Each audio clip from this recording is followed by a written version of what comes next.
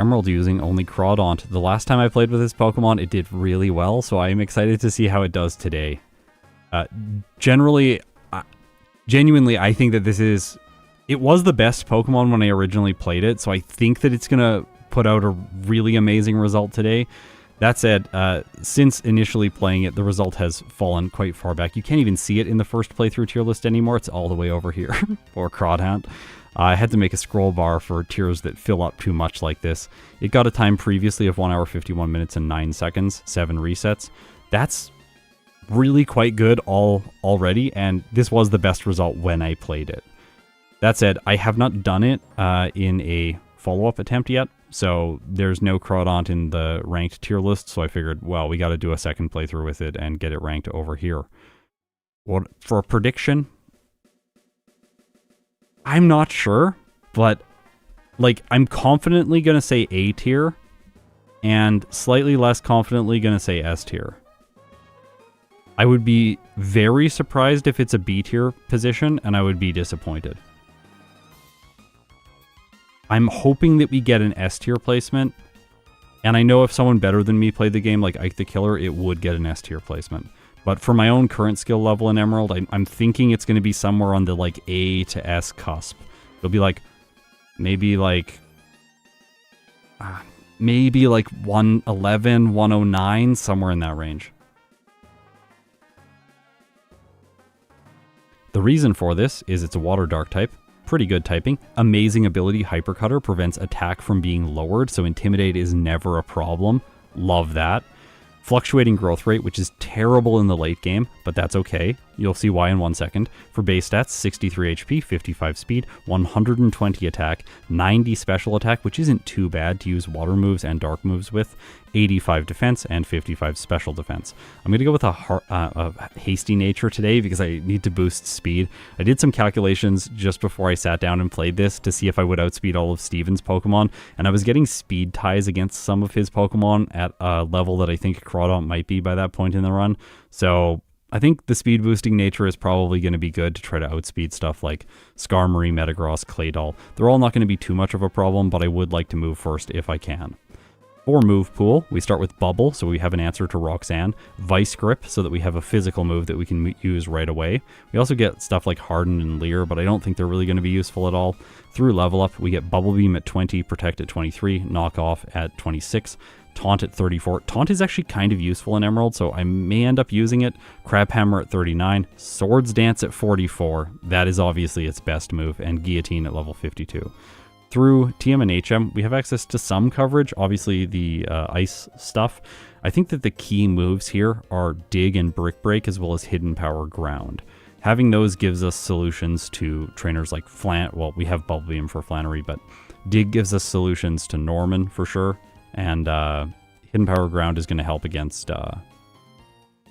Steven Stone at the end of the game, so that we can set up with Swords Dance and hit for super effective damage with it and Brick Break. You might be worried about Claydol. Brick Break's actually pretty solid on Claydol because you just break whatever screen it's trying to set up over and over again, and if you 2 or 3 shot, that's fine. Provided you're outspeeding everything on Steven's team. If you're not, then maybe the Claydol's going to become a problem. Scott, can you do a Nuzlocke? It's been a while since you did one. Yeah, I want to do a Nuzlocke at some point. Honestly, the thing holding me back from doing a Nuzlocke is, to do a Nuzlocke, I want to build an overlay, but an overlay that is specifically for Nuzlocks. I don't want to just use this current overlay and just go like, it's kind of, it'll be fine, I'll edit around it or whatever. I want to make an overlay that looks really good for Nuzlocks. I made like a demo one for one of my yellow Nuzlocks that I did in the past, but it's really not it's not at the quality that I would want to be at to film a new piece of content today. So yeah, maybe I'll work on that sometime in the summer when I have a little bit more time. Don't downplay yourself. No, I'm just being realistic, honestly.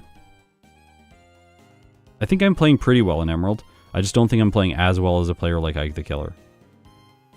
And I think he's one of the best Emerald players in the solo challenge community. Obviously, like everyone who in like the speedrunning community is just leagues ahead of us. That's fine. Like this is more of like a casual side of the community. And within us, I think Ike the Killer is the best Emerald player.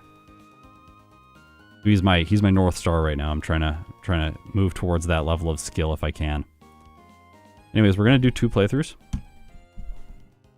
And we'll see how this goes. Hopefully, it's as easy as it was last time. I didn't want to do a long stream today. I have some real life stuff to take care of. I got to do, like, fixes. You know, you own stuff, and stuff breaks, so I got to fix a bunch of stuff. When's Kyogre going to get the PR? Kyogre is going to be really good.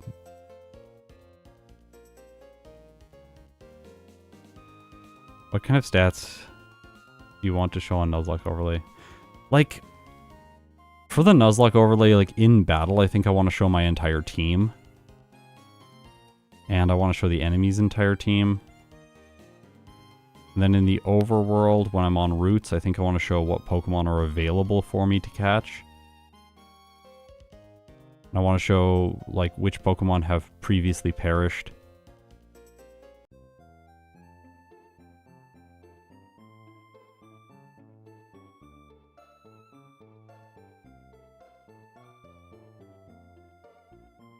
Base speed. Yesterday was fun. We played Voltorb yesterday on the Discord. Gosh. Oh, I just realized I'm not recording any of the audio. I really left Sean with a lot of, yeah. I'll do the introduction again here just so that you have it, Sean. Crawdaunt, it's going to be really good. Last time I played it, it was #1, but it's fallen back because I haven't played it in a long time and I never did a second playthrough, so here we go. Crawdaunt #2. Let's get it re-ranked.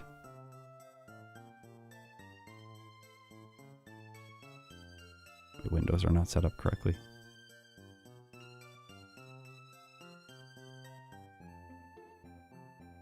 Okay, I'm ready.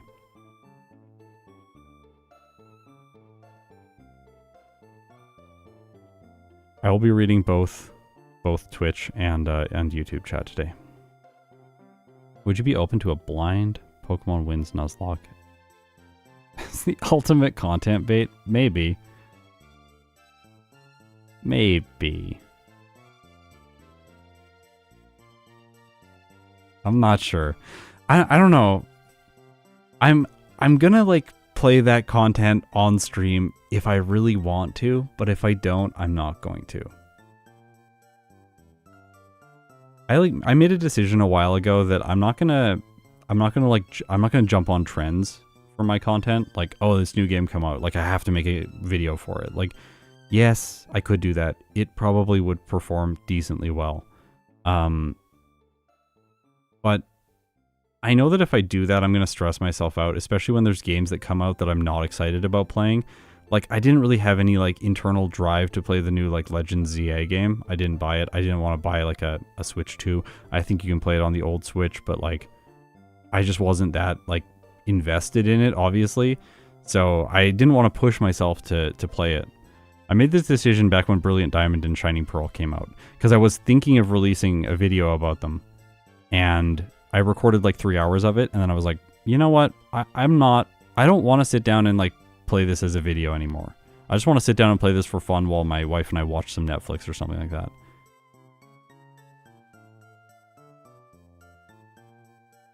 I don't think it'll use Crabhammer. I don't think it'll use Crabhammer either. Maybe we'll be Crabhammer ready by the time we get to Norman, but I don't think so. So I don't think there's really a place for Crabhammer. I also don't think there's really going to be a place for any special moves once we get Swords Dance. We hit 44 and then everything becomes physical from there.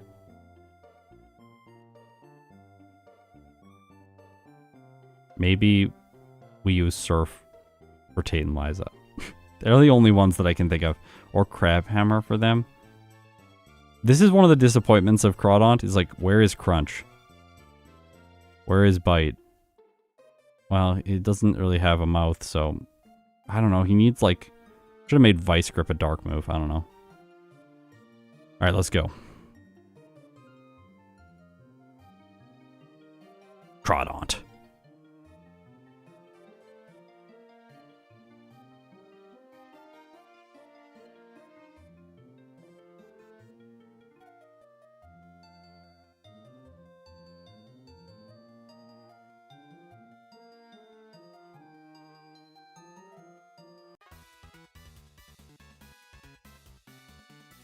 I didn't think the mouth was between the blue lines. I thought it was at the top, actually. Between the little, like, white area and the darker red portion. Maybe I'm wrong, though. I don't actually know. I don't know how lobsters eat. Is it a lobster? I don't think it's a lobster. It's probably something else. Someone else is going to tell me it's something different. It's actually a lobster that is in fresh water, and it's called this other thing. Okay, okay. I always get this stuff wrong. I should never talk about animals.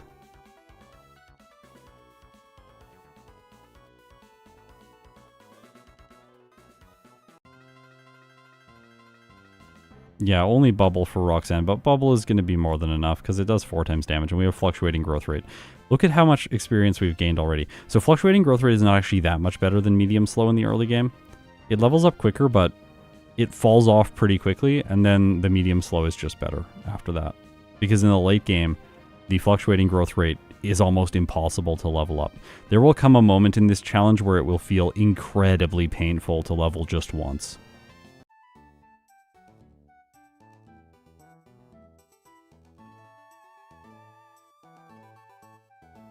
Yeah, would you even use Dark Stab? I think I would against Tate and Liza, but I don't think anywhere else. We might just win against Tate and Liza because of our typing. Like, our typing is going to carry us there alone. We don't really need anything else. I think, like, they can use Confuse Ray on us and then, like, Flamethrower. I guess Solar Beam. Yeah, I think it's supposed to be a crawfish, yeah. But there's some other animal. I don't think it's just a crawfish. I think it has another name. Someone messaged about it before. Or maybe it was a crawfish and I didn't know that before.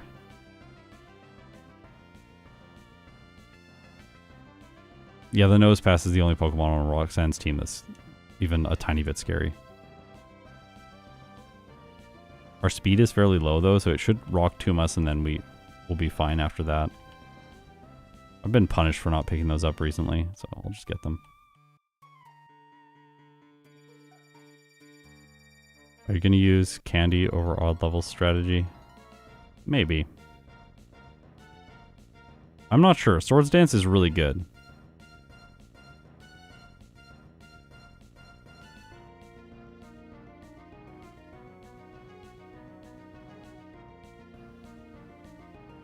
We have a bubble. Give it a roll. With water types, it might seem like you should fight Roxanne on minimum battles in Emerald, but Emerald is a bit of a different beast than other games. Minimum battles is incredibly hard in this game. I almost never think it's worth it.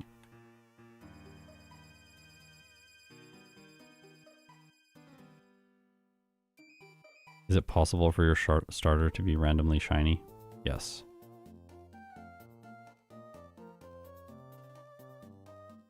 It has never happened, though. We'll fight all the people in the gym. Then we'll blackout train to Roxanne. Oh. Alright, Bubble is not amazing.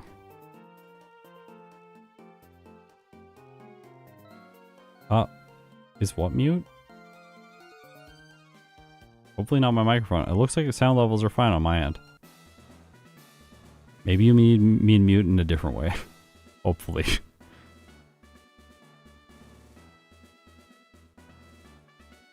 Alright, 13. That's over a damage rounding threshold. Pretty nice. Do you have any potions? Nah. I'm not going to heal. It's fine. Can you force them on to be shiny? Yeah, but then I lose time in every battle because it plays the animation. I would reset if I got a shiny.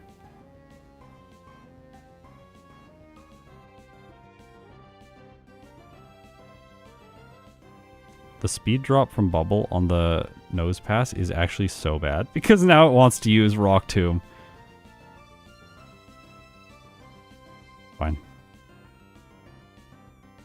You get tons of experience from the Geodude, so it's fine to just battle Roxanne over and over again.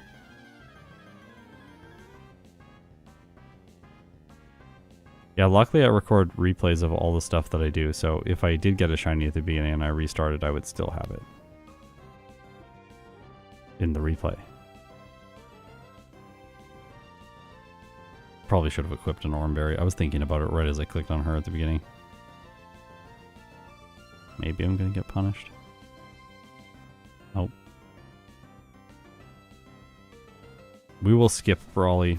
It seems like we could fight him, but I don't think it's worth it.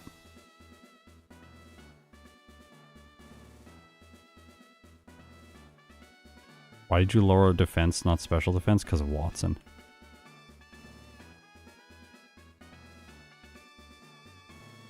Wattson's terrifying, and I don't want to make Wattson any more difficult.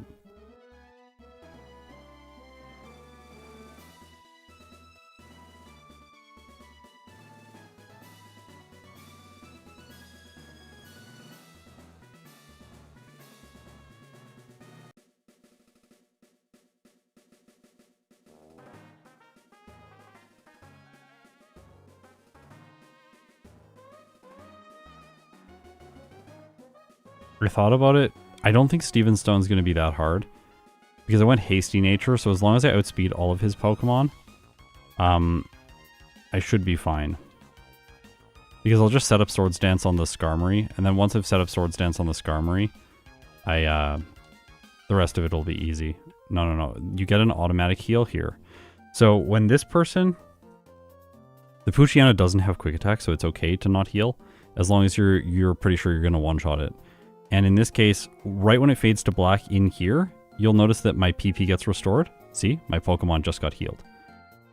So you don't actually want to heal. The only time you want to go into the center just when you get to Rustboro City. I think I probably could have skipped that heal as well. Just to set the waypoint there, so that then when I use Abra, I can teleport back to this location. And don't heal after that. I used to make that mistake all the time.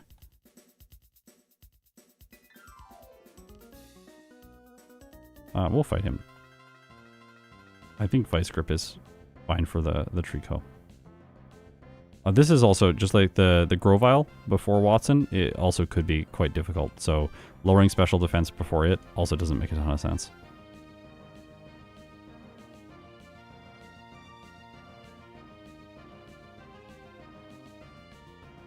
Rerunning Mawile? Yeah, I want to do that stream. Oh, we don't need this. I want to do that stream in October for Halloween.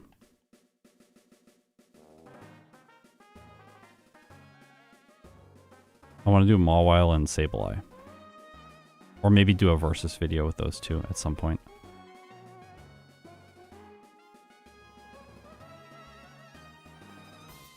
You've never seen me stream before? Really?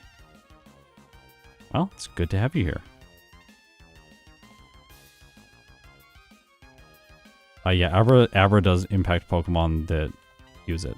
Especially Pokemon that pick up Ice Beam, but I don't think I'm going to pick up Ice Beam in this playthrough. We'll see what level we're at when we beat Norman. We might need Ice Beam just for Winona. This is going to be good later on. It's actually good right now, too.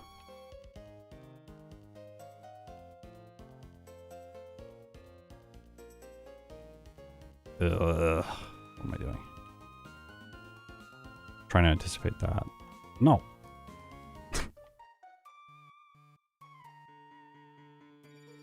That's a funny misclick. Pick up the escape rope, use the escape rope. From the start of the cave. There's also an Everstone right up there. It's hidden. But it's useful if you're playing a first stage Pokemon. You don't want to accidentally evolve and you don't want to see the animation a bunch. Luckily this cave, you don't actually need an escape rope to get out of it. You can just walk back out like this. Fairly quick. And of course, we are not going to take on Brawly.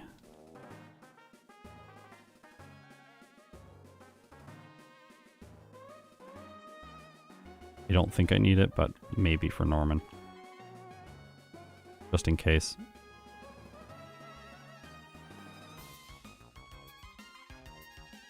I think ground is a good hidden power for Crawdaunt. Steven. We don't get Earthquake. If we get Earthquake, I don't think we need to run Hidden Power Ground. You don't want to run Dig against Steven Stone as ground coverage because his Pokemon have Earthquake, so they'll shred you. So if you need a ground move, you have to run Hidden Power Ground if you don't have Earthquake yourself. We get Brick Break. Brick Break fighting moves are quite good against Steven Stone, but I don't want to run exclusively Brick Break. We'll see, I might change my mind in the second playthrough. Something physical. The other option I was thinking of is Hidden Power Ghost. Ghost is pretty solid because it pairs really well with fighting moves. But I have Aerial Ace for Sydney and Phoebe. I think that should be enough.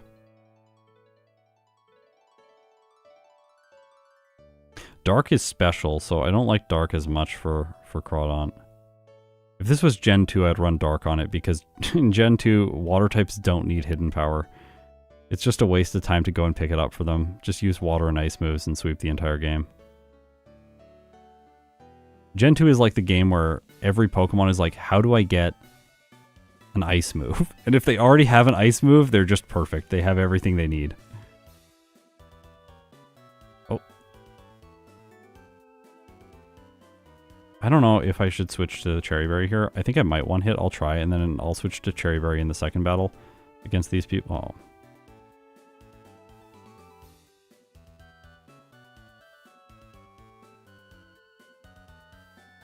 Yeah, Swords Dance. Yeah. Swords Dance is the reason this Pokemon is broken. It's so good. I don't really like having to do that, but I don't want to backtrack. Having more Cherry Berries is helpful in this section of the run, because then for Wattson, you can black out to him more.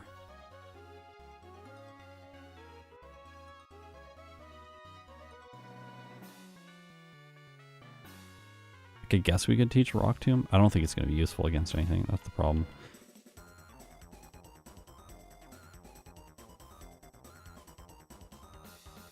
We're fine. There's a bunch of Cherry Berries over here. There's 4, so I'm going to pick them up. Bubble Beam is actually getting better damage ranges at this point.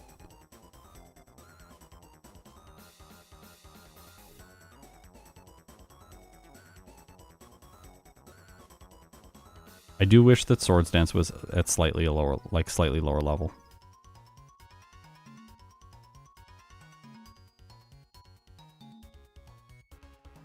I'm just going to do one save in here.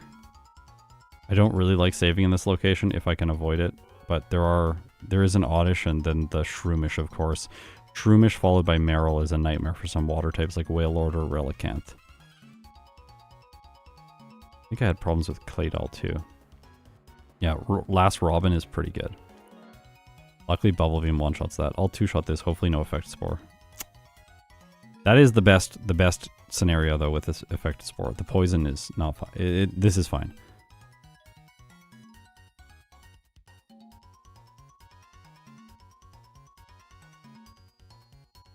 This is why I get the Soda Pop, is so I don't have to go back. Also, the Pecha Berries earlier on, just in case.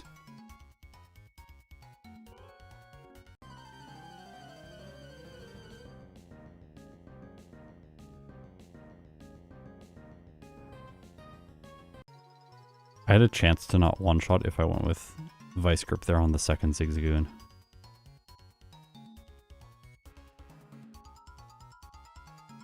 Alright.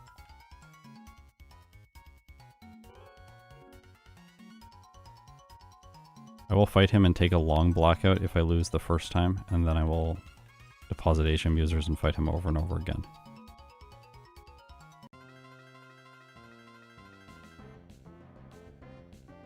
We might just be okay, though. I don't know how much this is going to do.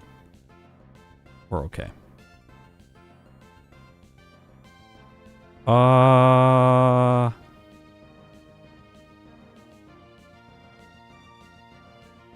That's actually kind of cool. So, I rarely talk about this because... Or I talk about it sometimes in the comments, but people are like, why not use Protect against Norman? Is because... you can't get the Protect TM until after you beat Norman, and then by the time you beat Norman, Protect is no longer really useful. But if I can just grab Protect now, then I have it for Norman. And that'll make the slacking quite a bit easier.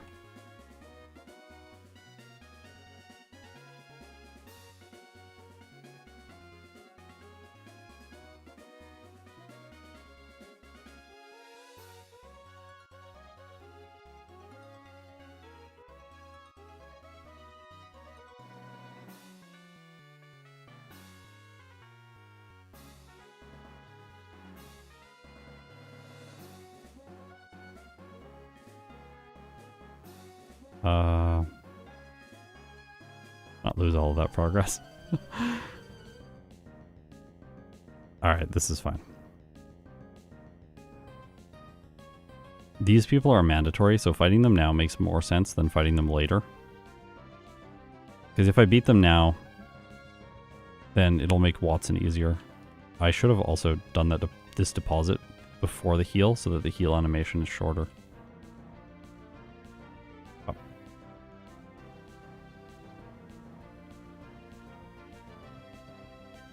Oh, I don't have to imagine it. I've tried. The Mach Bike on 4 times speed is unusable.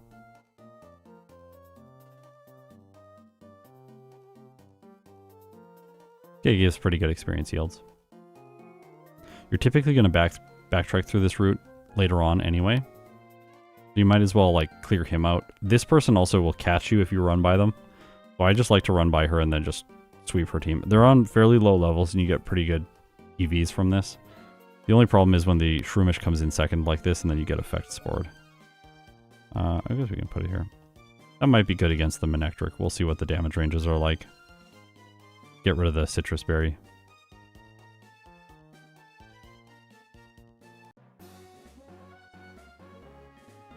Maybe. I don't know if I'm going to need Attract, but grab it now. I think my final set is going to be without Attract. Adaptability, Crawdaunt. Oh, yeah. I was just talking about adaptability yesterday. I did voiceover for Basculin. Oh, deposited it. It's fine. If you run like this, you skip the one trainer who I used to always fight and then complain about, and then I realized if I just run in a straight line, I always skip her. So I was actually running into her because I would try to skip her, and I would slow down and precisely time my input, and then sometimes I'd run into her. But if I just hold B, I'm fine. I think I might level to 28, fighting like a couple extra people in here. I'm like pretty close.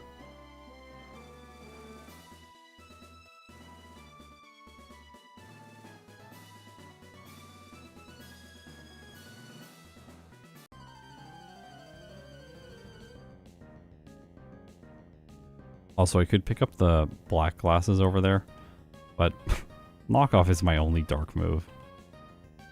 Oh no. I guess taunt. A taunt can also be used to mess up Wattson, but it's at 34. It's just too far away. Okay, so we have 5 blackouts worth of cherry berries. Before we either have to do no cherry berry or...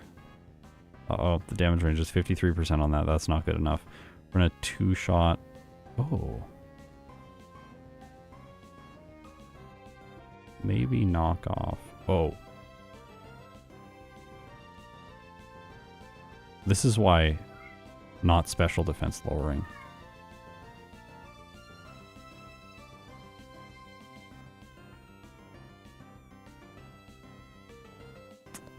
That's what I was worried about.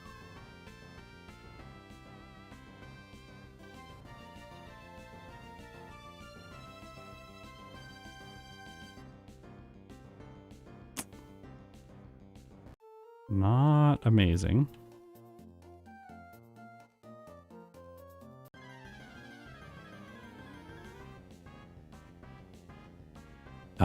One interesting thing here is we're getting good speed EVs by fighting him over and over again.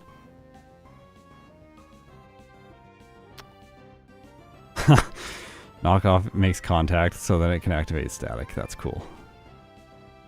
I got paralyzed by Thunderwave and then paralyzed by static in the same turn.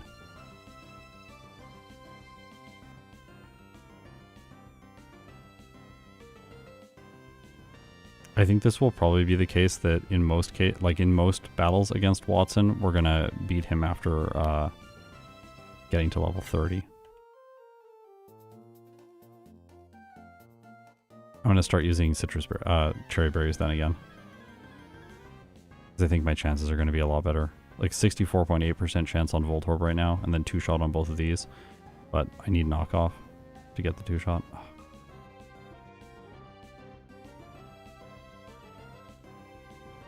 Wow, what a crit.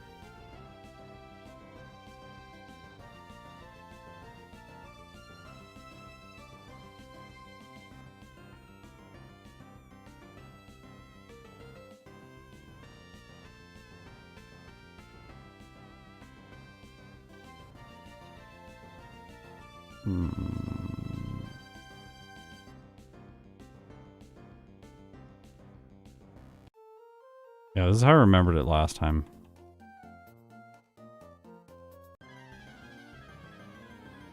Yeah, outspeeding the Manectric will be important.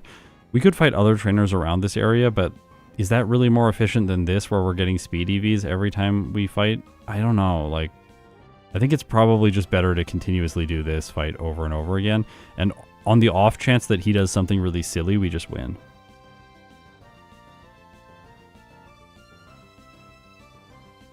We'll have the outspeed now.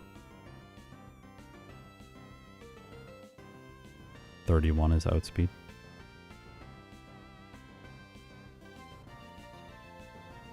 I hate that.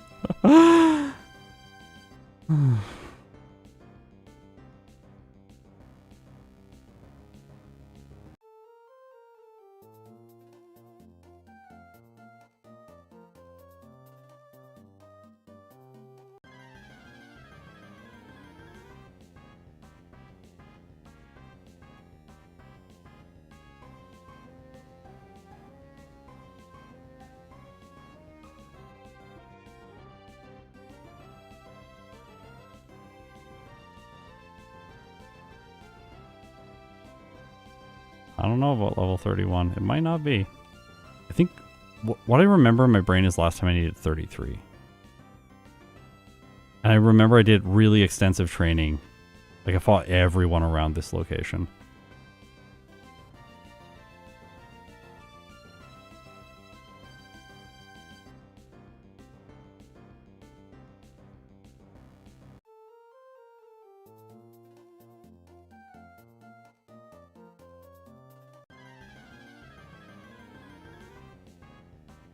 This kind of thing looks really bad, but we are gaining a ton of experience. Don't discount this sort of play.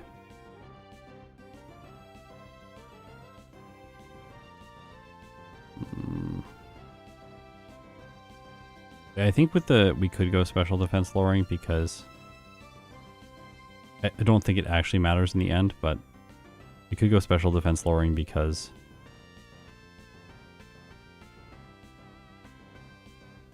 it's going to two-shot us with Shockwave no matter what we do. It's not like we get we survive. 33 might give us the two-shot on that even after the Citrus Berry. I've stopped using knockoff because I don't think it's the correct choice. We can activate static with it, and that just doesn't feel very good. Could candy here also, but I want to save the candies for later, as late into the run as is possible. You're wondering why I'm not just constantly using cherry berries. It's because I only have 2 left, so I need to ensure that I have 1 for the final level that I decide to fight him at. So if we lose over and over again, we need to have the cherry berry at the final. Like, see here, I burnt a cherry berry, so I only have 1 left. So if I don't want to fight him, I need to then pick a level, put the cherry berry on, save, and start resetting so that I can't, so I don't lose the cherry berry. So no more cherry berries. We'll go to 33, then we'll see how the damage ranges look there. Then make the decision if we're going to save and reset.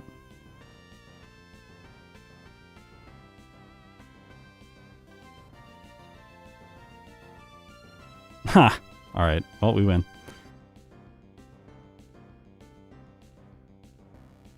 Unless we get very unlucky, but yeah, we're fine.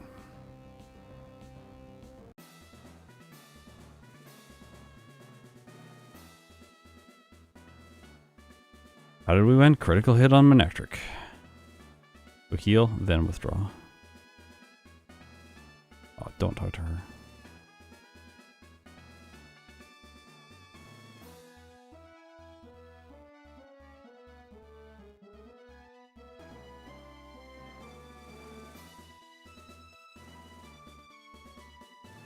Always on Zigzagoon.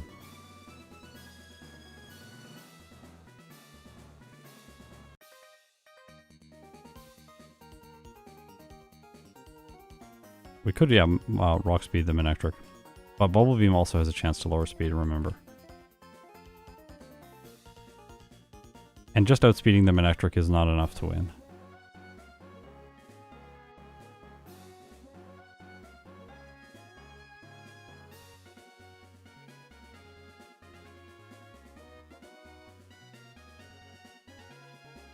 Sometimes it's not good to repel in this area because the Pokemon here give special attack EVs. And so you can just fight them all and then get tons of special attack. No, not that. Oh, what? Earthquake?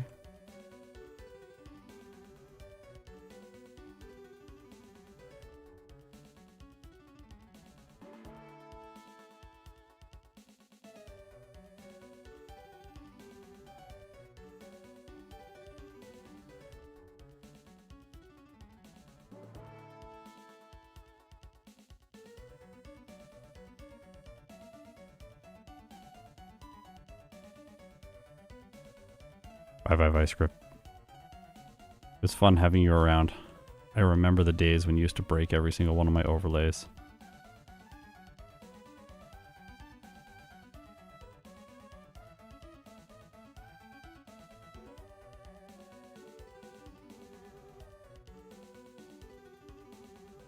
Raise speed with Carvos. I should have done both those at the same time because I also want to use the protein.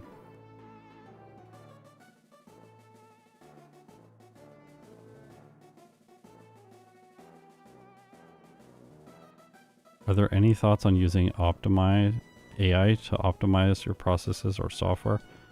Yeah, AI is great for coding. AI to optimize my runs. I think that AI is going to be fundamentally terrible at this task for quite some time because there's just not much data on the internet about how to play these solo challenges well. I think it might be fun to like train my own model and then see how it does. Like, if we could give it all my replay files and see if it, like, see what happens, I think that might be fun. Using AI for creative work, like generating graphics or making voiceover and stuff like that, absolutely not.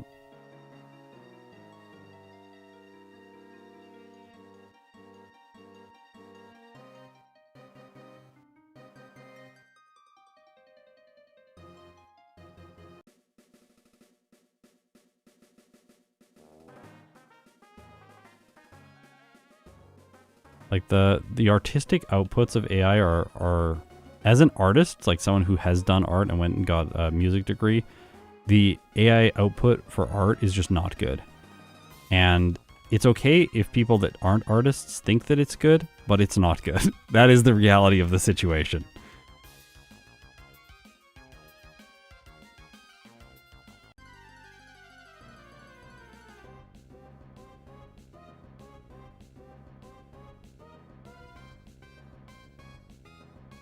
I'm not so like if AI was able to like figure out the routes for me, I'm like, that doesn't like take the fun away from me. I like playing the game. Like it's like a physical thing, like it's an embodied thing. Like I like pressing the buttons.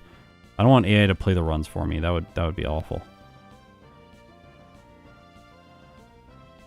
But like figuring out a good strategy, it might be interesting to be like, okay, like it figured out that I should do this thing. Like I never would have thought of that. Let's try it. I think that would be cool. But AI is not good at doing that. AI is only good at like reproducing something that has already been done. If you like feed it all my videos, then it'll just play like I play. It'll use rest on every trainer for the first 3 years. Like, okay, well, like it didn't really learn anything. It learned how to play the game badly.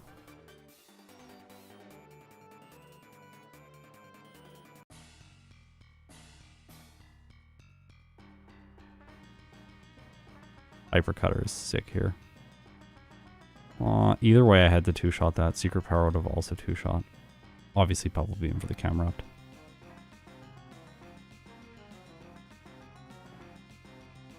Anyways, I don't really like find myself demonizing AI. I think there's a lot of things bad with it. I think there's a lot of things good with it. I'm very much like sitting on the fence. Like overall, is it going to be good or bad? I don't know yet. I think that one thing I strongly dislike about it is how much it centralizes power. Because the controllers of the models can only get them millions and millions and millions of dollars of investment. That's a bit concerning. Anyways. Flannery. This should be fine. I could set up Sunny Day. That might cause me to lose. I have a 59% chance to one-shot the Torkoal, so... If I just get a one-hit, then I win. If I don't and it sets up Sunny Day, then maybe it gets complicated. It does not get complicated.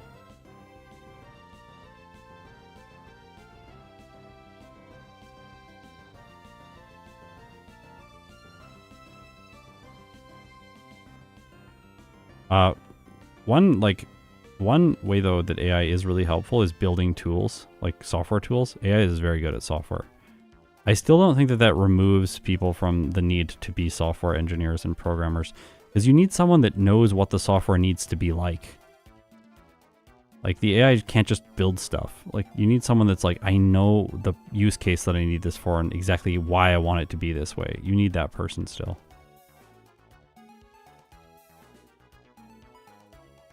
Get hidden power on my way down here. Whew.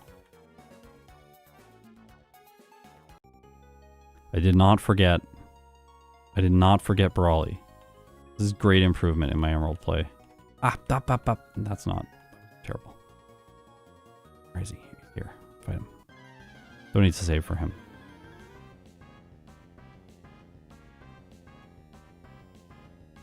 I imagine optimizing the second run is also a large chunk of the fun. I think for some people, like I know for Gym Leader Matt, like optimizing the second run is the majority of the fun, figuring out how the second run works.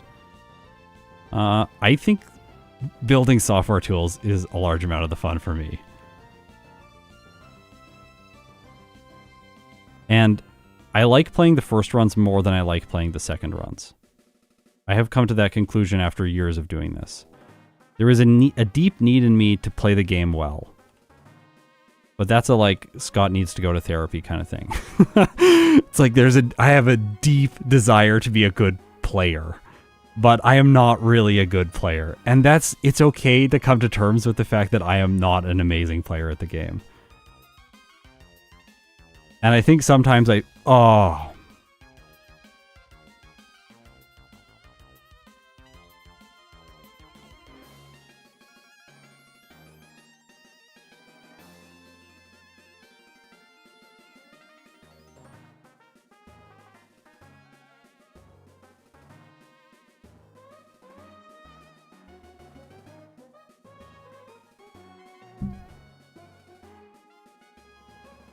Hey, dude. Hey, you're standing right in front of the screen. You're standing in front of the screen, buddy. Okay, dude, you gotta move. Sorry, buddy. Okay, he's got a hyper potion. This is okay. We'll lose with counter. Yeah, that's a brutal time loss, by the way. It's like terrible. You do not want to lose to him. I fought him instead of the other person because the other person has a pretty good wiggly tough. And I was like, I don't want to heal and I don't want to have a difficult time. Then I got one shot.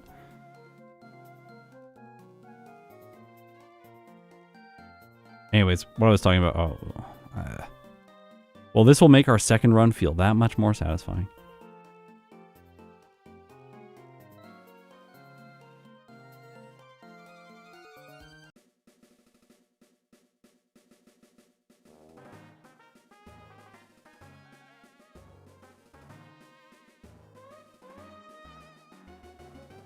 You know what? I should always... Sometimes this happens to me in first playthroughs of Emerald. Don't want revenge. I should just always save before the second person in this... Like, the second room. Because I was gonna... Like, if I wanted to go into that room because I'm like, it's a weaker Pokemon. It's not the Wigglytuff. I won't have to save. But I should have just saved. Yeah, next time Bubble Beam, obviously. I just wasn't paying attention. I was like, I'll one hit with Secret Power, and then it didn't.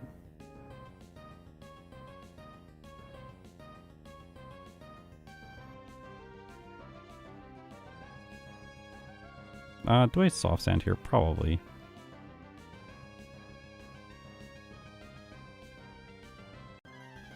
Norman should be fine. I think Norman should be fine. We have to two-shot this. That's not amazing. At least no Swords Dance to get messed up.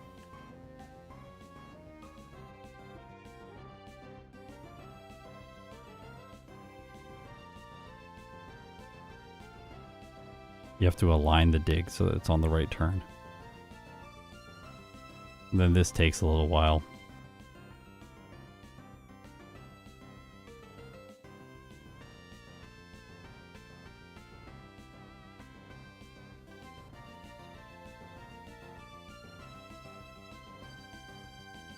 Ta-da. Uh-oh. That's Facade. Maybe Bubble Beam. Maybe Bubble Beam.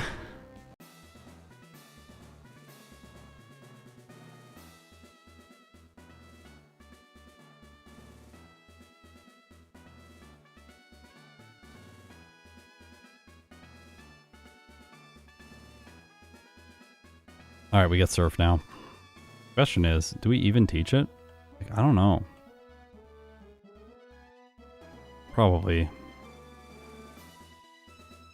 It's at least good for a little bit. I will teach Surf to my Meryl already so that it just has it. There's an Ether over there. I think it's better to skip it. Ice Beam. I think I will get Ice Beam today. At least in the first run. We'll evaluate if it's correct for the second run. Oh.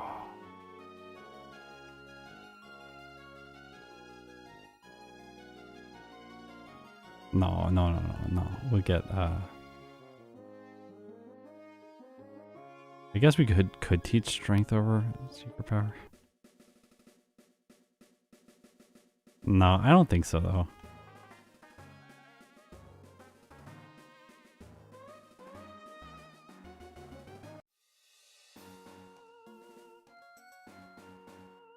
No. Don't turn down. You're supposed to wait on the top left tile. And then this person, this tuber, goes by you.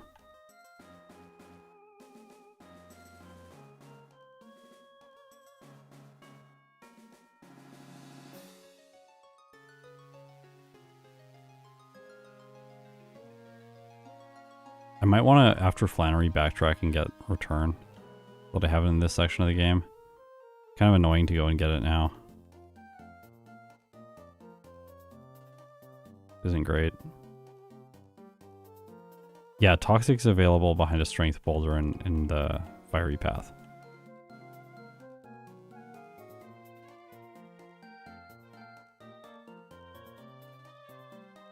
She's good for special attack EVs, especially if you get the Macho Brace. She's got Gloom, which gives 2. And a Roselia, which gives 1. So 6 if you... Oh, no.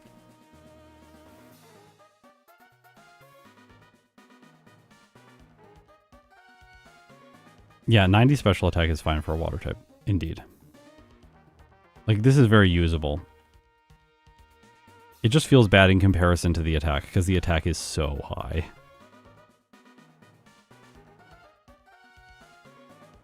Anyway, what I was saying before is, like, I think I have this deep desire to be able to play the game really well.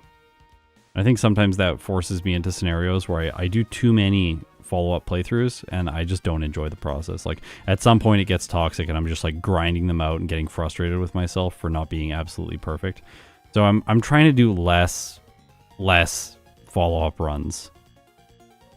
There's other people I've realized now out there in the community, like Zealous Pawn, who really enjoys that side of things. Zealous Pawn and Gym Leader Matt. I like doing a little bit of it, but I don't like doing too much. Only enough to feel like, yeah, there's no like major blunder in this playthrough, and yeah, like I went back, I reflected on my stuff, I tried to come up with some different ideas. Alright, this is the kind of standard water set. Normal move, ice move, water move.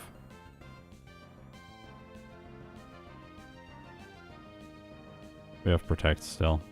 I think we'll swap that out to Substitute.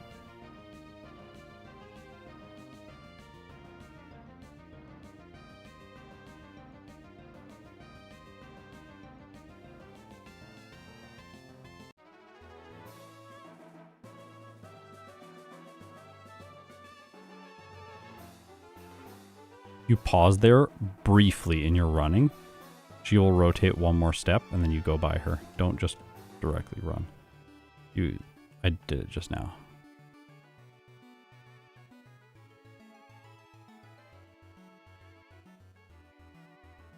That was great. Tried to use side boom against me.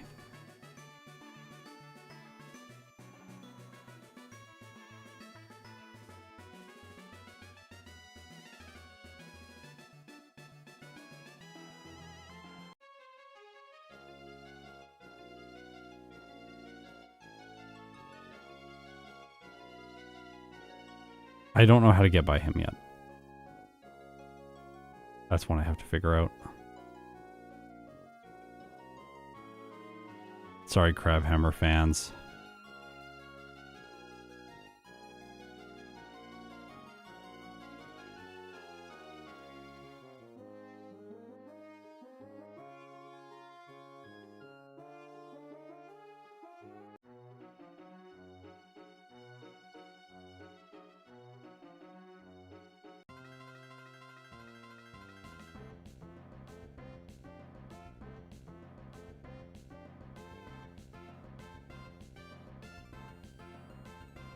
Like the desire also for like second playthroughs comes from I want to provide good information to people that watch the videos. And I feel like if I don't get a good time, I'm not providing good information.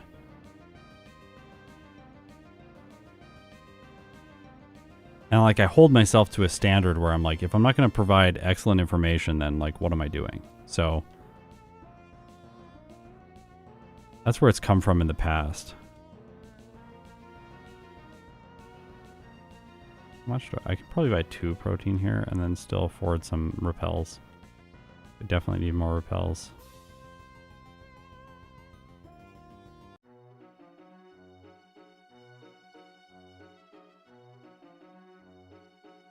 The best move.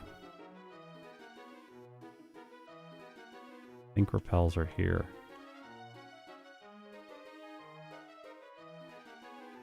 Max repels are better for solo challenges because they take longer to wear off, so you have to open the inventory less, even though they are less money efficient. Yeah, Crabhammer, I guess, is physical in Gen 4 and on, so it'll be good then. That'll be exciting.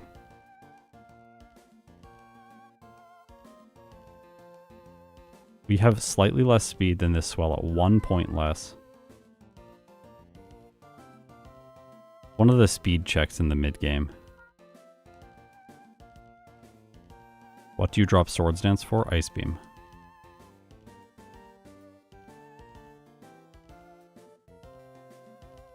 We're not going to use any special moves, so we'll drop Surf and Ice Beam. We'll keep Surf for Tate and Liza.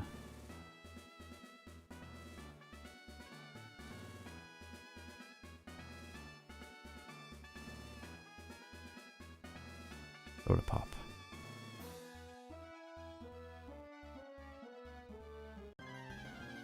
Yeah, we might want a rare candy to get faster at Swords Dance, but I don't think it's really that necessary. Like, our type effectiveness is so good for this fight. Like, I could substitute on this. Then that prevents Sand Attack and Supersonic. We have Surf for the Skarmory. We don't one-shot, but she's going to Hyper Potion here, and then we'll one-shot the Altaria. Like, this fight's very straightforward. We might be able to get through this without Ice Beam and save ourselves, like, 30 seconds. 45 seconds walking down to get it.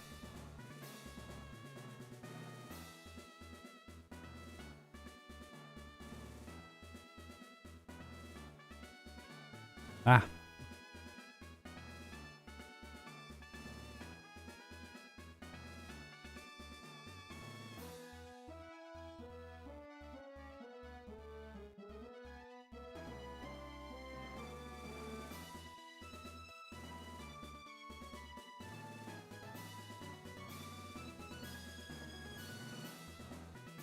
It doesn't need Swords Dance until Wallace, right? I don't know, maybe.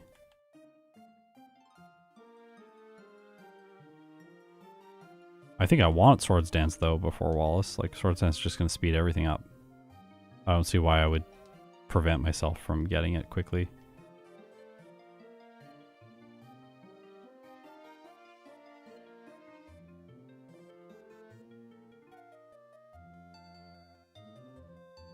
No, we're going here next. We didn't go up Mount Chimney. Mount Chimney? Mount Pyre. Mount Pyre. Yes, the Gen 3 map is incredibly difficult. It's like the most hard part about this game. Just selecting the place you want to fly to.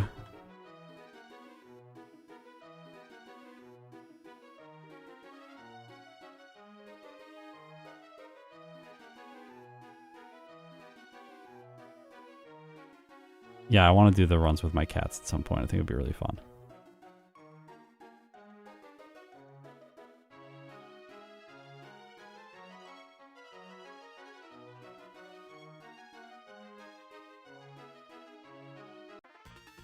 The foster cat was adopted quite a while ago now. She's been at her new home. She's doing really well. Got a whole bunch of new brothers and sisters.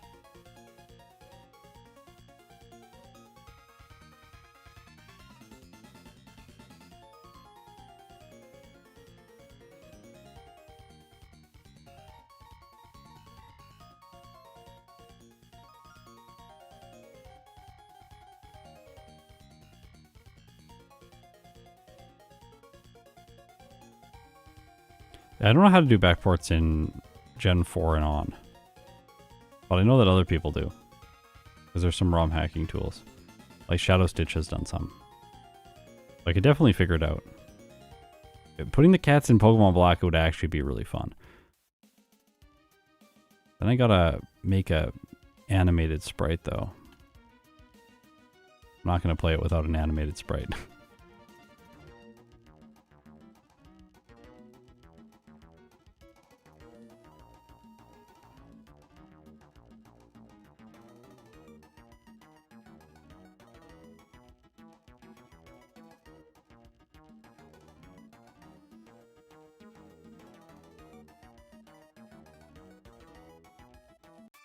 I think we can just get through this section of the game without Sword Stance. I don't think there's any reason to use candies at this point. We're not struggling against trainers. If we were struggling against trainers, then candy for Sword Stance makes sense. But if not, fluctuating growth rate, wait as long as possible to use candies.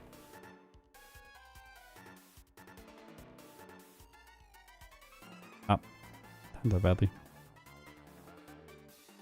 Like I do dislike the animated sprites, but I'm not going to play the game with a static sprite on my side. That's going to aesthetically drive me crazy. Even if I don't like the aesthetic, I need to match the aesthetic.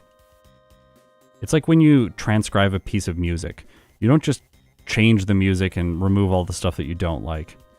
You try to do a faithful interpretation of the music for whatever new genre or ensemble or whatever it is that you're doing the, well, not genre, but whatever ensemble you're doing the transcription for. So it's like, if you take like a Chopin piano piece or something and you transcribe it for orchestra, it's like, the goal is not to make it not sound like the piano. The goal is to like take the way that the piano sounds and find the way to best and most authentically represent that in the orchestra.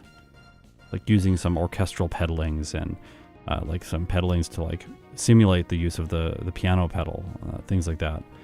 So yeah, I try and stay as try and stay as within the style as possible when making backports. So even if I don't like the animated back sprites, I gotta make them if I do the backport in Gen 5. It would just look wrong and like cheaply done if I did it any other way. Hypercutter is so great. So good.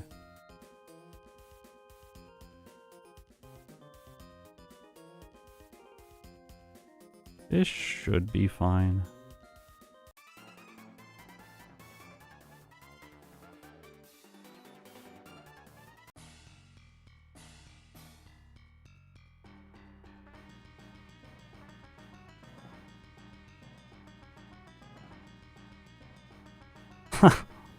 Maybe I should have used Surf.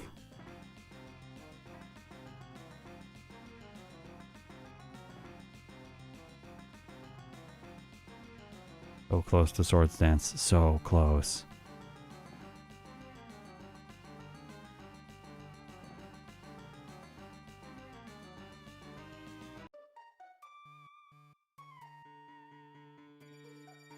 Sorry, Taylor's having a bad day.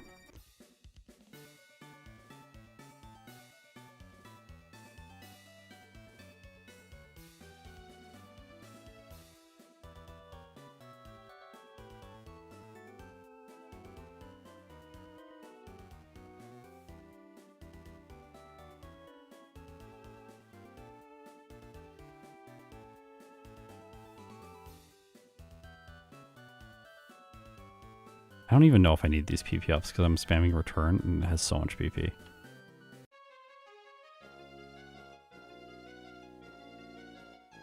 Like, I might not need that either. I get that in every run, but it's not necessary.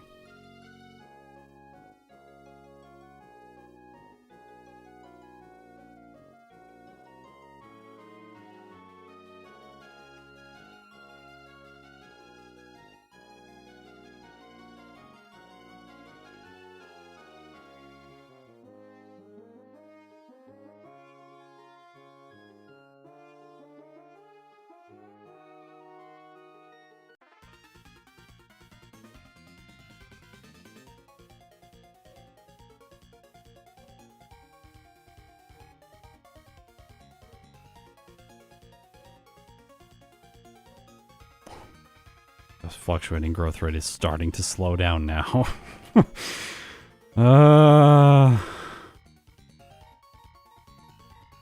Here we go. Swords Dance. Bye-bye, Ice Beam.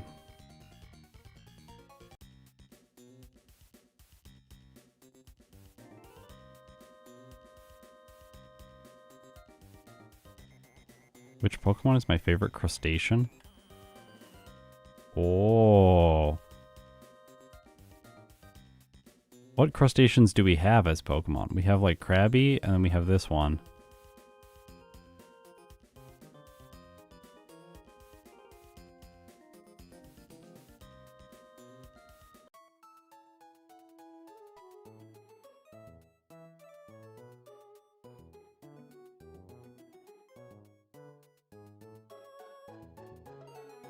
Clawitzer. Oh, that's my favorite one. I love that Pokemon. I love Clawitzer and what's Dragalge. Those are so cool. The Gen 6 Pokemon are amazing. I love almost all of them except the fairy types. The fairy types are disastrous, but Gen 6 Pokemon, some of my favorite designs in the series. Gen 7, less so. They start to get sillier from there, and then I like them less and less. No, we want to keep Surf for this. What am I doing? I had a teleport point set up for that. I do that intentionally because it's annoying using the map.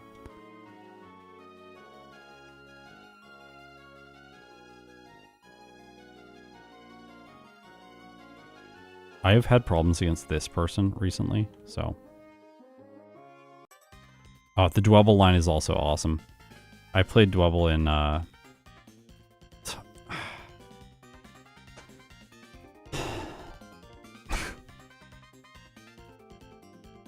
Dwebble is great.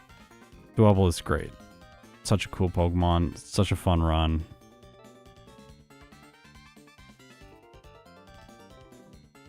Yeah, Aromatisse. Like, what is going on? I really don't like that Pokemon. It's like worse than Jinx. And Mr. Mime. Like, let's make freaky Pokemon.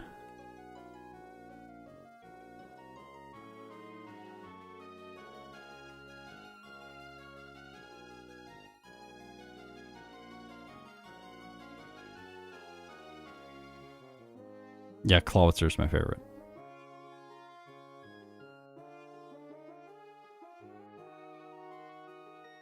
I think the second favorite is probably Crustle, and then Kingler is third. I am not a Crabominal fan. Crabominal is, I think its name is what it is.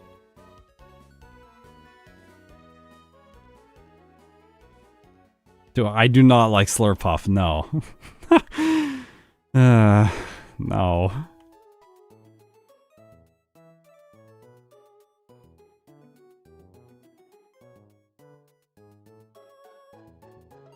Alright, how much is my type going to carry me here?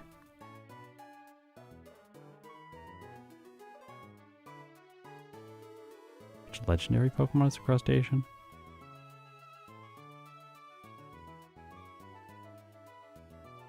Endearingly ugly? Okay, maybe.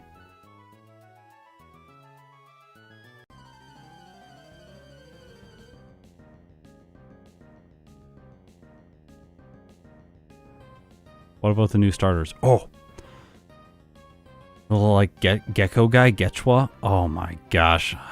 I'm really... Yeah, I like it a lot. I like it a lot. They're good. They're not, like...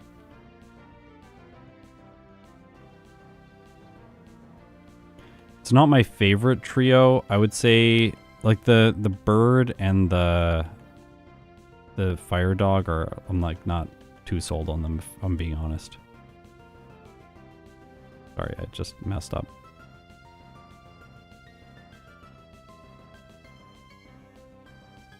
I'm gonna try and do this without candies.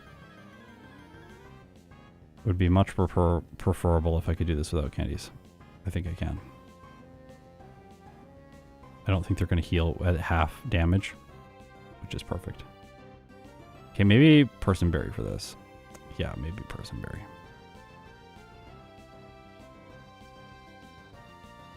Also maybe Candies. We'll try Personberry first and then Candy if that is not successful.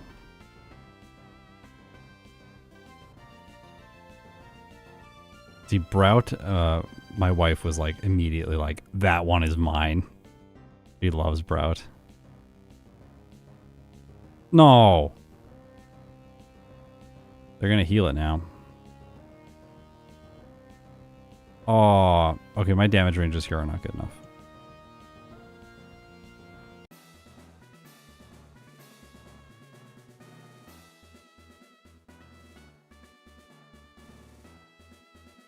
I'm only doing 4. Finally a dog that's not the slow growth rate. Wait, that's true. Dogs are the slow growth rate. What?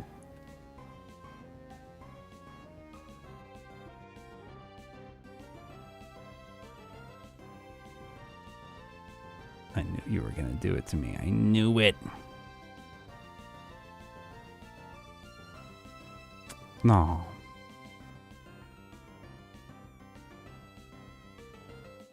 Fried lobster now.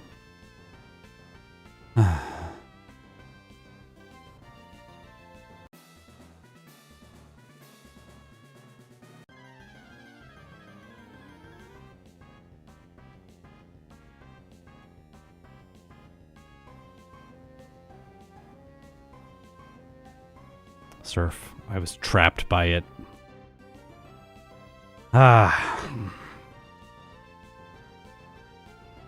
I realize my mistake now. Still could be bad. Well, no, we're fine now. We win. It has nothing that can hit dark types. Light screen and sun. Ruining surf for me. Fine, I'll use return.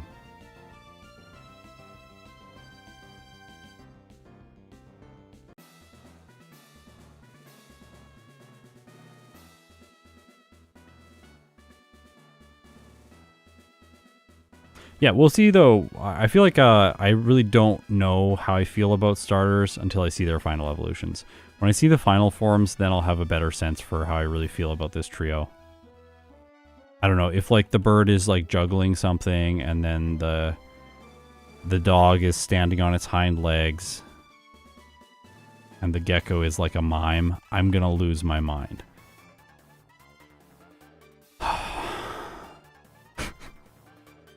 I don't want silly Pokemon. I want a fire lizard, a cannon turtle, and a flower frog. That's what I want. I want a dinosaur, an alligator, and a flaming rodent. I don't want a dancer. I don't want like a circus seal.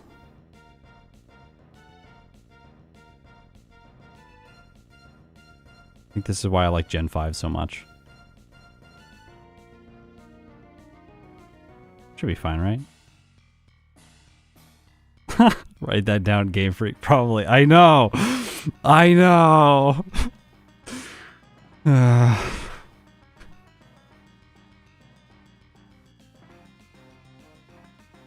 want to get hit by Swagger. I have a Personberry.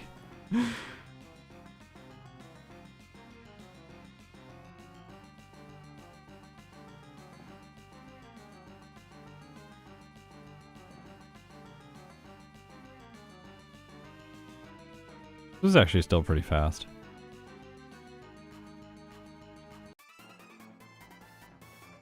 Oh, okay, Skeledirge.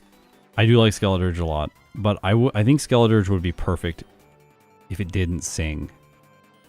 And I know that's like the whole point of the Pokemon is like a large portion of the design, but like I just want a fire lizard. Like that's cool.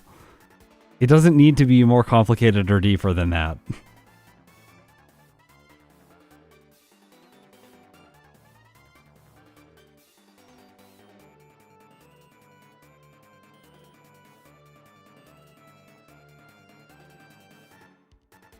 Yeah, Pidgey's the dinosaur I'm talking about. That's right.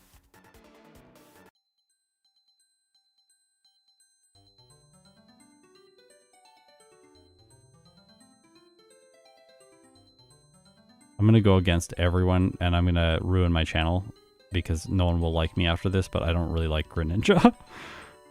Wait, can you just go to the side? Oh my gosh, I just found a more efficient route to get through there. Okay, cool.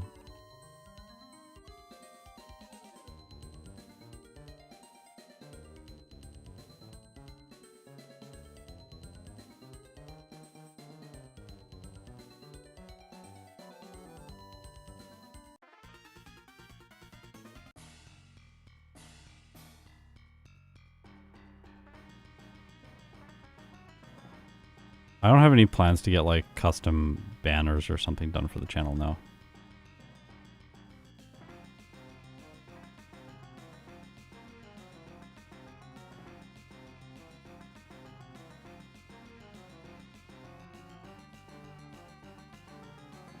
Popstar Wizard exists? I get it.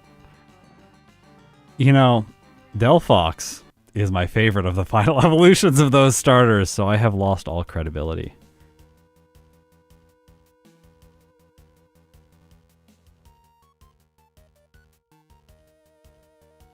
I have to say, I really like the first 3 forms of those starters. I think they are amazing. And then disappointment sets in, especially with the Chespin line. When I first evolved my Chespin into Quilladin, I actually just set my DS down and was like, what is that?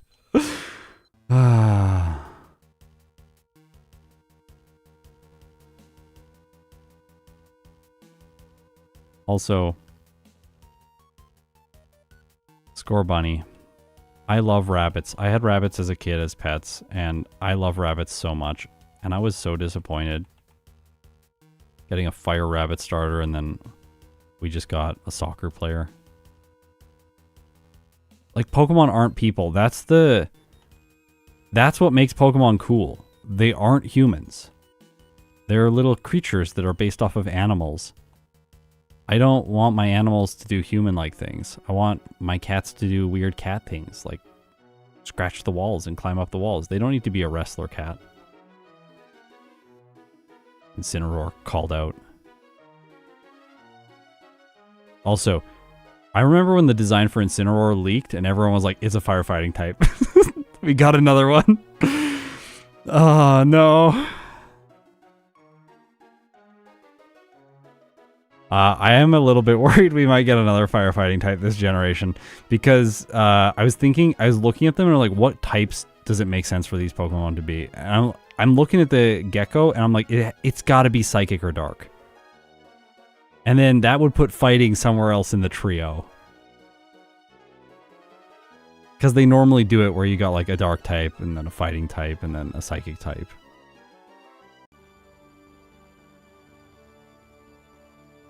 Or Fairy or something. They've usually got some kind of like quasi type trio with the secondary types. Either the reverse of the primary types in terms of effectiveness or the same. Like both types are super effective against both other types. I was kind of wondering if it would be Fire Electric. That would be really cool.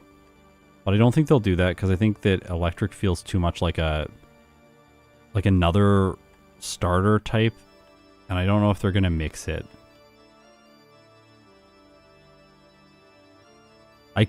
My editor Sean said that maybe the Gecko is gonna be poison, and I could also see poison for it. In which case, I'm a little bit sad because poison types are not very good.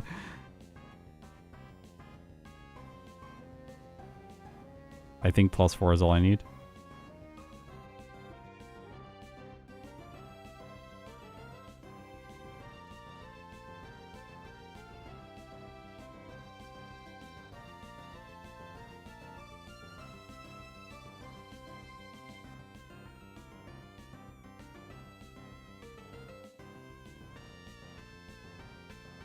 I could see Brout being a Dark type.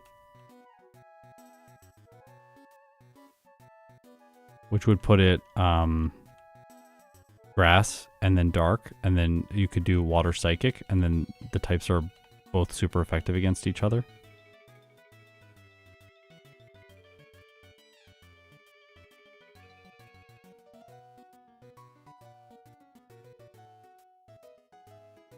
I have to say, watching the trailer got me pretty hyped for the game. I'm like, oh, all right, I'm ready for another Pokemon game. It's been a while. They've taken their time. I feel like satisfied with the amount of time I've had to wait. I think the wait time between things is very important. You don't want to just have everything that you want all the time. There needs to be a little bit of desire. And for me, it's built up again. I'm ready for a new generation. Oh yeah, I should delete Surf. I'll delete it when I get to Evergrande City.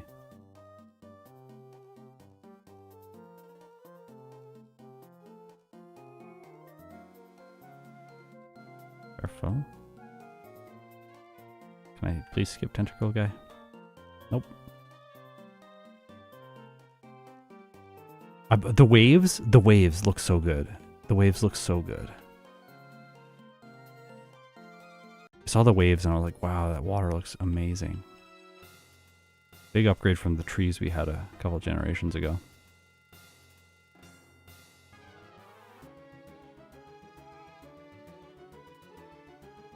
I'm gonna Dragon Dance.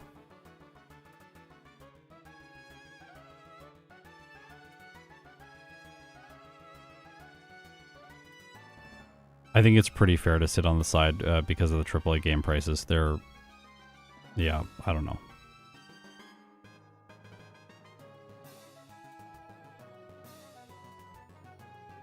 It's not that we should pay more money for a game, it's that companies should figure out how to make games for less money. Because there's a whole bunch of indie developers making these games for almost nothing, and they're putting out really great games. So, something's going wrong. And it's not that games take $100 million to make.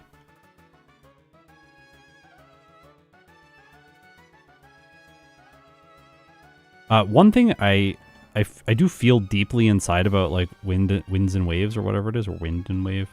I feel like, I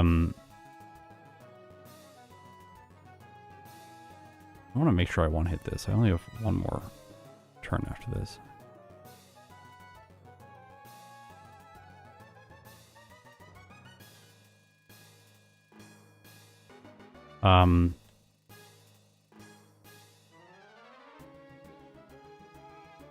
Sorry, menuing is very hard.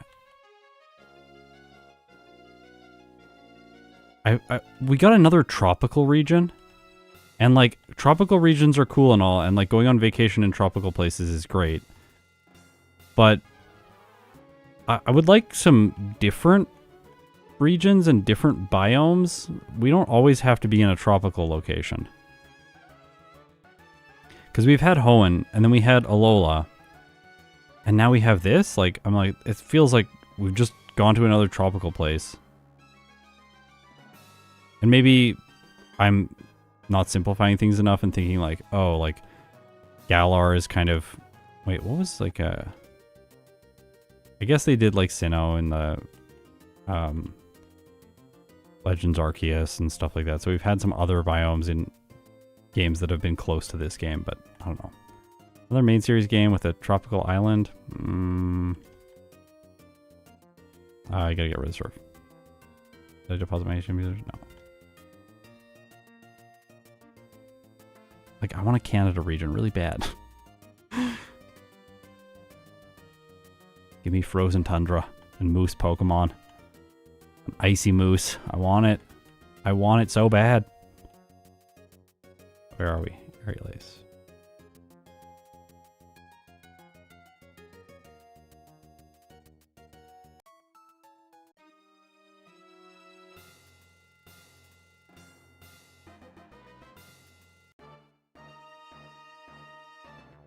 There's that, like, new legendary that is, like, kind of a moose. But, like, I want like a regular moose. No, don't do that. Well, it's fine actually now. Like I have aerial ace, so can I just do this again and then one more turnip?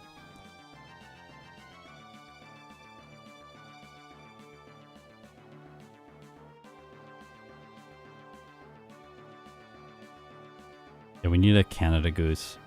We need it. It needs to be normal fighting. Or flying fighting.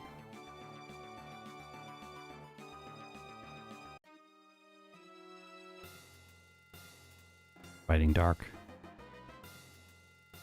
Something that strikes fear.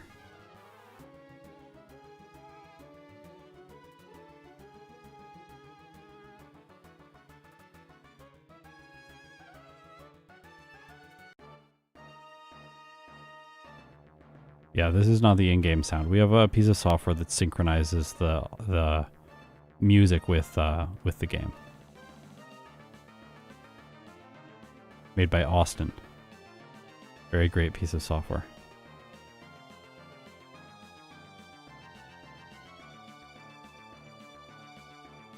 I gotta make a FAQ somewhere because that question gets asked every time I stream.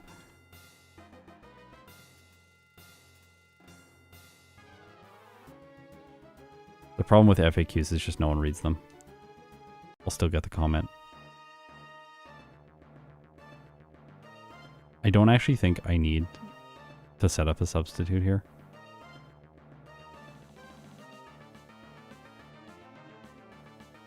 It's actually better to run return in this fight than brick break because return doesn't print the super effective message and saves some frames.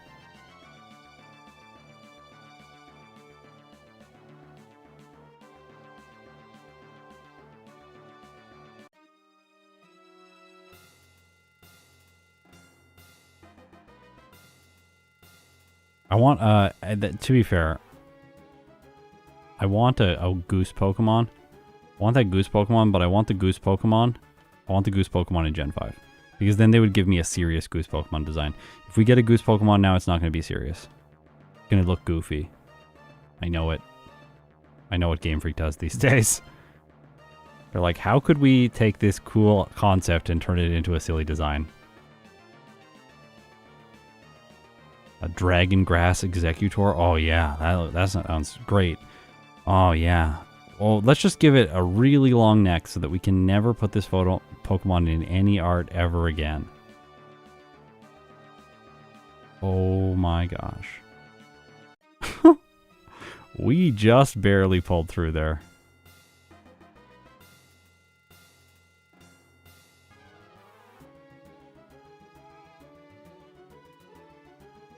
Candy time.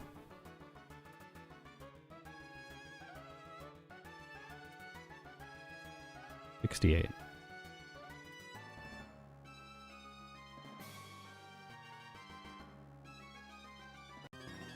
Bug Dragon would be awesome, yeah.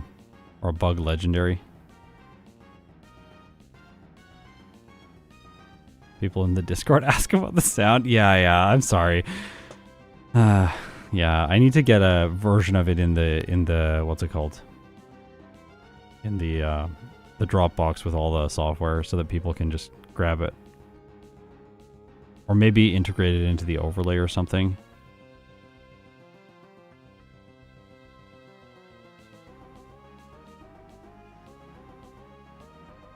I have to be really careful about my time because I have a lot of playthroughs to get through. So sometimes with that development stuff, I can't justify allocating like an afternoon to, because if I do an afternoon of programming to like integrate it into the overlay, I'll never use that feature, but I know it would be helpful for all of you, but then I don't play 1 to 3 playthroughs.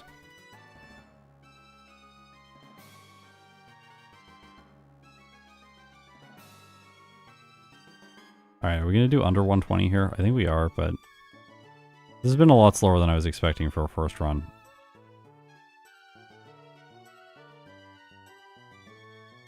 Oops.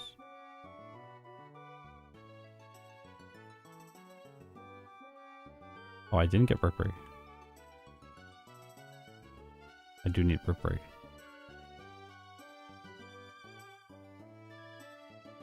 Yeah, mythical is a subcategory of legendary.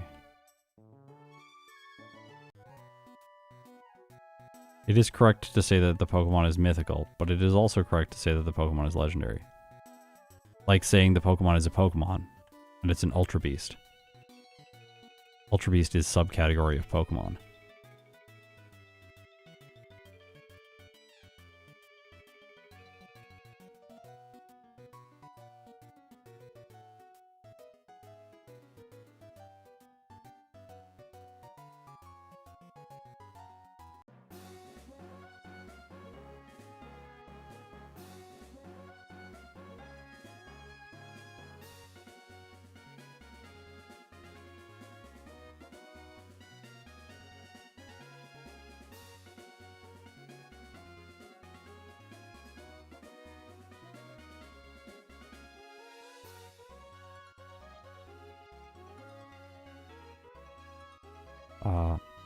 Sorry, I messed up the stats again. I have a hotkey for that I accidentally push sometimes. I need to eventually fix it. Would be good to have a better item, that, I guess.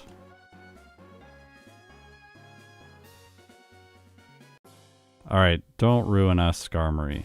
We are faster than everything by 8 speed. That's convenient. Toxic, not aerial ace. Toxic, thank you. Like my substitute pack, please. Yes, I think Ultra Beast is a subcategory of legendary, of course. They can't breed.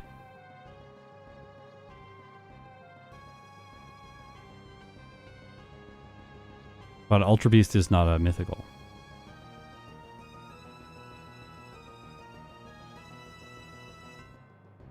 Glad that I could be the authoritative source on all of this today.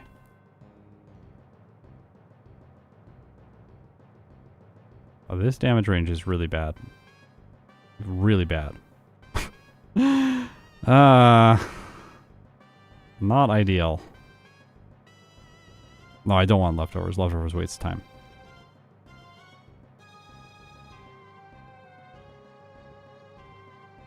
Okay, that'll two-shot, so we just need more health for the Skarmory. This is simple. Leftovers is such a large time commitment, and in a run like this that's going to get a ridiculously good time by the end, there's no reason to get it. We just have to get lucky on the Skarmory. If it just goes for Toxic and spikes, then we win. How much does this do if I don't set up? Alright, we're in the same position we were before, so we lose to Claydol.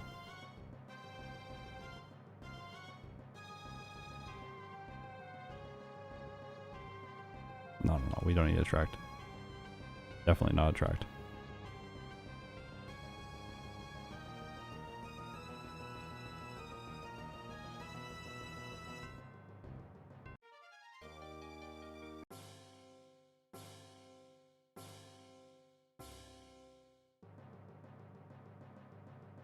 I will review the damage ranges from Skarmory after this because I'm curious how much damage the Aerial Ace is doing per hit. Like, if we're 2 levels higher, do we prevent it from one-shotting the substitute, which will dramatically change the math of this battle? Okay, it does look like that's about to happen because it didn't get the one hit there. See, now we just win.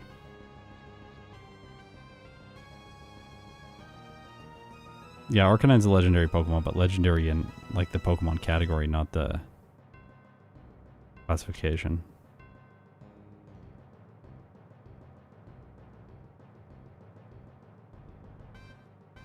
Now we win.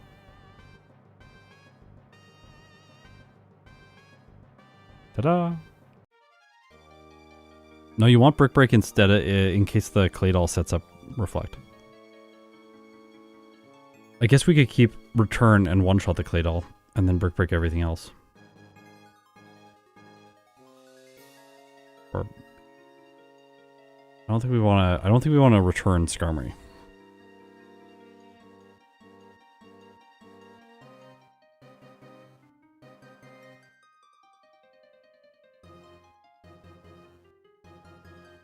Okay, one second. Gotta move some files around.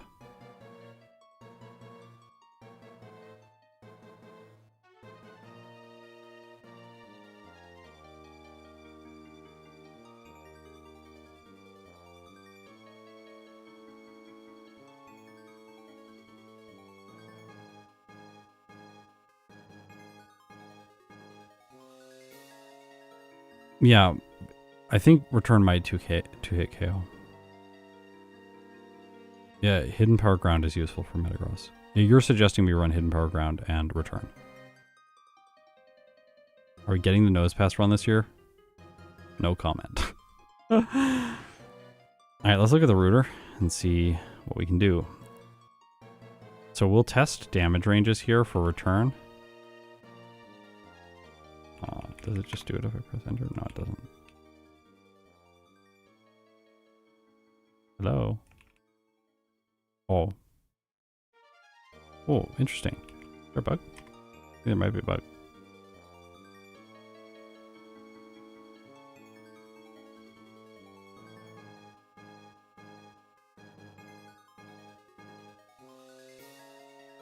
No return here. Really? Why is return not in this list? Am I missing it?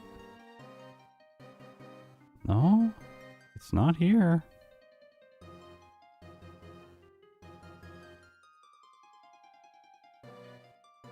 Weird. Okay. I'll give it the old way.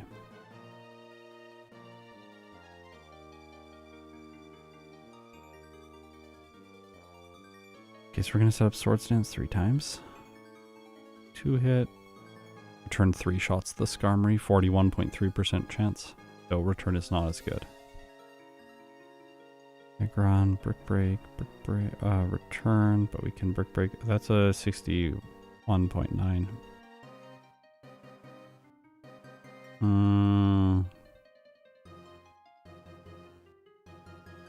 This is running Soft Sand, by the way.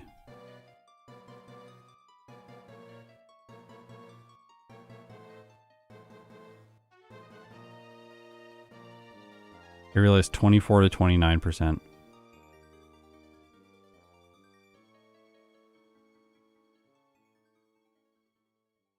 Okay, so nature is problematic.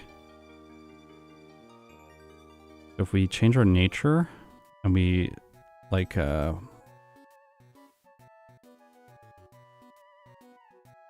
we go like plus speed minus special defense, maybe? Naive?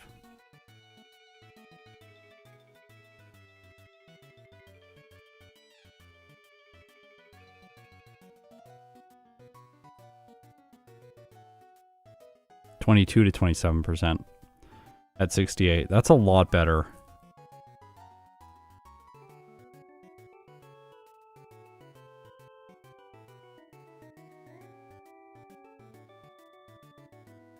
I absolutely love that, like, you can just mention mythicals versus legendaries and then everyone's like, ah! No, levitate on Metagross. We're okay. We're okay there. Favorite Pokemon to re-rank? Anything in Gen 5. Even Beheeyem. Keep your eye out for that one. It's going to need a miracle to perform well, though. Alright, so...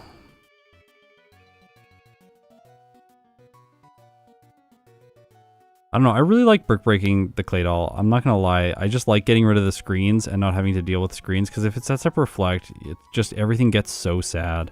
And as long as I have a decent shot of two-shotting, I'm okay. And like, these are very high chances. I don't feel like I need more levels. Like maybe a year or two ago, I would have gone to 70. Maybe 2 years ago. Like just to make sure that once we get by the Skarmory, we're fine, because like, you can see just how much better this is. But then, like, I have to either fight more... Like, to get to 70, I have to fight more trainers earlier or use rare candies later. And I used rare candies about as late as I could in this run. And I think I want to use rare candies earlier in the next run. Like, rare candies were here. Did we not get Wallace? Hey, Wallace, where are you at, buddy?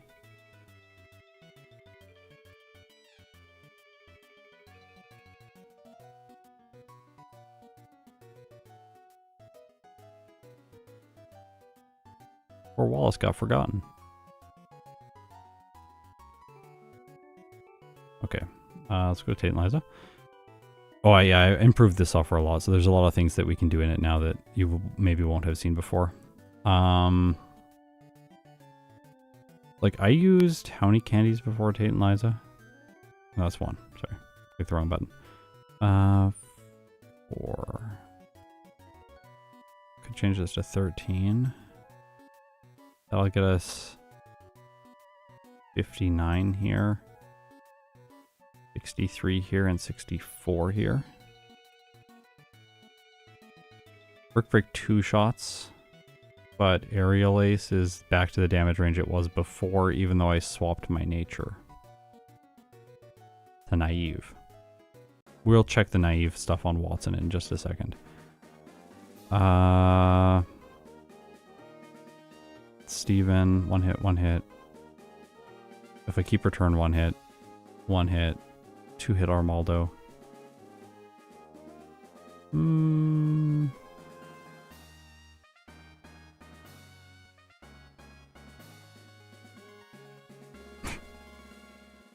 Wait. No. No, we're already 65 by the time we get to the Armaldo. We go over the damage running threshold there. This is with soft sand, so if we take soft, there's no way to improve this damage anymore. I guess we could go attack boosting nature, but our speed is cutting it close. 39. We'll just outspeed the Crawdaunt in this case. Yeah, we're just outspeeding Crawdaunt.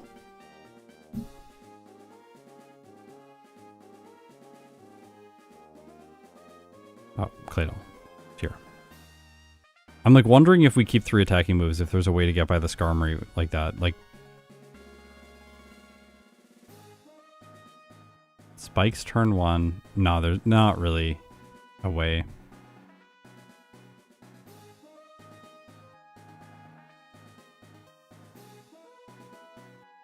This falls off quite hard before 68.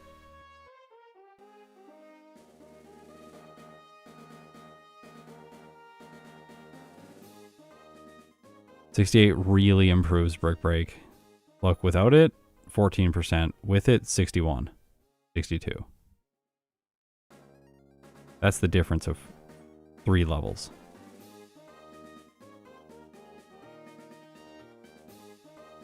So at the lower level, it feels like maybe Brick Break is the mistake and we want to run Hidden Power Ground. But then we have the 3-shot the Skarmory, so we have to get even luckier at the beginning of the battle. And we have to 2-hit the Cradley.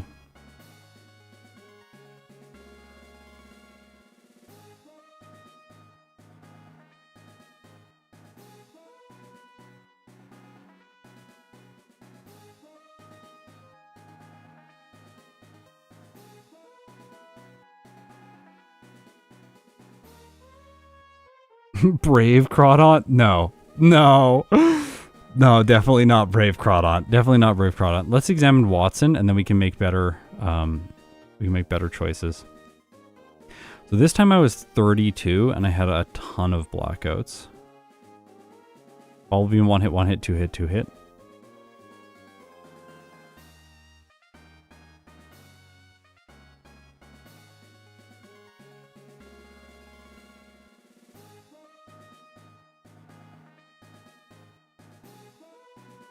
I think we discovered that knockoff is not helpful.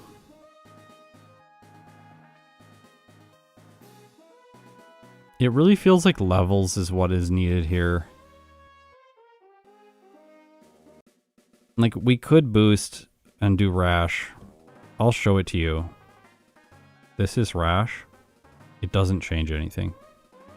Like, we could maybe beat him at a slightly lower level with a little bit better damage ranges here. But, like, we lose the outspeed on the Manectric. We're underspeeding Manectric now with Rash. So I think Rash kind of gives up the advantages that we get from the Naive or the Jolly nature. Oh, not Jolly. Naive or Hasty nature. Like, I think Naive is probably better. These are going to 2-shot. Like, this is going to 2-shot even if I run the higher special defense. I guess we kind of improve our range on the Magneton. Maybe it is needed, actually, the special defense. That's Naive. Go back to Hasty. Like, it makes it more likely that we survive a shockwave followed by another shockwave. And if he sees the KO, he's going to go for shockwave, and we have to 2-hit. Last time I crit. Without the crit, I couldn't do it. How do your EVs and IVs factor into your calculations? They all factor in. These are the exact EVs and IVs that I had during the previous playthrough. And then when I change my my nature, it recalculates based on the nature. And if I change my hidden power type, it changes the IVs and recalculates all the damage ranges based on the EVs and IVs that I would have at that point. So if I remove Pokemon from this list, it will remove the EVs and then recalculate based on that.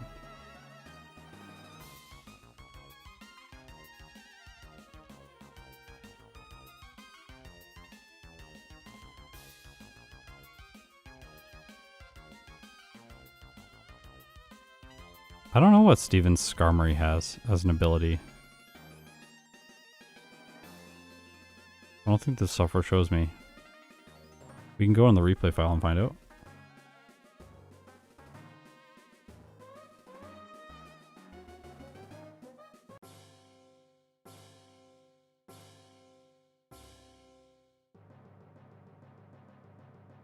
Skarmory has Keen Eye. Ha! Thank you. Should consider Fury Cutter, actually.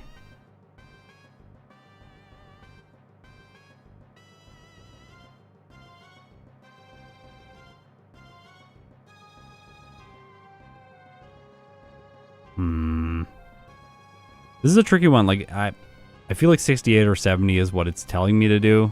The numbers are just not really amazing here, other than just, like, we just plan that it's going to be a terrible Skarmory. We'll reset there a bunch, and then eventually we'll get by it.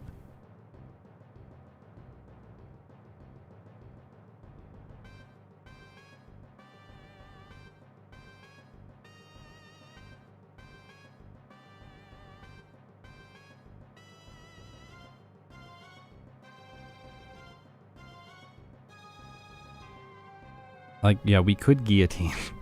We could guillotine. We do guillotine.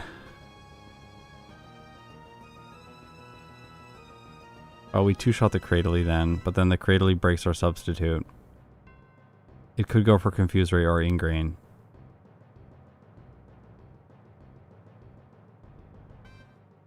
Nah, I don't think guillotine's the way to do it.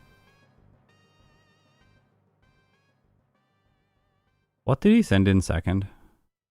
I think it was Aggron. But we can't really knock the Skarmory out without Brick Break.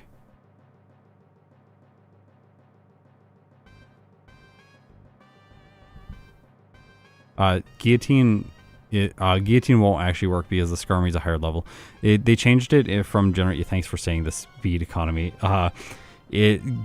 One-hit KO moves fail when the user is a lower level than the target starting in Generation 2. In Generation 1, it's based on speed. So we can't actually use Guillotine here. That's not possible.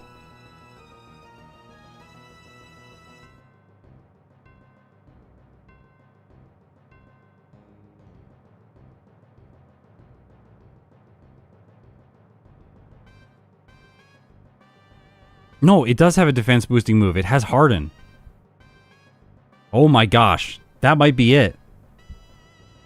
Look. Harden. Harden is one of its starting moves.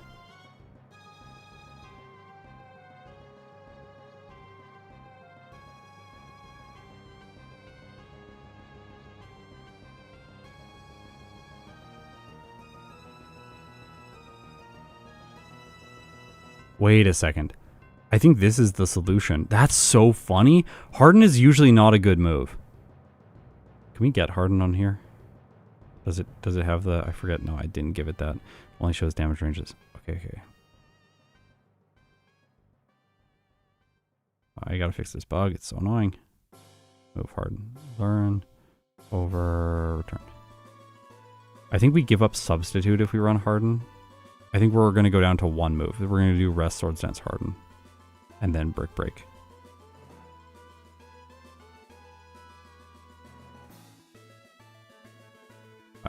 Sorry. Well, we're not scared of that. That is concerning.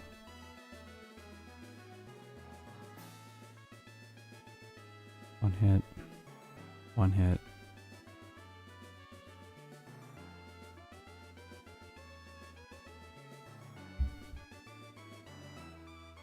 No, we run rest.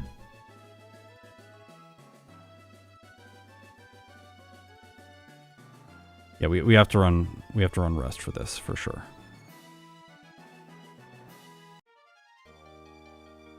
One second.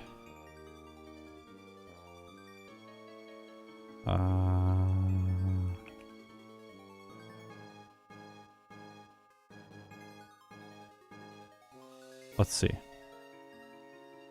Let's just see how this goes.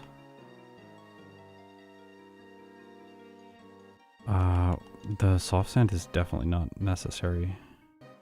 Leftovers might actually be really good in this case. Yeah, I think I'm seduced into that. I think it's leftovers. I don't want to get it, but...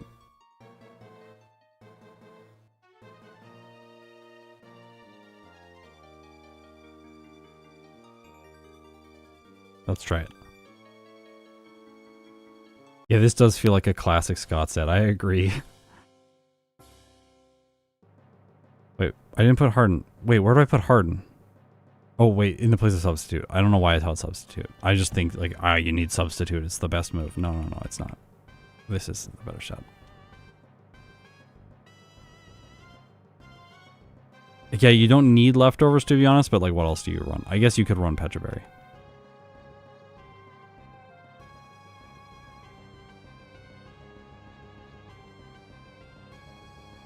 Even if that crits and we're above half health, we're okay.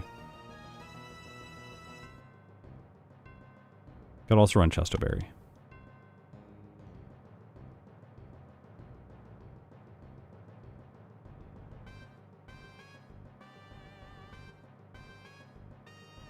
Oh, this feels so good. This is how I used to play the game. Let's go! All right.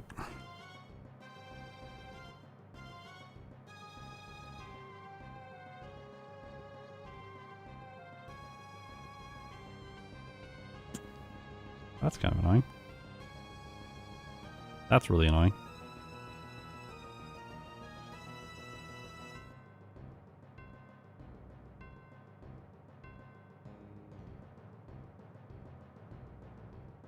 Bye-bye.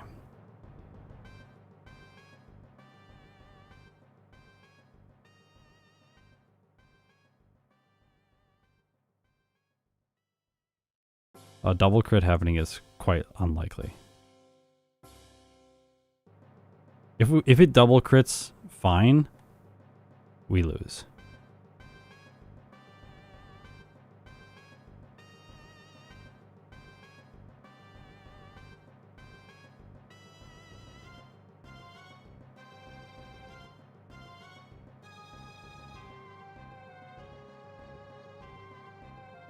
This feels way better than the previous set, like way better.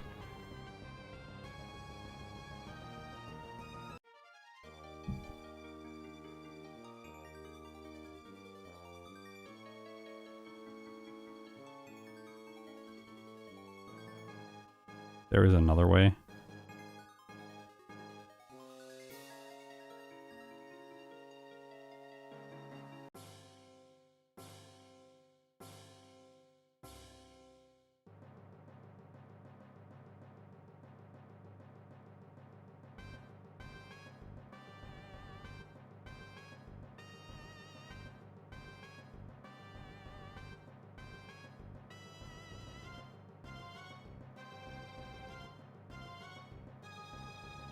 So we could use Attract in the place of Harden.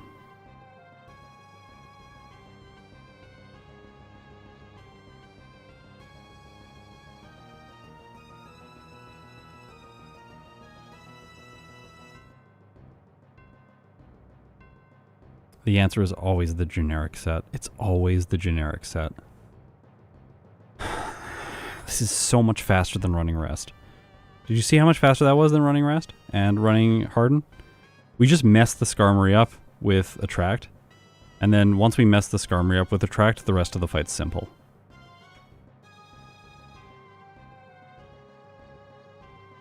Yeah, the benefit is of Harden is that you can do it at a lower level, I think. I don't think I have the ability to recalculate a lower level and stats at the same time in this, but we can go back in the replay and we can just quickly not use all the candies against Wallace. Before this. After this moment where we lived that 3 HP. I'll just take over here. We want to be, let's try like level like 62 for Wallace, something like that. So we'll like try Steven at 63 and we'll see how it goes.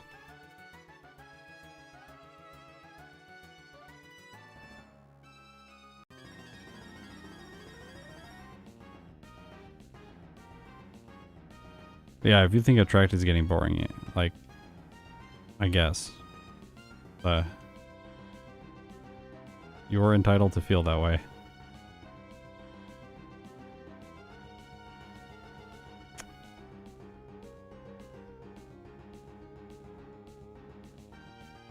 Rain is a problem. We don't have a substitute.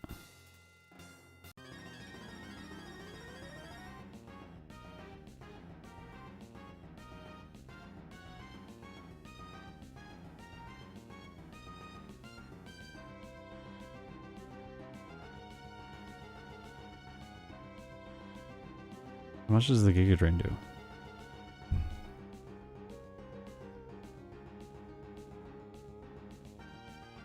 $56 maximum roll. It's cool that we made something else difficult now.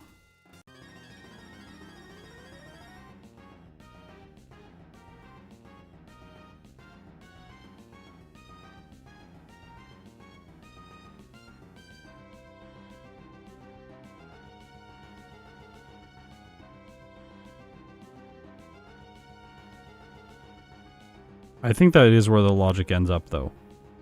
It does end up with a Constrict Bubble Run. If you just start banning the good stuff.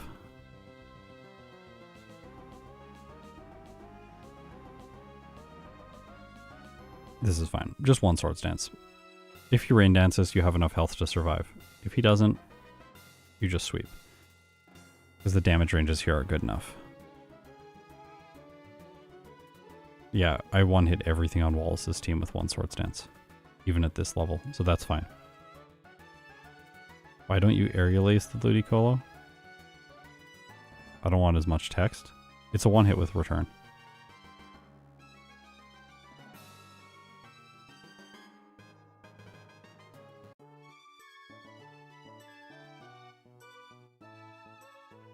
You could Aerial Ace the Ludicolo if it was going for double team. It doesn't seem to be going for double team. It's attacking with Giga Drain.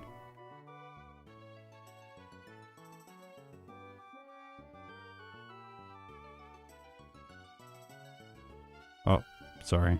Lotad, hello. Oh, Lotad. Every time I see Lotad, I want pizza. Oh, my wife had really good pizza yesterday. I think she took it with her, though, to work. No, I want pizza now. I want pizza so bad. There's a Lotad pizza emote in the Discord. It's one of my favorites. For whatever reason, whenever someone says something and I'm not really sure how to respond, I just put the Lotad pizza. I'm like, this is really cute. It's really cute emote.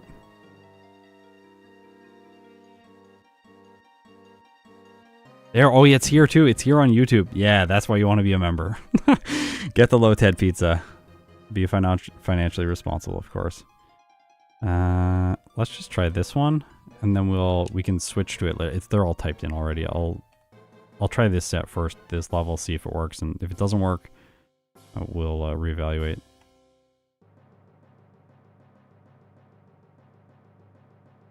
My speed is not good at this level. It's not good.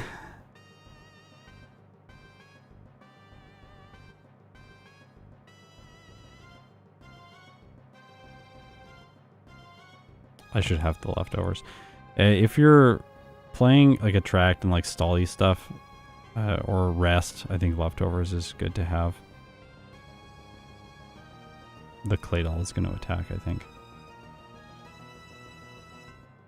Right? Yep. And we're going to 3-hit.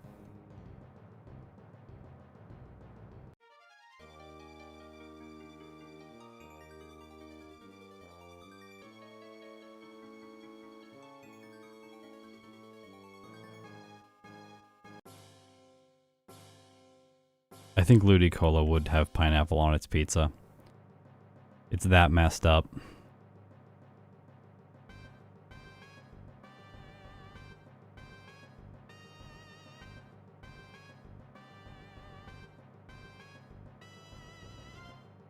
Attract is always the answer. The nice thing about attract here is, like in the previous fight, I could have attracted the Aggron and tried to reestablish substitute before the Cladle came in.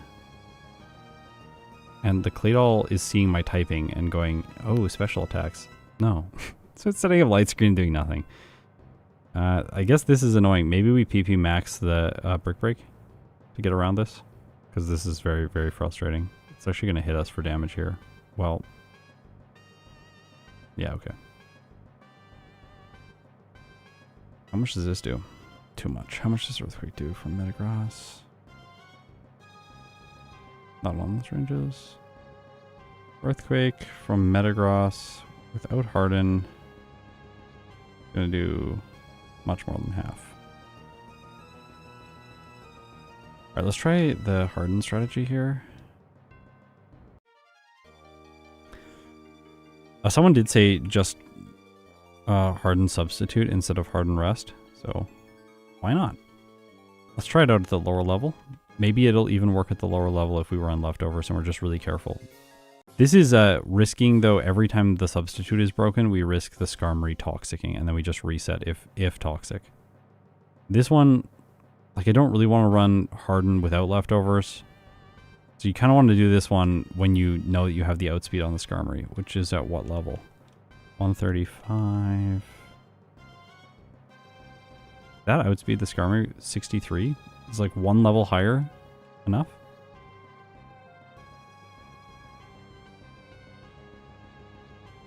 Yep. Let's try and run it here. Pretty annoying. Pretty annoying.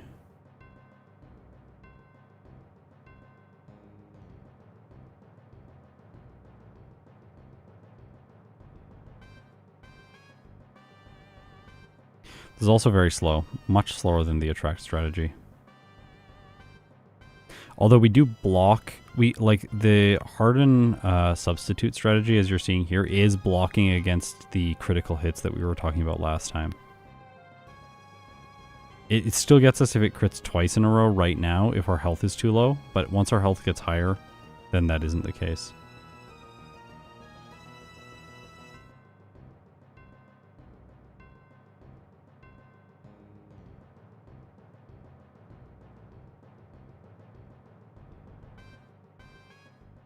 I think we fully set up, though. Maybe I'm wrong. The Cladle is kind of annoying. We want to stop it from doing a lot of damage to us. Okay, well, we crit. I will live this now.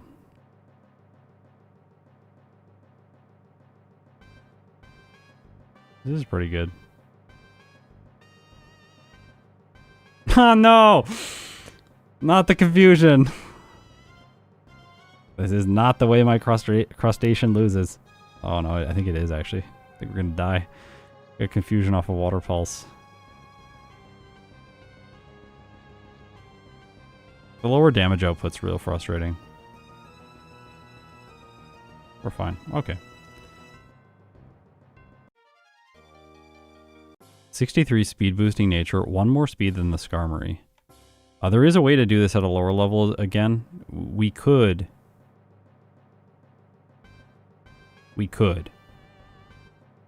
potentially buy Carbos instead of Protein in the department store.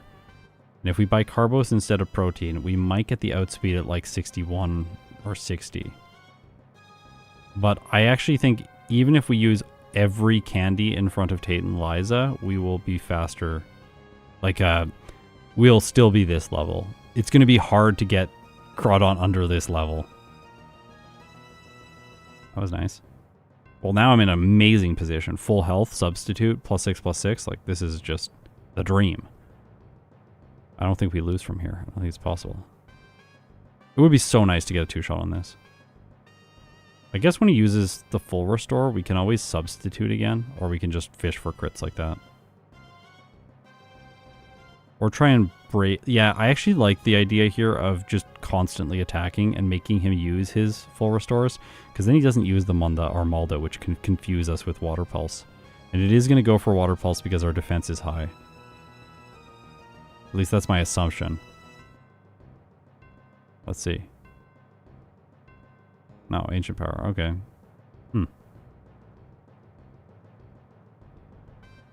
Ha! PP Max. PP Max solves this problem. I didn't use it in the first run because we're spamming so much return. There's only one rare candy before Wattson. It hardly helps. And that the fluctuating growth rate's leveling quickly enough there. I don't think that's a significant time gain. I guess if we want to get to like a lower level, if we do want to try this at 60 or something, that's potentially an option. Because like, what if I use... It might be even faster to... Yeah, maybe doing that is the best play. Like, we could get the outspeed at least on the Manectric quicker. And then Cherry Berry as soon as we get the outspeed for every battle and hopefully win quicker that way. We're going to have to black out to Wattson. I don't think there's a scenario where we win against Wattson first attempt.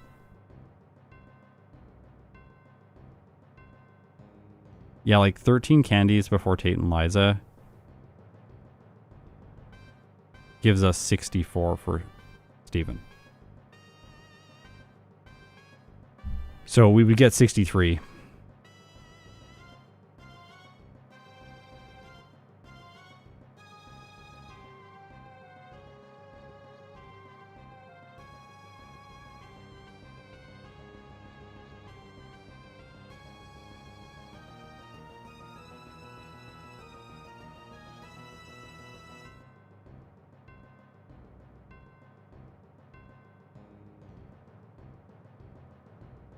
Yeah, allowing double team makes all really bad Pokemon better. Makes all results subject to much more RNG. I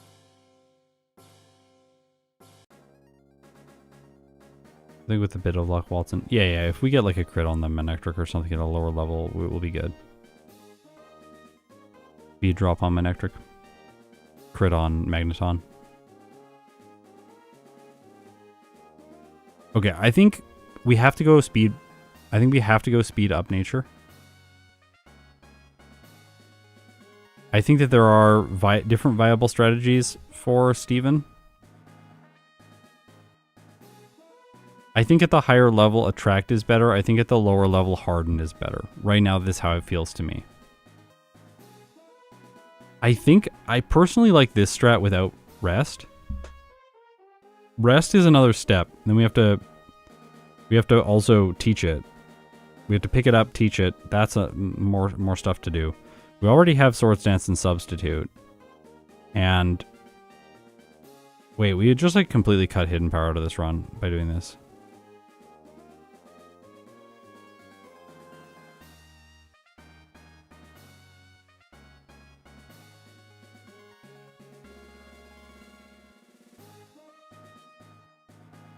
Okay, question number 1. If we just use all our candies before Tate and Liza, do we have to like do anything else? Do we have to be intelligent? Like, we might not. I'm just going to play it once. I can't get a good sense for how that's going to look.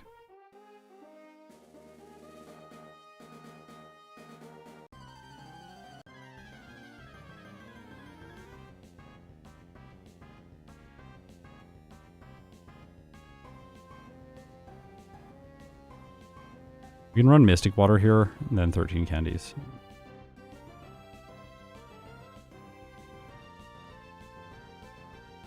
I'm going to go 1 shy of 13. I'll do 12.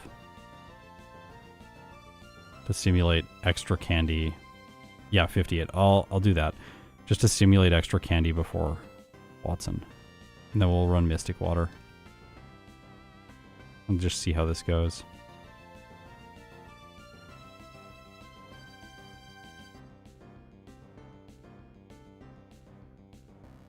Was that a crit? That was a crit.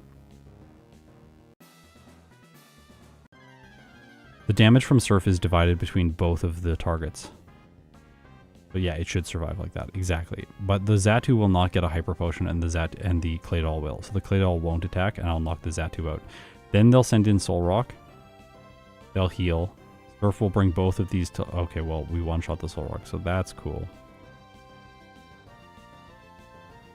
And now this fight is trivial. So I was like thinking maybe Hidden Power Ghost, because Hidden Power Ghost could help here. So if we're not going to run Hidden Power Ghost, like what else do we run? Is there anything that makes sense? Like you get Hidden Power. If only we got it before Wattson, we could use Hidden Power Ground. Like Norman. I'll have Return for Norman this time, and I'm going to save so much time. I do need to see how much damage Return does to the Slacking. If I don't know how much damage Return does to the Slacking, then I will attack it and get countered. Wait, what?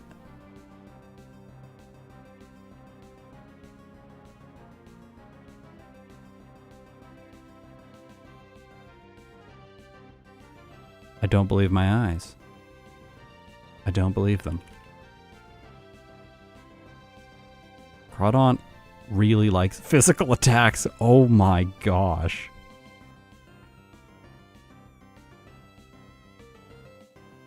This is a lot of damage to his Pokemon. One hit, so no confusion this time. And then Slacking comes in. And 17 damage, lowest roll. We need to take it down to like a third, or under a third. If we get it under a third, then we can Return to knock it out. This is fine. It's slow, but it's fine. And then the rest of his Pokemon aren't a problem. Yeah, I was thinking Hidden Power Ice for, that's what I was thinking for Winona, so that we can not have the trip down to the ship. If we don't do the trip to the ship, we also cut a candy. And, like, cutting the candy might be fine. So, like, where's Wattson? Wattson's here. There's actually a lot to think about in this run. Yeah, we'll do one candy before Wattson. That'll give 33. And then after Norman, we get this candy. We don't fight Tuber Charlie, and we don't get Ice Beam. And then instead here of Ice Beam, we teach Hidden Power. And we switch Hidden Power to Hidden Power Ice.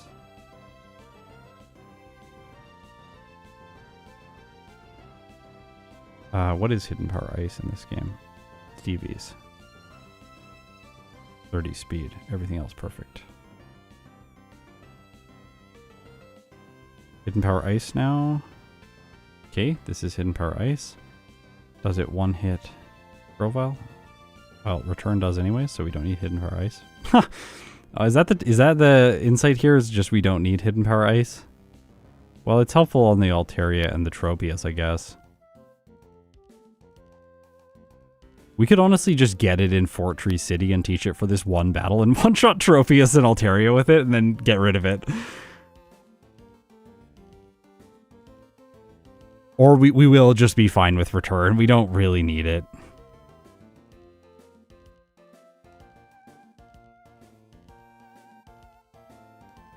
Is your friendship maxed at Norman? I don't think so. It says 102, so yes. Oh, of course it will be. We just blacked out to Wattson over and over again. Why not Hidden Power Rock? Yeah, if we're going to solve Winona, that's a good idea. Why not Rock? Because I don't think about Rock.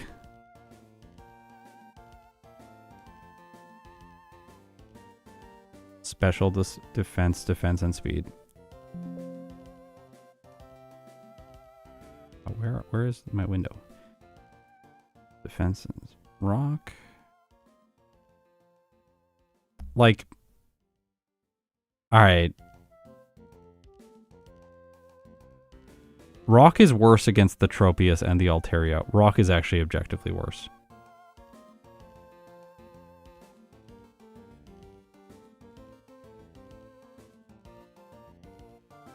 Last time friendship was 218 for Norman.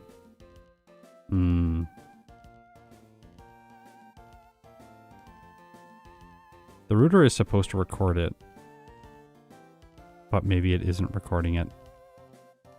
Oh, it wasn't because I added a return. I didn't have it last time. Yeah, so this will be lower. This will be lower. Yeah.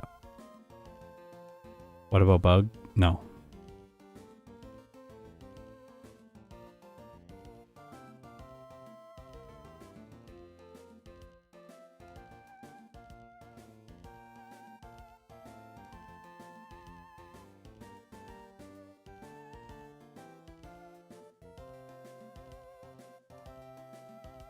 Okay, I think I'm starting to get the plan.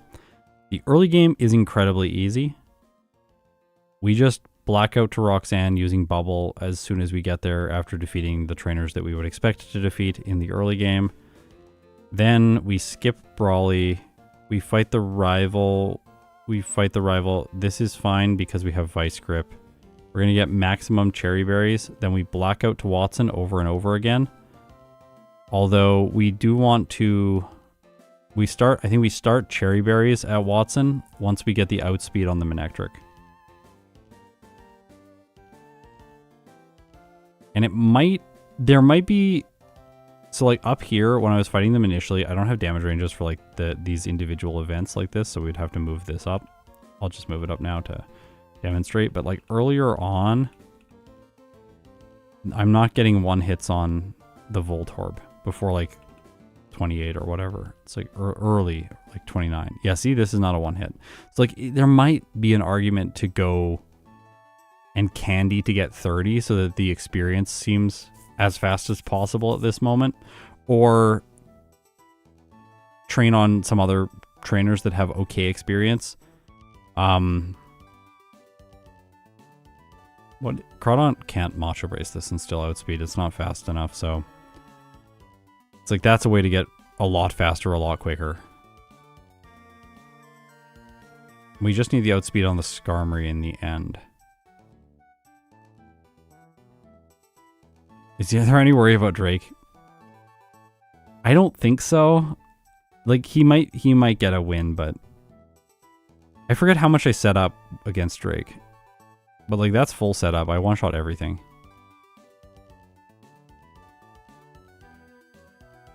We underspeed this, but it can't break the substitute.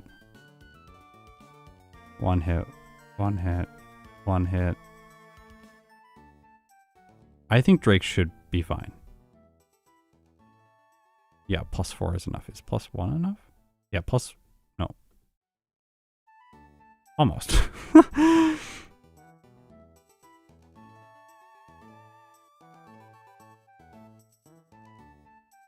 And this was +1.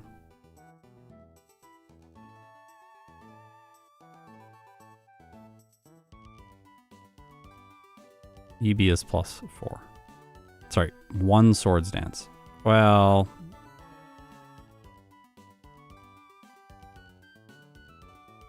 these are all easier battles because I'll be a higher level because I use candies. Remember, this time I beat Drake without candies. This time I'm going to beat Drake with candies because I'm going to do all the candies before Tate and Liza, so Drake will be easier because of that. That's why we don't need to worry about Drake this time.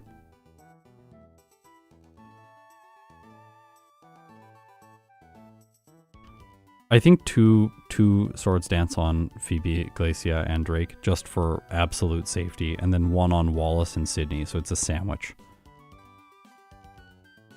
And we definitely don't need Ice Beam.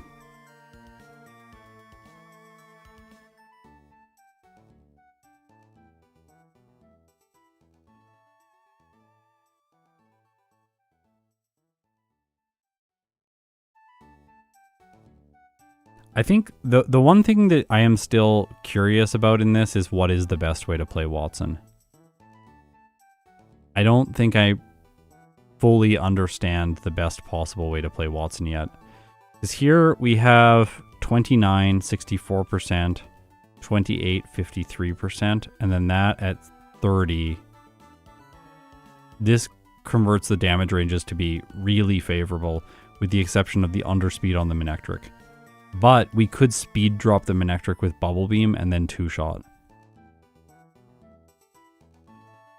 Which would be the same as outspeeding. And then we speed tie at 31 and outspeed at 32. And damage ranges over the damage rounding threshold at 33 do not really change. We have to go to like a ridiculous level. At 35 we start one-hitting the Magneton sometimes, but that's too high.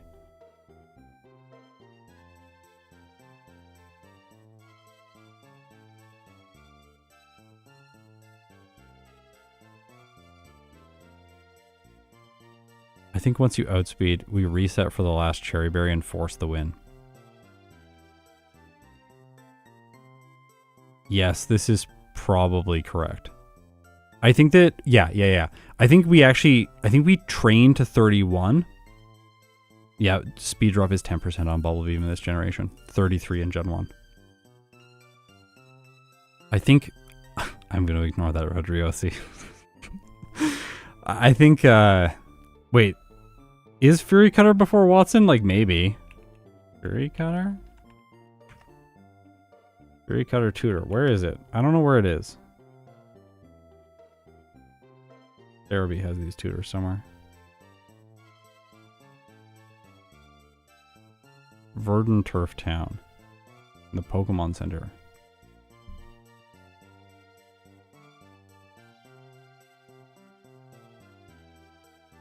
Of course, we can't use Fury Cutter from that menu. Figure out why.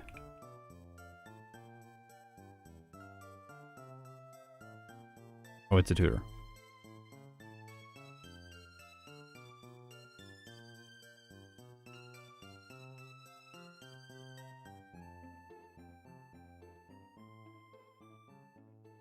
Number 1.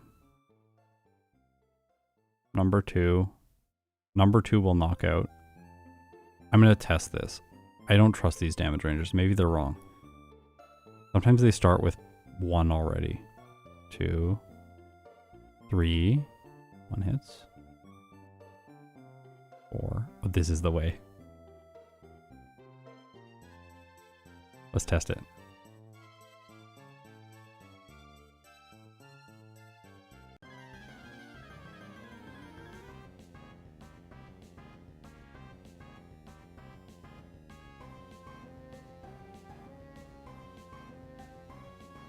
Yeah, off by a power of 2, I think. Yeah, I agree.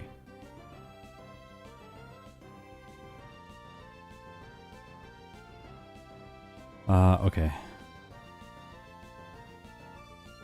It's nice that the Voltorb cannot paralyze with static. Because it has soundproof, I believe.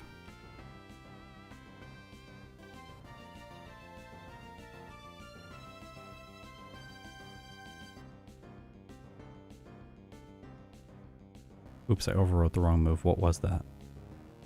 I don't think it really matters. We're only going to use these moves anyways.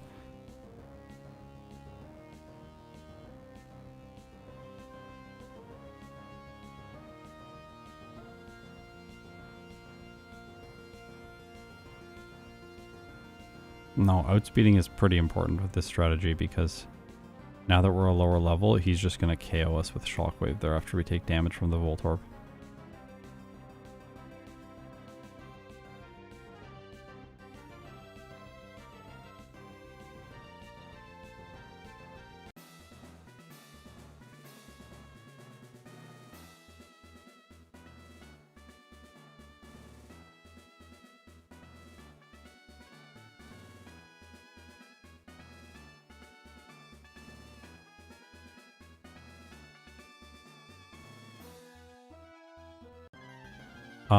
The Verdant Turf strategy. Now this is a... Okay, wait. Yes!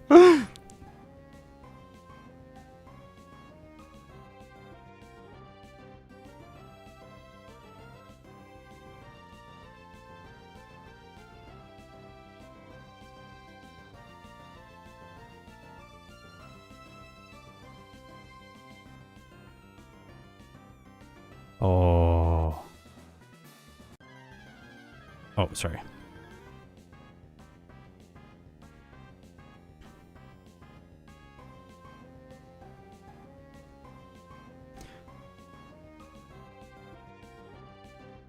No, I won't. I'm gonna try Rock Tomb eventually. I'm not trying it right now though. I want to try this again. No, this doesn't work like this. We want Bubble Beam to knock out the Voltorb in one hit, and then we want to set up on the Electric without using the Cherry Berry. This is like the ideal scenario here. But the Electric is not very good anyways, so I would rather the Electric hit me with Shockwave than anyone else. And Spark is dangerous on the Voltorb because it has it can paralyze.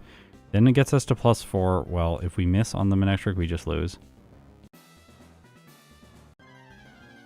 Yeah, Bubble Beam attract the Manectric. Yeah, I think you're right at this point. Because like I was hoping that we could set up on the Electric and then one-shot the Manectric, but we can't. So if we can't, then we can attract. Attract...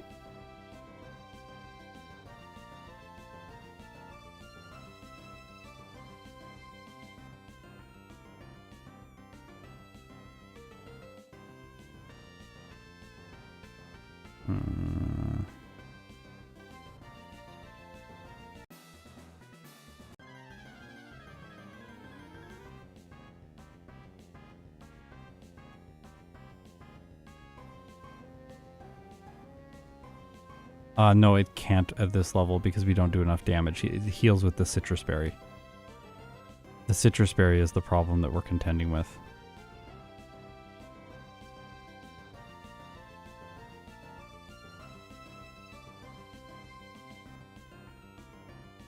Set up Fury Cutter on Voltorb to limit static. No. It has Spark. We take too much damage from Spark, which is the problem. If we're going to do the setup Fury Cutter on Voltorb strategy, we need to be outspeeding everything.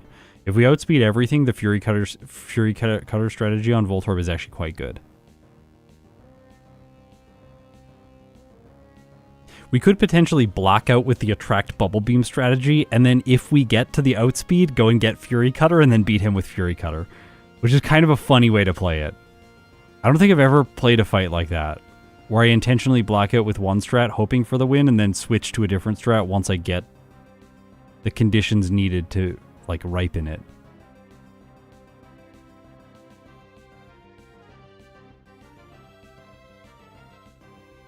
Like, because it can just howl. And then if it doesn't, well, the crit is nice. For sure, we 2-hit then instead of 3-hit. Now we win. Well.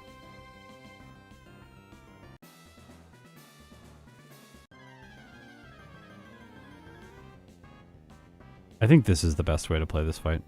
Honestly, I think it is. I think Attract Bubble Beam is just... This is going to be quite solid. The question is... I think it needs to howl. I think if it doesn't howl, we lose.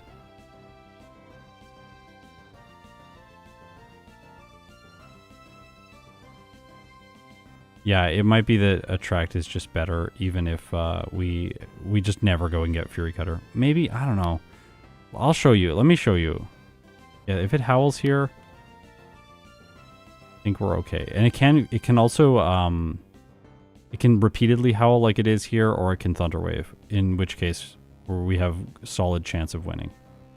Yeah, like this is so much better than it was last time. Being able to win at 28, like, I still think we take Blackouts here because we want the speed EVs, but this is quite good. Let me show the Fury Cutter thing that I was mentioning if we candy up. Yes, I did just gen a bunch of candies into my bag.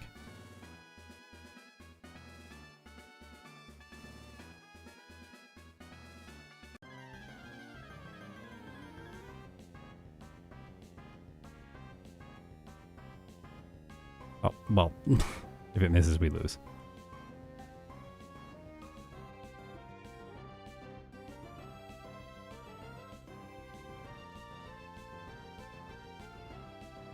If it paralyzes us, we lose. Maybe this isn't better because Bubble Beam is just more consistent against the Voltorb. So we're sacrificing a lot of consistency here. I think that that is the answer. I think that this is just going to be better with Bubble Beam, even if we get to this level.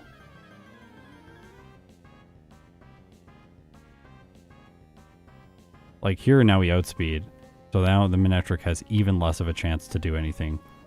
And we do way more, well, we do way more damage, so I think we 2-hit there. Kind of annoying that we have to track that. Yeah, just Bubble Beam. Yeah, for sure. Fury Cutter is not the answer. Bubble Beam's the answer here. I think Attract is the answer for Wattson.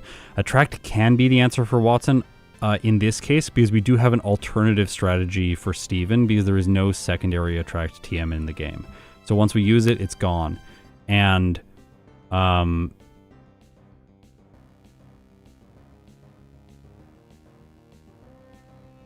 yeah.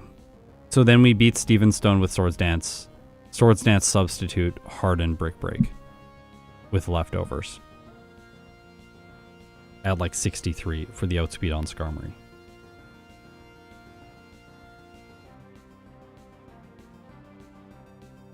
Let's just write notes.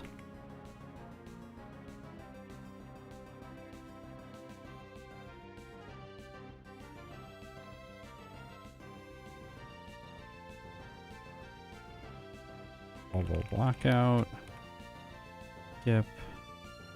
Bubble Beam plus Attract plus Very Very at 28. Flannery's free. Dig plus return on Norman. Winona. Are we going to run Hidden Power Ice? I think I'll probably run Hidden Power Ice. And then Candies before Tate and Liza.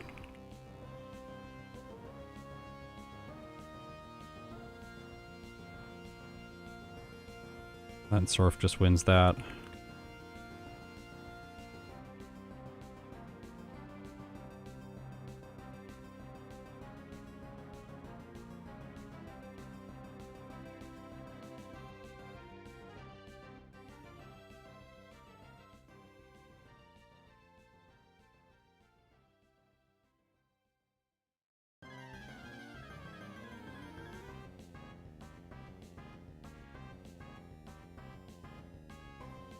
Wait.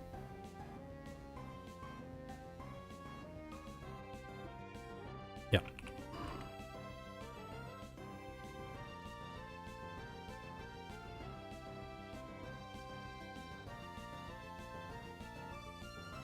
All right, I got the notes. I know what we're doing for run 2.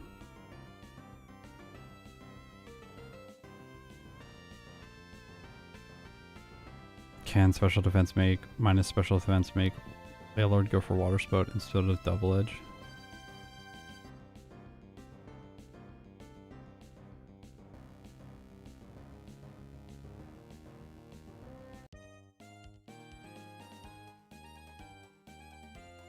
Oh, I think I am gonna go minus special defense in this run. I don't know if it's gonna make Wailord go for Water Spout though.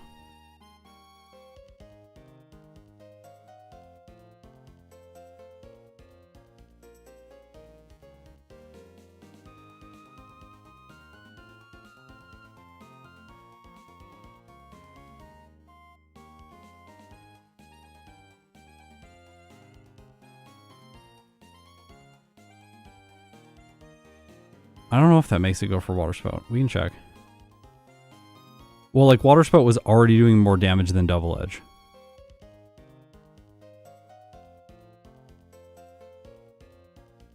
The AI must select Water Spout differently.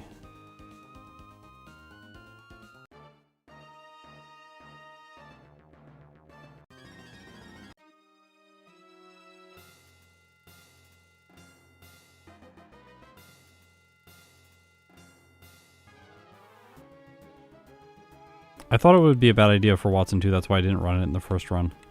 But I don't think that that ends up being the case. Because I checked the damage ranges, I showed you that the damage ranges from Wattson's Pokemon don't really improve. Like, he's still just 2 shots with all of his stuff.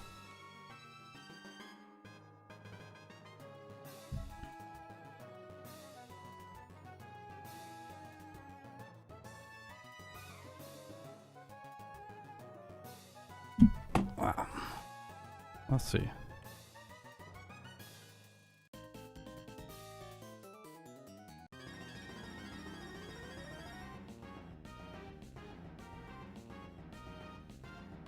No, he double edges.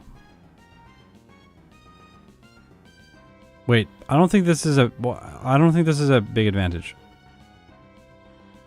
This fight is a win no matter what. Even if he crits with double edge, we still win. We one-shot everything with +1, like +2 return. I don't think there's any advantage here.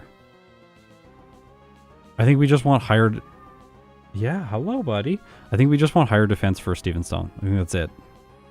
Like the truths of Emerald remain the truths of Emerald.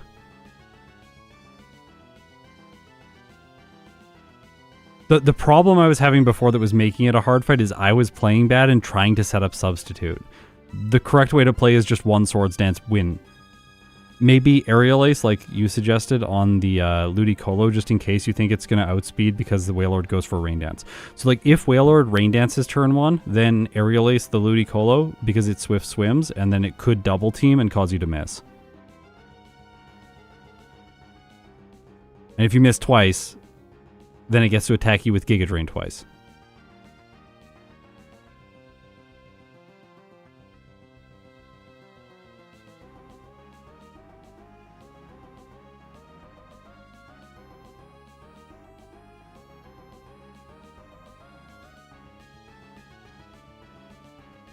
Alright, this is kind of a cool solution. This is pretty unique, actually. Arden at the end is not what I was expecting.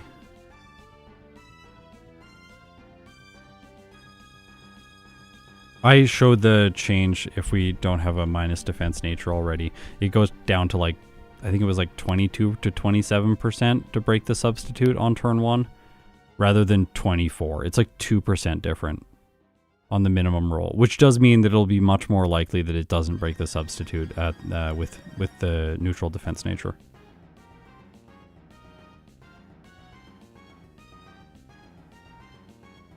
I gotta move Wattson. I moved him all the way up here. Put him back.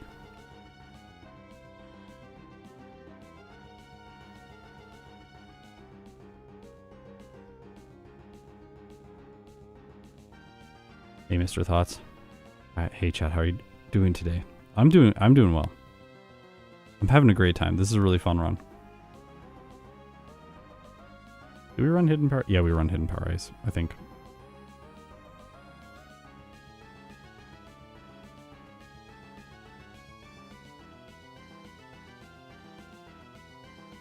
Maybe not, actually. Gives me one less speed, DV.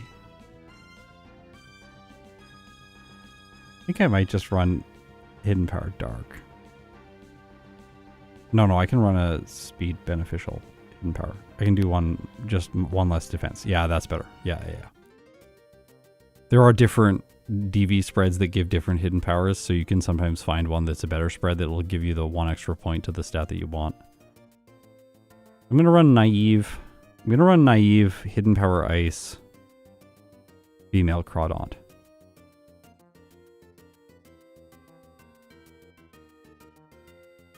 She might be naive, but she's got Swords Dance. Watch out. This lady's a killer.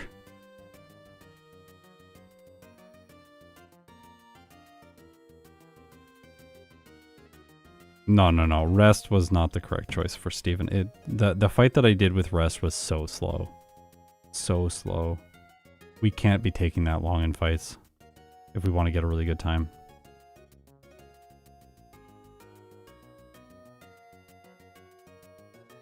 Alright. Here we go. Run number 2, Crawdaunt. Hopefully I don't mess up.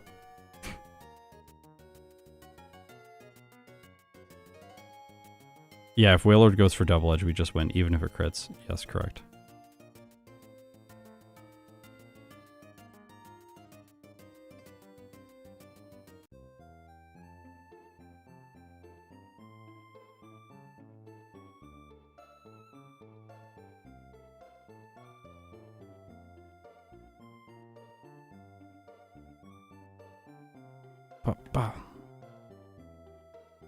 Most difficult door in the game.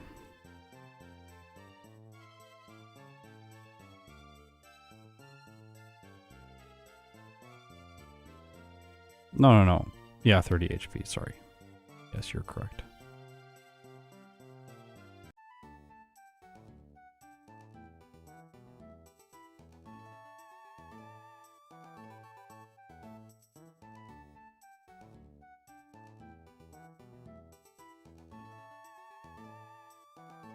Oh, the star on its face could be a star youth. That's true.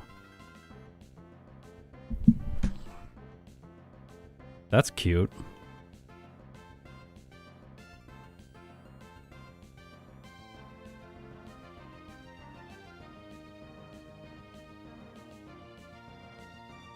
I get tilted when I miss the door as well. It's so frustrating, especially if I'm already frustrated by the run. Like, if Wattson kills me, like, 5 times and I have to restart and lose, like, 20 minutes each time, then I bump into the door and I'm like, I freak out. It's like, oh, gosh.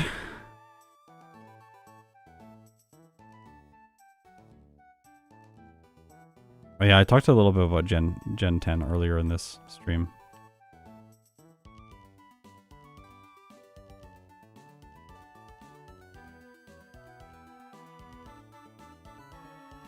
The waves look good. They were like, we gotta spend time on the waves because the game is named after the waves. Imagine if Sword and Shield was Pokemon Tree. Like...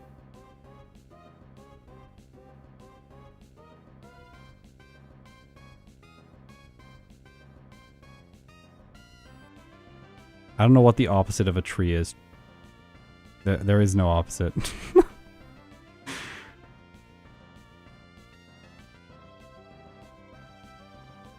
No.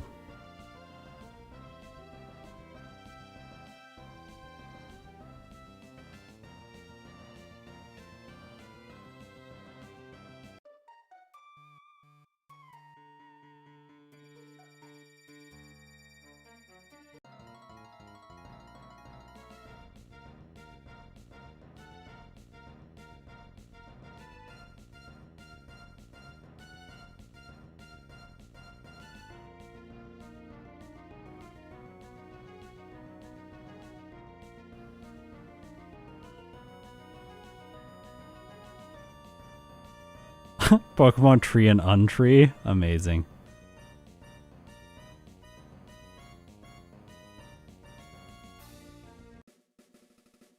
Like Pokemon Tree and Pokemon Pillar or something, because it's like man-made versus natural. I don't know.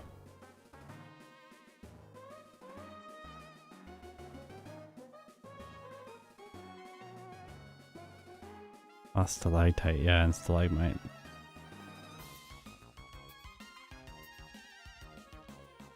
Pokemon Sudowoodo, yes.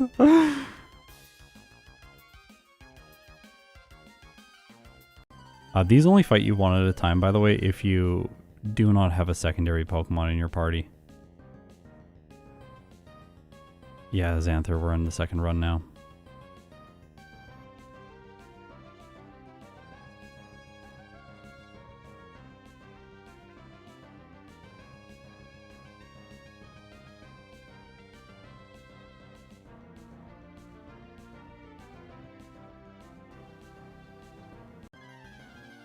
It was a little bit scary last time without the Oranberry.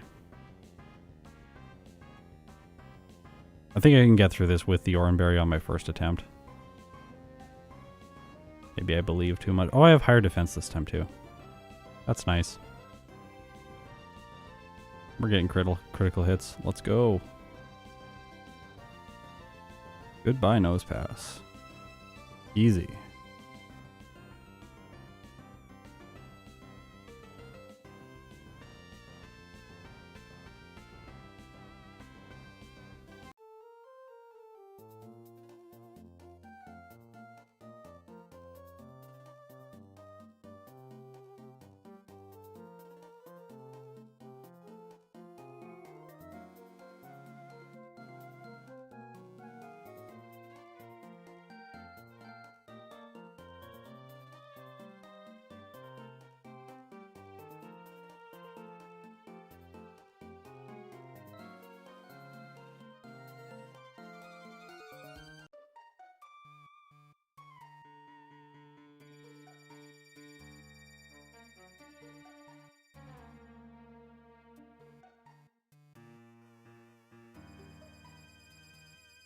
I like the idea of hardening all the times, though, against Steven Stone.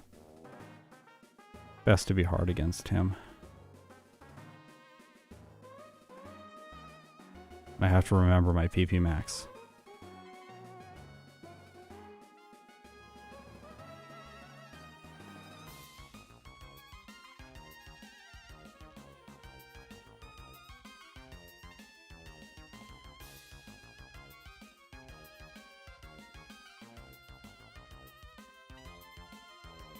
I remember when I was a kid, that dialogue took forever. And it's like, Pokemon Sun and Moon.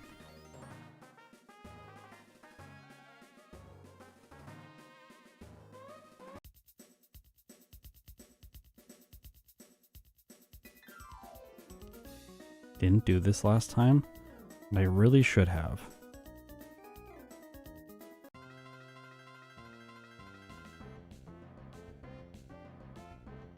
Three, okay. Yeah, we can do 4 hardens. That seems good. 6 is probably overkill. I was thinking about Pokemon Gun. Like Pokemon Sword, Shield, and Gun. Or Cannon or something like that. Like we need.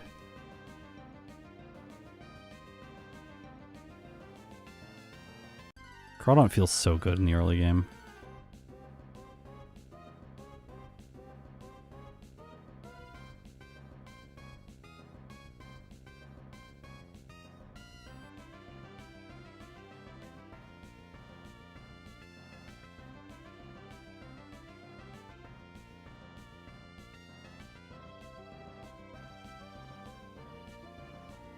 That meme is so old. I know I'm dating myself, right?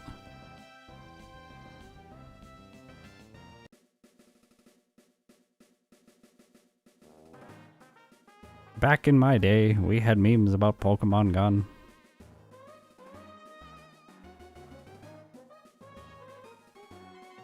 Okay, maybe this time I won't use the escape rope right as soon as I go into the cave.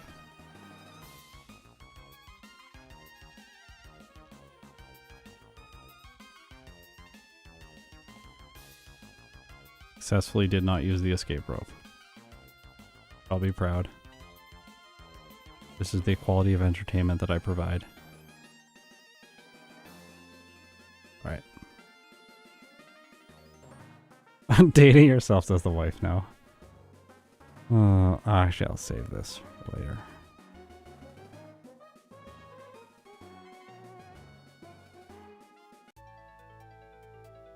Nope. Don't do that.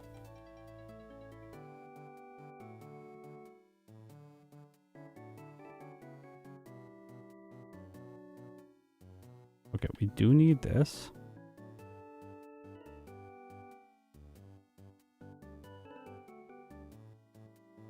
I should think about this location more often than I do.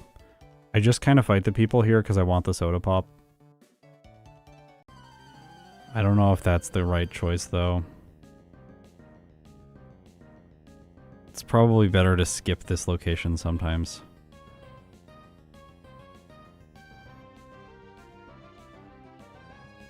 Pokemon Churro Black and Rosy Orange. Oh my gosh. I'm going to tell my wife about that. She's going to make me make them.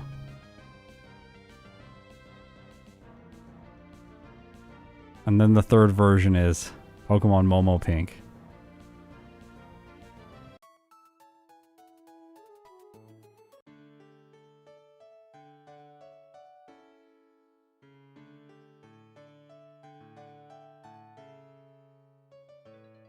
I don't know where they are today. There's no one here with me. I'm so lonely. Well, I've got all of you, so it's okay.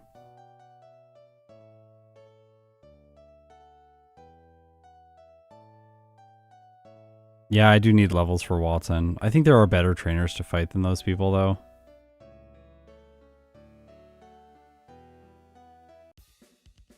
Yeah, Churro was wandering around earlier.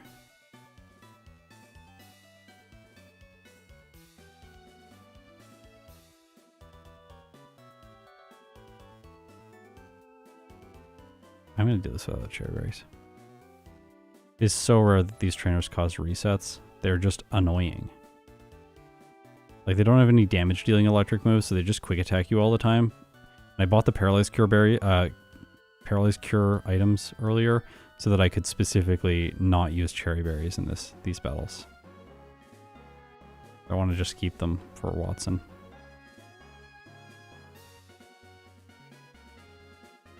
Gives me... Oops. Not that. No, no. I don't know how to use items. It's hard.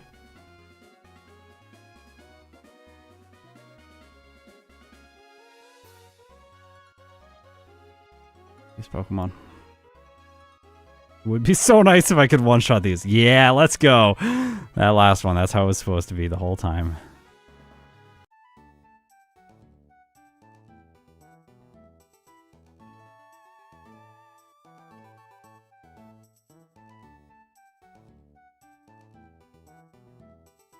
Last time I did not Bubble Beam that, and I paid. I hit the 2-shot. Awesome menu. Oh, thank you. The RNG manip? Yeah, yeah. Of course.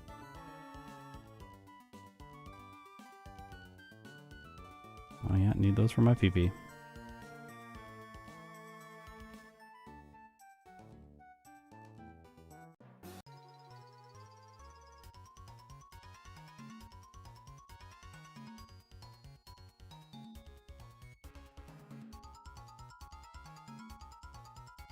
Yay, no status condition.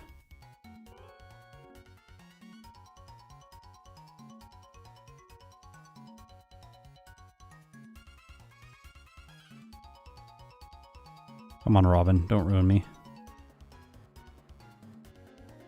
Oops. Well, oh, hey. We can not make contact and just knock it out like that.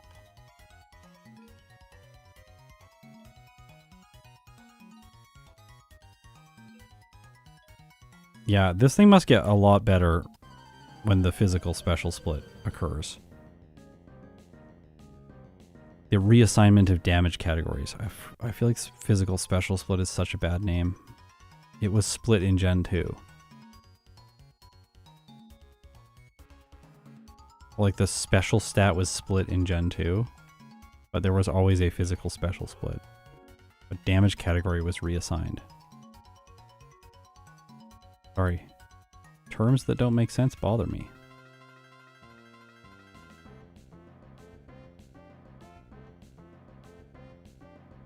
Oh.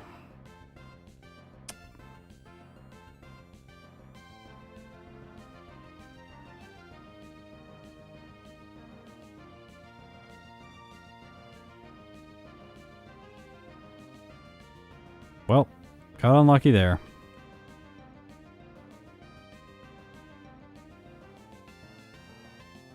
Only way around that would be saving.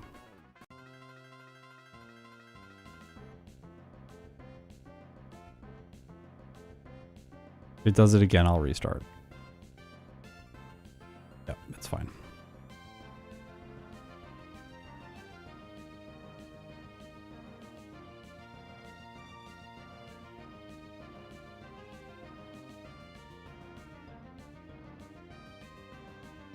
Oh, RNG manip.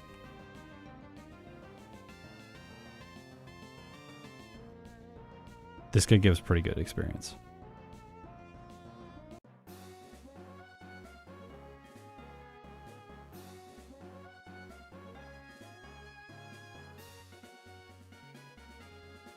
Does it get crunch in later generations? I hope it gets crunch in later generations.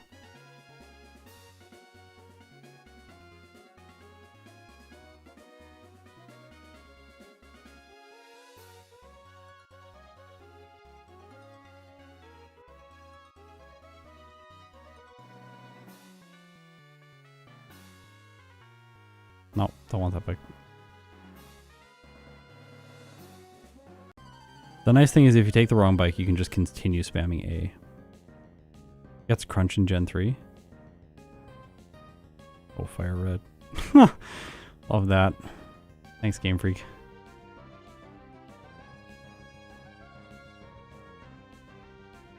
No effect spore. Good.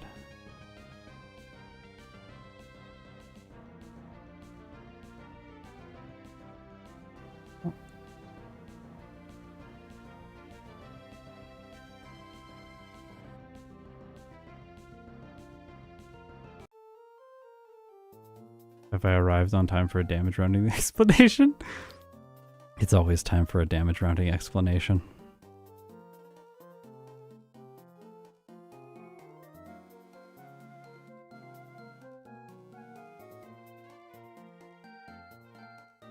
I don't know if you actually know what... Yeah, if you don't know what it is, I can't explain it to you if you need an actual explainer.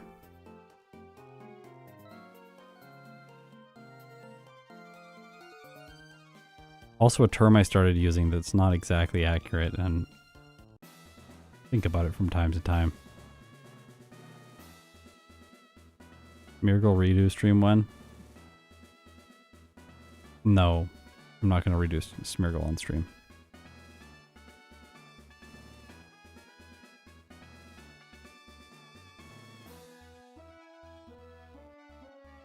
Let's go. Scott, say the line. Yeah, I know. Alright, I did it. My job's done. Alright. Our naive Crawdaunt is about to become an attractive lady. Please don't. Please. Please don't.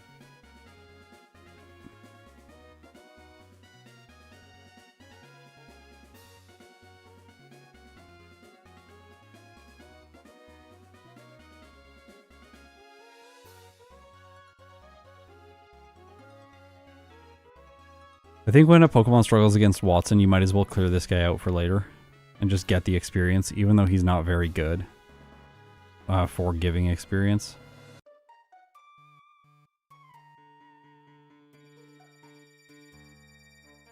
I also didn't deposit my HM users too early this time so that I can teleport back quickly.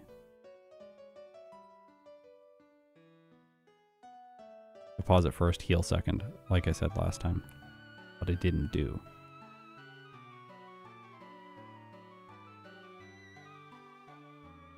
The nice thing with blackouts, instead of resets, is that your cursor in the bag stays where it was before.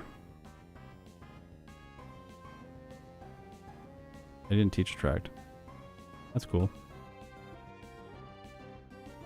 Well. We still got the experience we were supposed to. Oh, we didn't even lose that. Where is it? Here.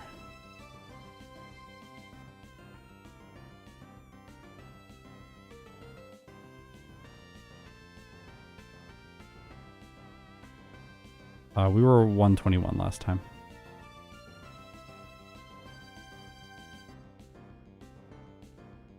Owl, that's good. Owl again, that's really good. Immobilized. Super Potion. Speed drop. Knockout. Perfect. Oh my gosh. Disgustingly good, Wattson. Let's go. That is so much better than last time.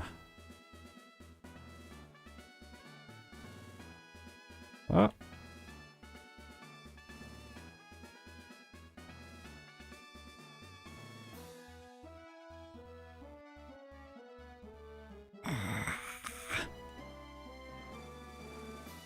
Really struggling with this walking. This teaching of moves. Oh my goodness.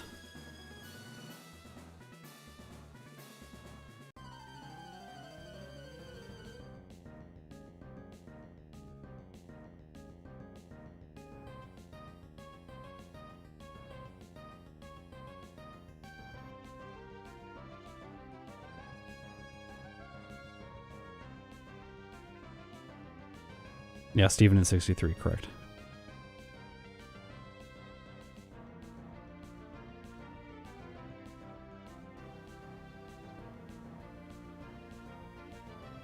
I need to apologize to someone out there. Someone was telling me to try Rock Tomb against Wattson. I didn't. I'm sorry.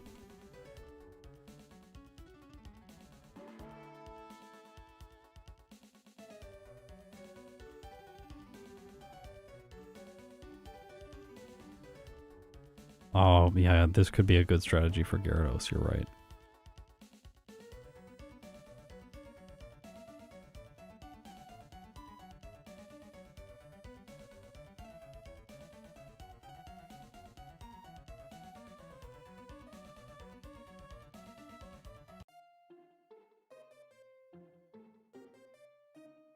Difficult Rock Tomb hater. To be fair, I do not like Rock Tomb.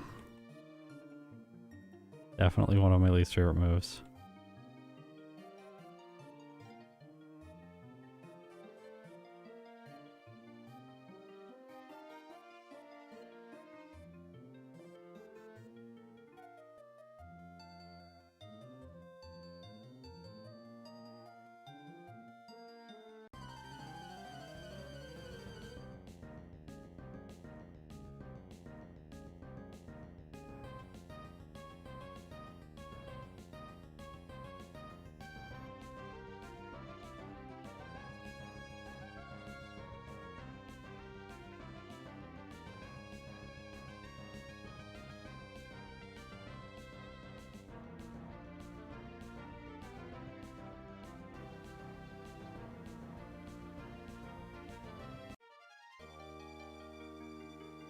Steven is most definitely not free with this Mon.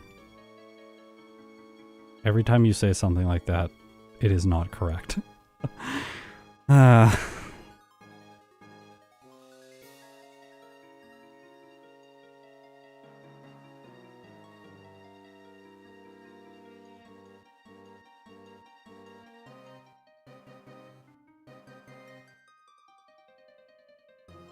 Yes, if it is always free, then it is not free. Then you're just... like, that's doesn't make any sense then. We should use words that are precise. If a word is always true, then you need a different word. I'm gonna be grumpy about this until I get good at Emerald.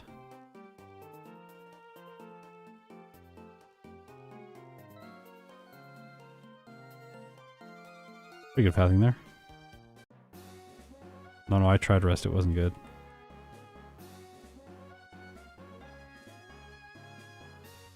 Rest was not the answer.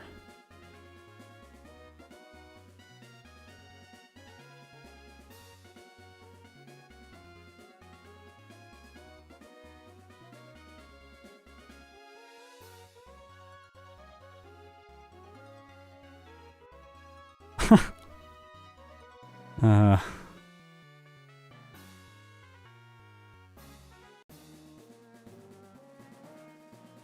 think I'm gonna go get return this time.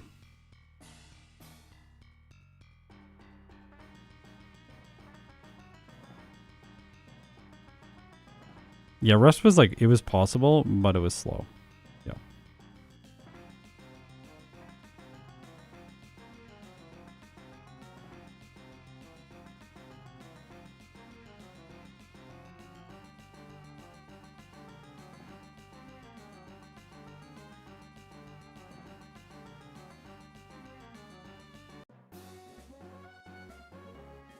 This truck is so good.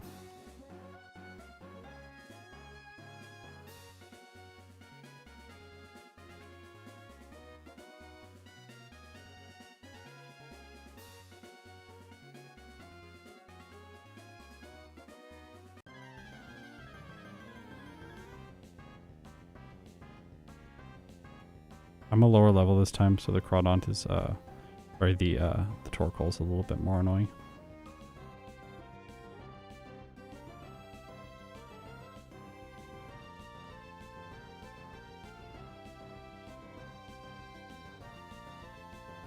Still fine though.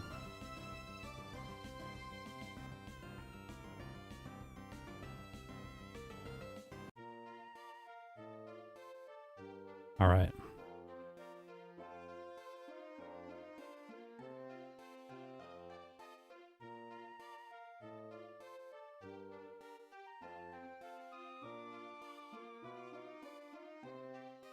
I didn't grab last time. I didn't grab that.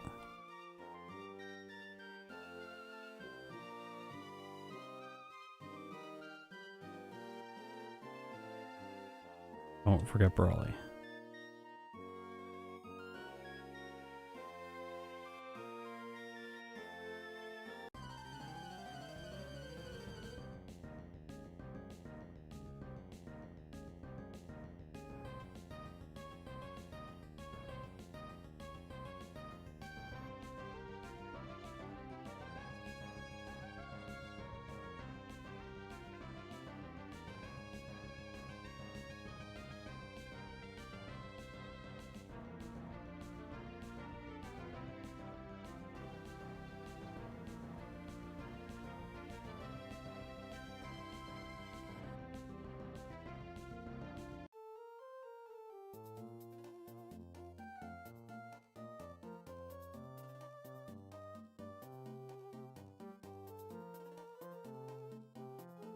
Oh, that happened twice today.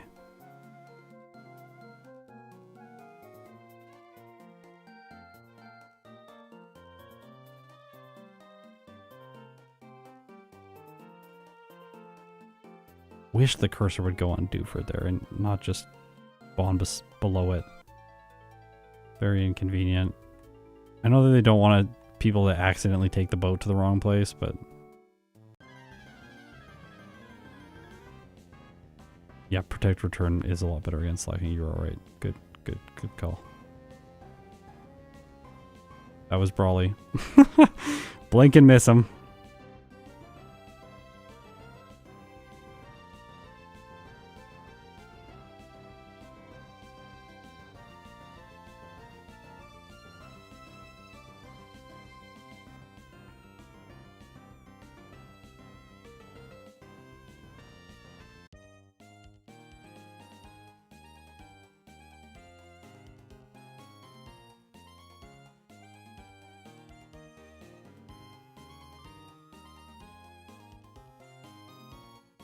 Oops, I didn't want to do that.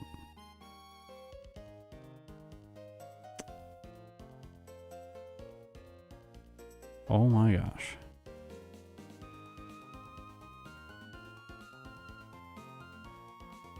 My heart. Gosh.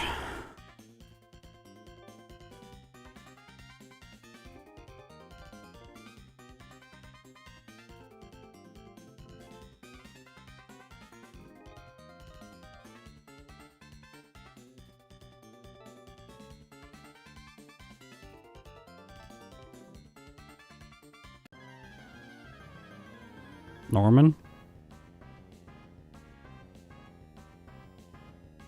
I can't believe I got hit by that. Oh my gosh. I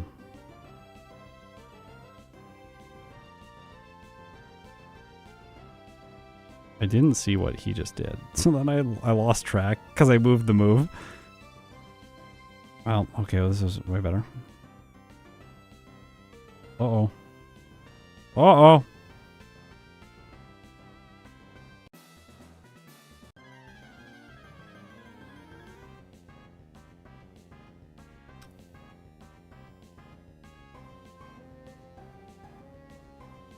Oops. No, what am I doing?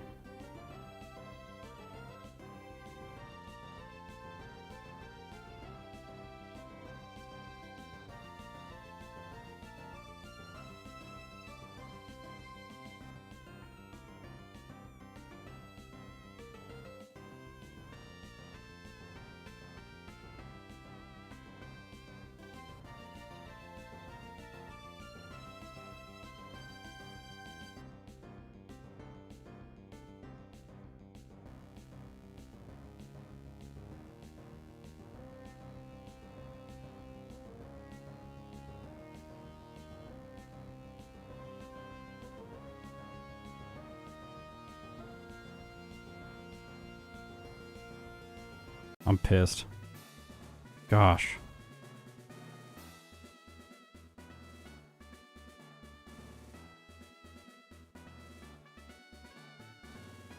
Terrible. I want to stop streaming now. I'm really mad. Aww. I'm not having fun anymore.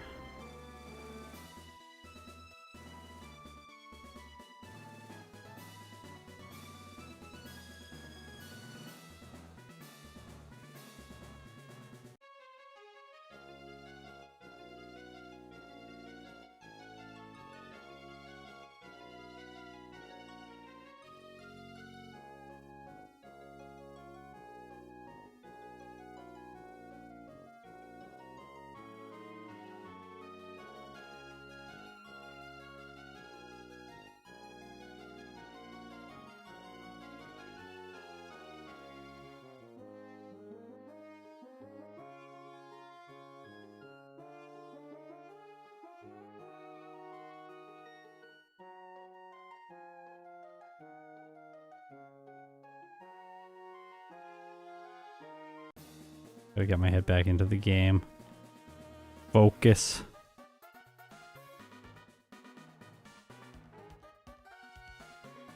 No, we don't need Ice Beam. We have Hidden Power Ice. We only use it for one battle too, Winona.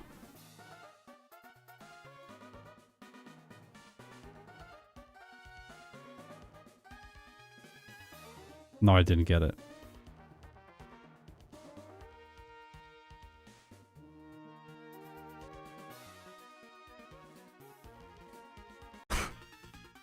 That is one of the moments where a door or like a little one tile pathway triggers me. I'm like, ah, because I just had a really frustrating Norman fight. Oh my gosh.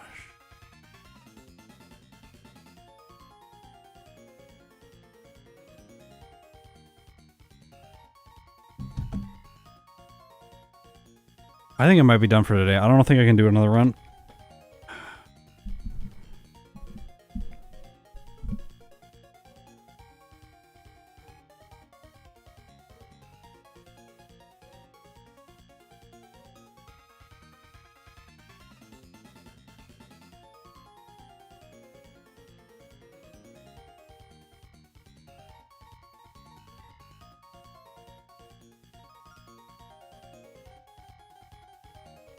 Well, I'll be right back.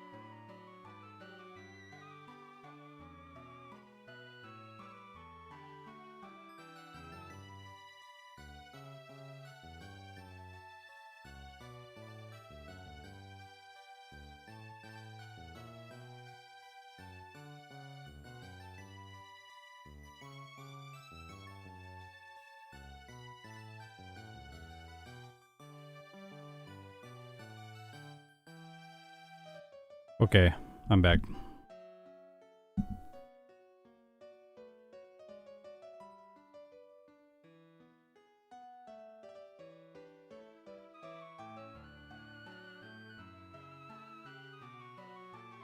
Oh my gosh, Domino's Pizza sounds so good.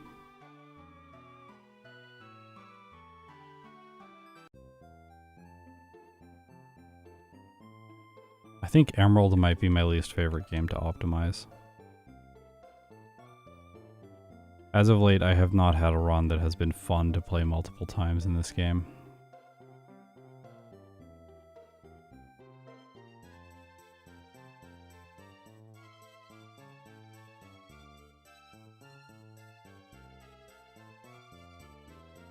I had to, like, fight the urge to just turn the stream onto Pokemon Black and stop playing Emerald. It was very hard to resist the urge. I just want to play Black. So much fun.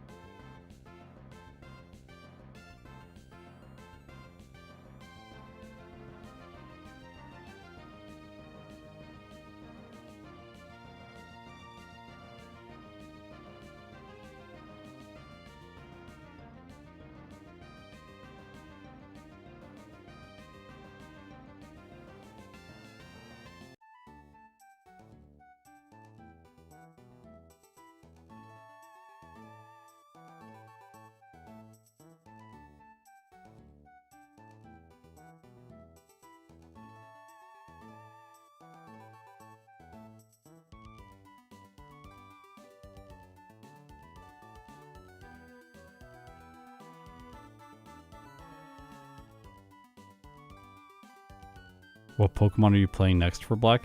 The next video in Black on my channel is going to be Zebstrika. Obviously a fun run.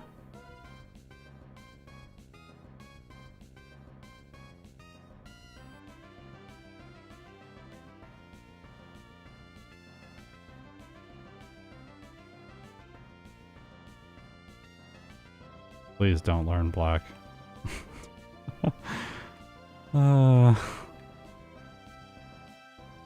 I need to enjoy at least one game.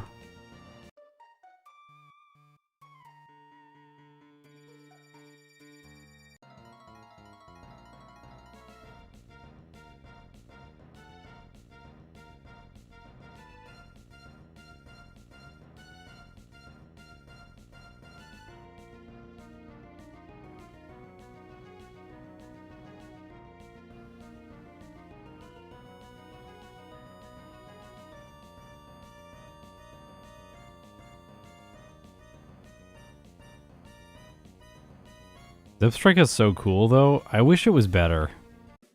It's, like, it looks so great. It's such a good design. So many good designs in Gen 5.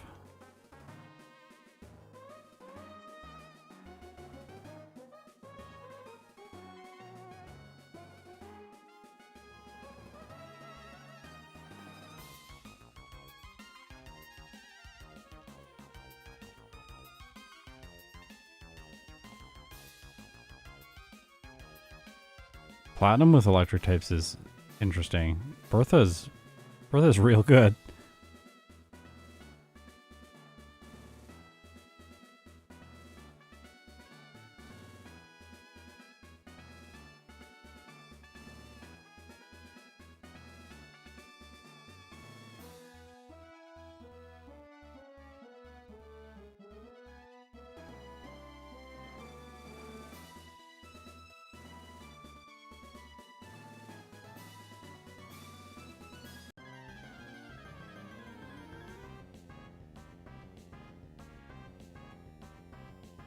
Alright, hopefully we can do this again first attempt.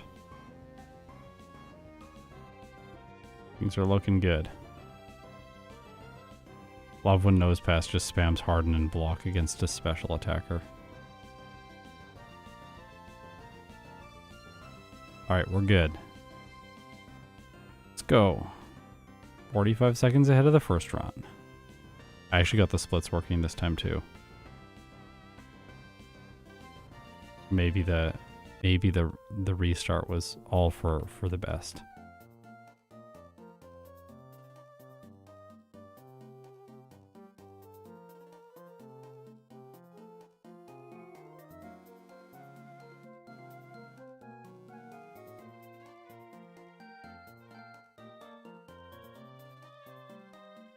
This time we'll first try Wattson. Yeah, I'll remember the the attract. Forgot attract last time.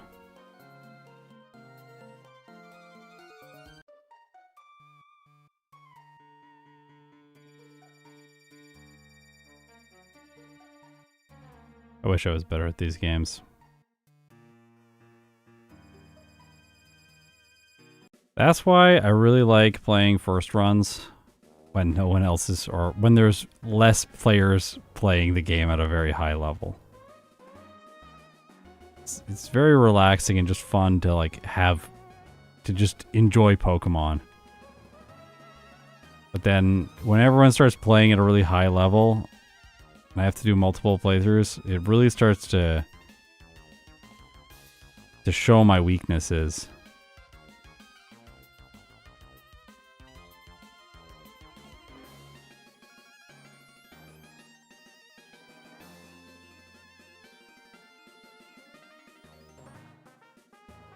Maybe one day there'll be like a YouTuber who does solo challenges that has 1 million subscribers, and they'll hire me just to make software.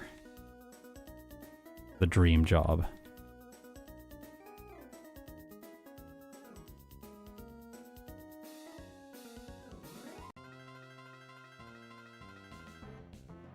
Comparison is the thief of joy, I know.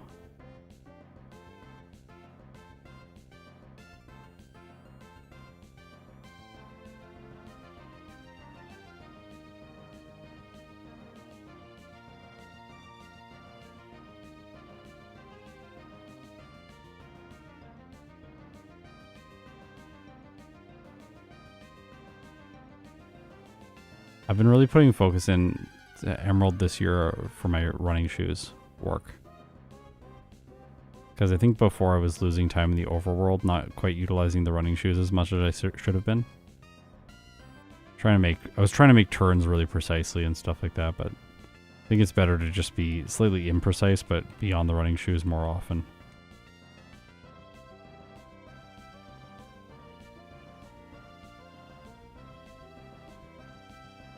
Obviously, if you can just be precise with the running shoes, that's the correct thing. But I won't get there if I don't try to use them all the time. I'm trying to use the bike in Gen 2 as well. That one's fine. It's not that difficult. The bike in Gen 3 though in Fire Red is causing some problems.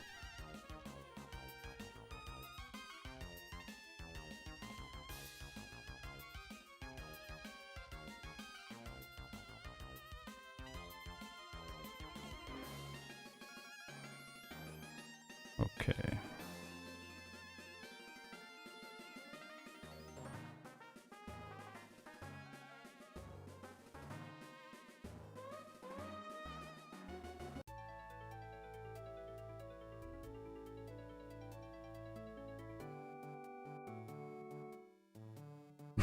Train an AI to route the overworld. Yeah.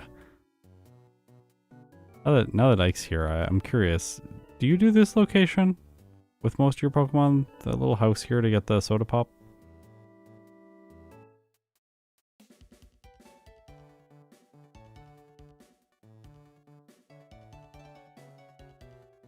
Yeah, the bike's tricky.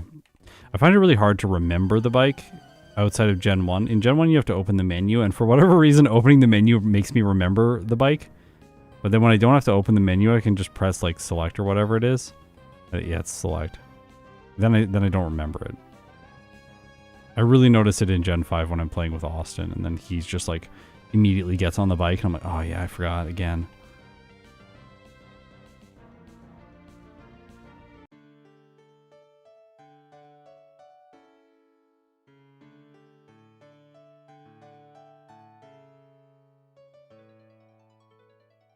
Sorry I'm a bit grumpy.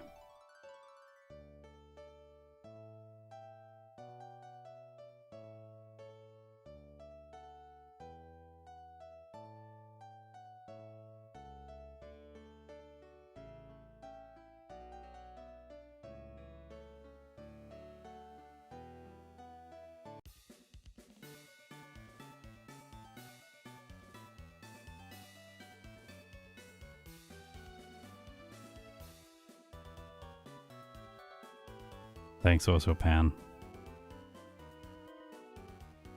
God, you've been enjoying my stuff. Yeah, let's go. We crit. Yeah. Yeah. This was amazing. That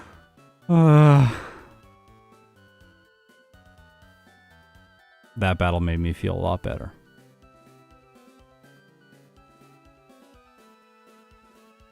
Oh, what the? Did I just crit again twice? I wasn't paying attention, and then they both just got obliterated. Remember when we asked for one-shots there? Well, we got them.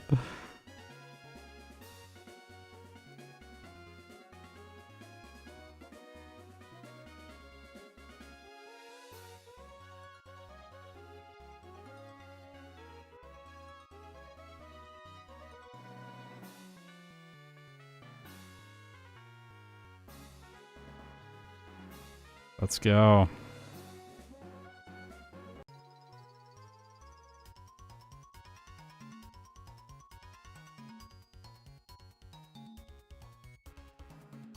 Attract is the plan for Wattson.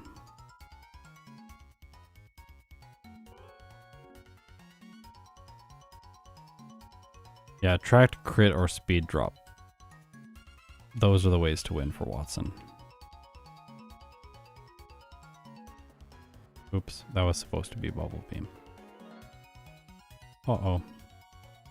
We should be okay. This isn't Whale Lord.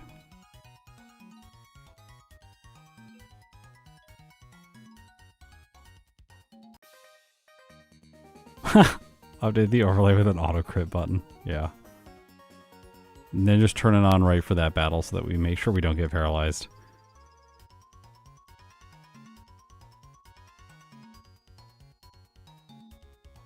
Oh, come on, doors. I guess in the last run I did also get crit by the rival, which was very unfortunate. So hopefully we don't have that misfortune today. Very long blackout.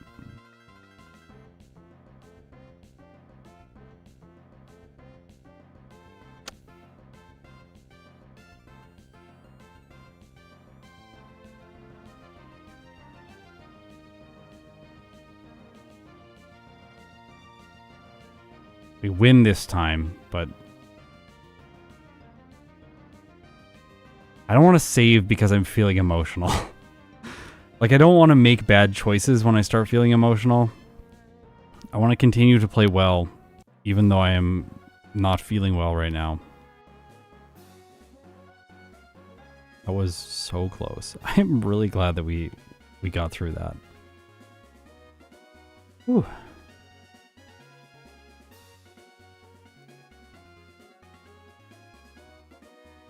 That was a beautiful repel wear off. Patch after the final grass patch. Or the tile after the final grass patch.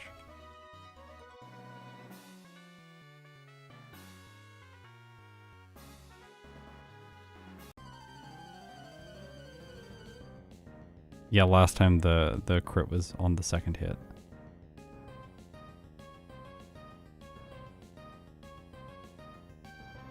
That's how he got me last time.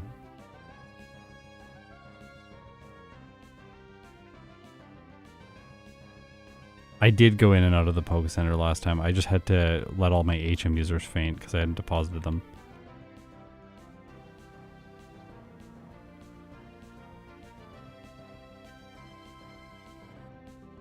Just took a while.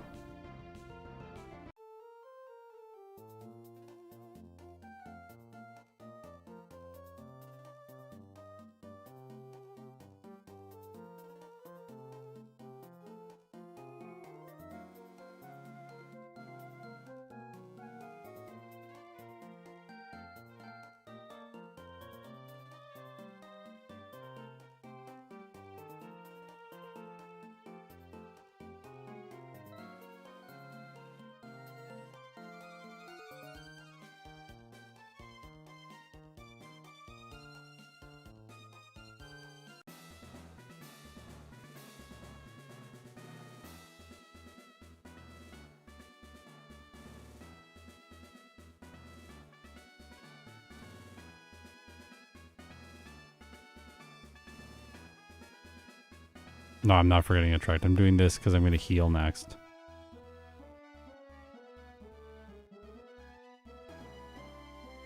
Don't worry. I was going to try and do that and then go all the way over and then teleport back, but my PP was slightly too low.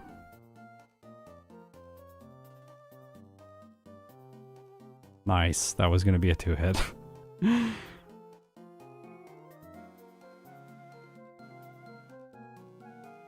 I made a mistake last time and I did not bubble beam the Shroomish. I should have bubble beamed the Shroomish. It one hits. The lowest damage roll is exactly 100%.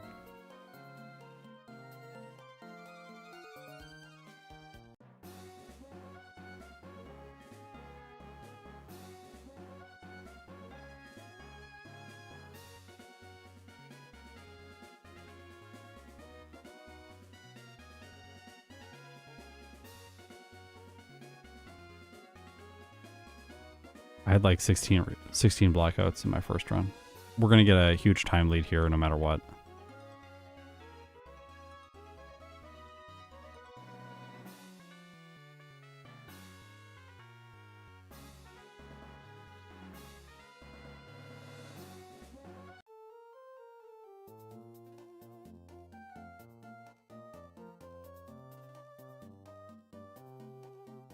All right.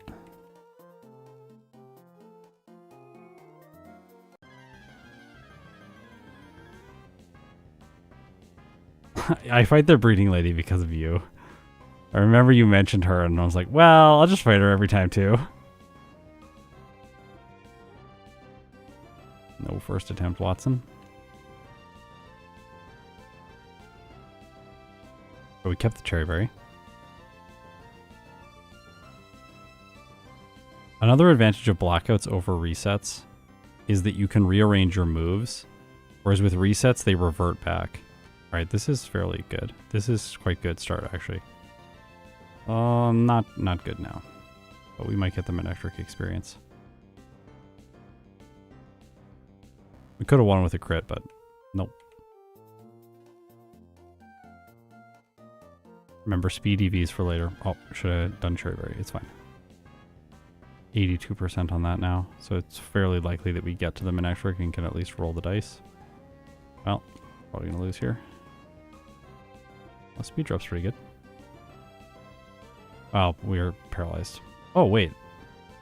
Maybe. But what is it doing? Oh, we lose. Why did it Sonic Boom? That's weird. Really wasn't expecting that.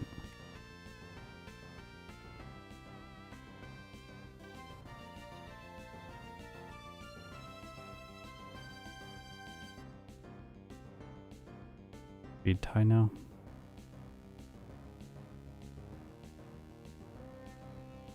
Wow. He is dropping the ball here. Alright. Not quite as good as the first run. The one I did just before this, I don't think. But 19-minute Wattson split is 5 minutes and 37 seconds faster than the first run. So we're still in a really solid position after this.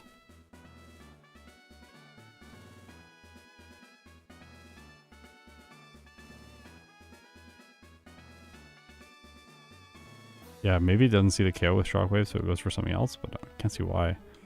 Hi, Momo. How's it going? Please don't press the save state button again.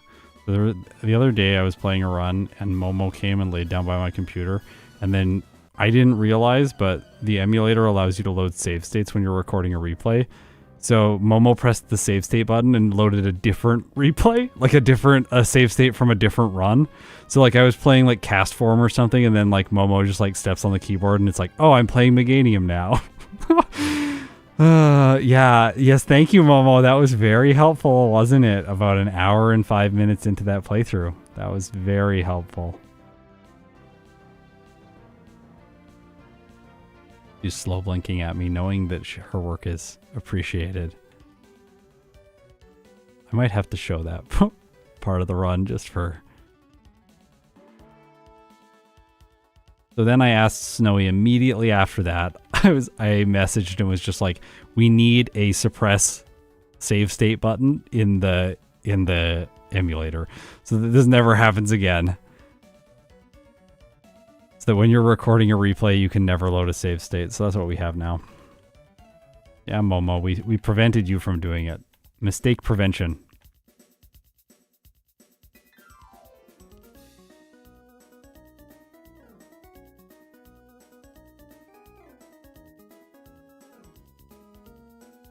I really like here that your cursor is usually a little bit down in the bag. You can just kind of do a whole bunch of things right there. It's great. Dude. That guy. I'm getting pizza tonight. I want pizza now. I have to have it. I also like fighting this guy, special attack EV from the Slugma. And then I don't have to avoid him later when I come back here. I know that Ike goes from Rustboro City into like Steven Stone's lair, but I just can't get my brain to do it.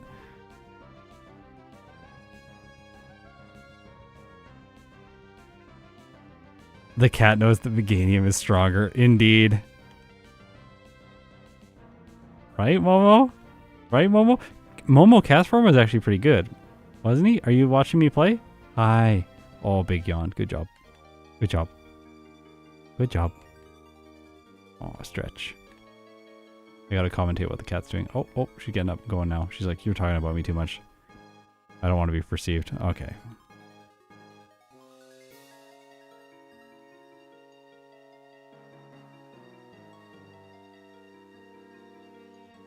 Pizza. Everyone's pizza. That's what we're doing tonight.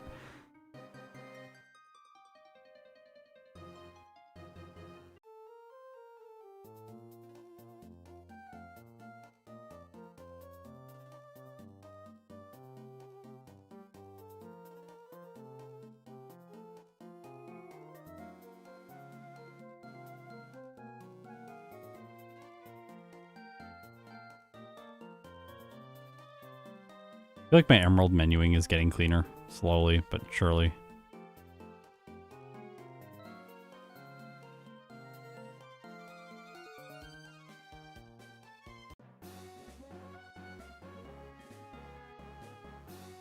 It's really been interesting for me since I started playing Emerald, because initially in this series I was thinking to myself that EVs are not really that important, because like the way that stat experience works, it sometimes makes sense to try and get more of it or optimize around it. And then with EVs, I was like, well, like I kind of have to just fight certain people all the time, and I can just train.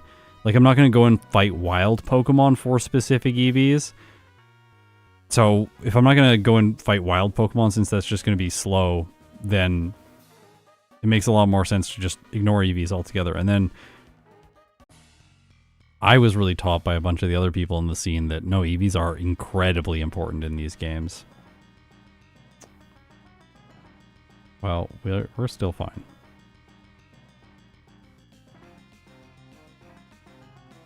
Yeah, we're fine.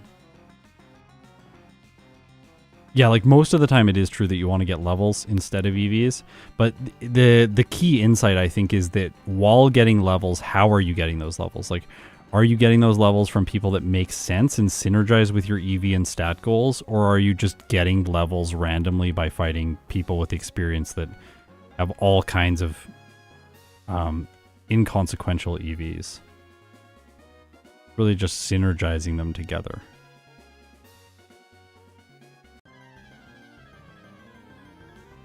Yeah, special attackers always have it worse. It's so true.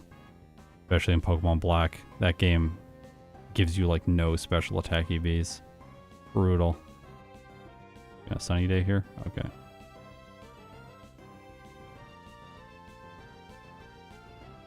Oh, almost the same as last time, just this time I got paralyzed.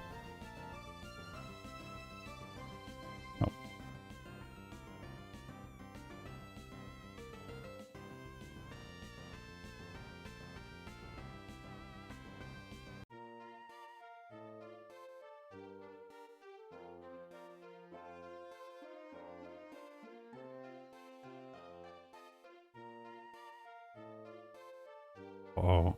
Oh no.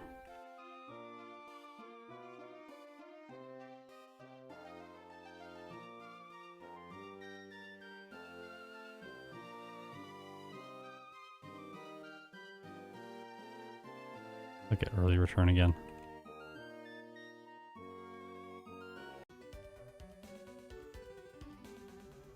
I think this is the one route for special attackers where sometimes it does make sense to just fight all the wilds for special attack, especially if you're on Macho Brace. My way.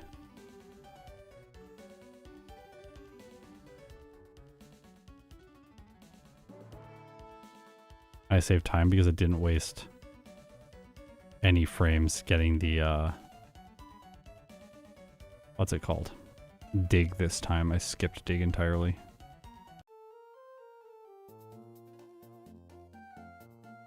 All right. Okay. I'm going to dissect my little, my extreme disappointment that I experienced just a little while ago when I had to take the break. What was happening is I was feeling like very disappointed in myself for making mistakes on Norman and then having just a random loss. Like a bunch of little things were starting to stack up.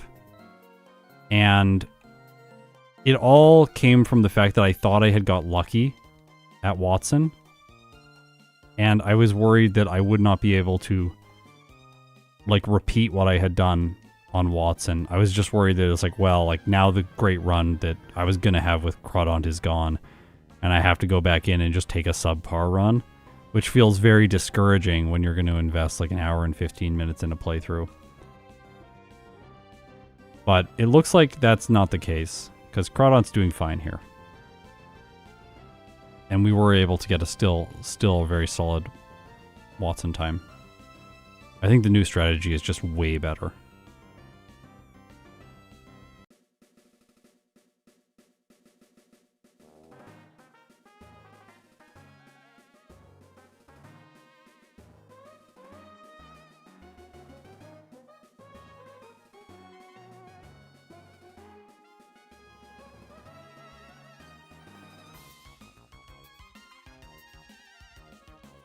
This is my revenge.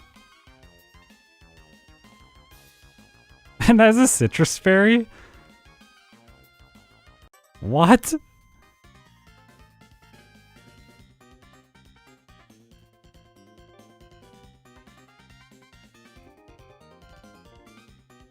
I already knocked it out by the time you wrote that message, by the way.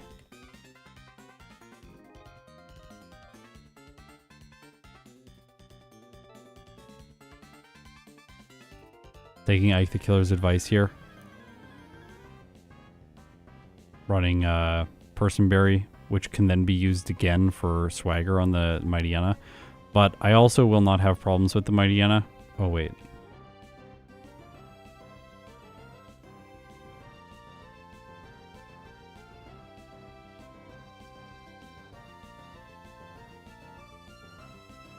Oh, oops. I messed up here. Again.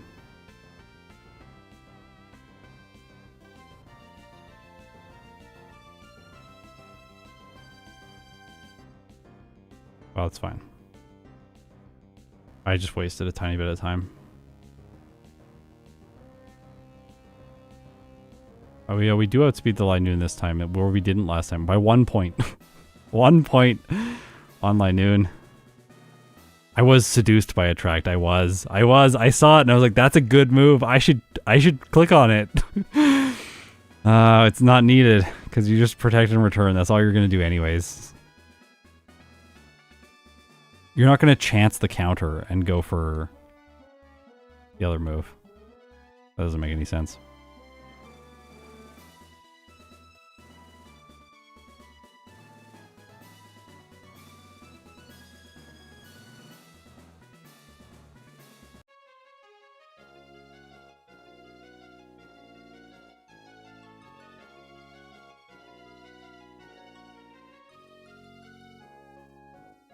Ah, third time today.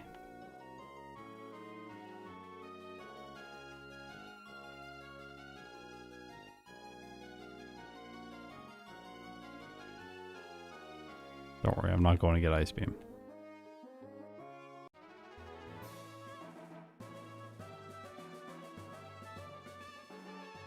I did realize though that I had forgotten to get that candy, and I do want the candy.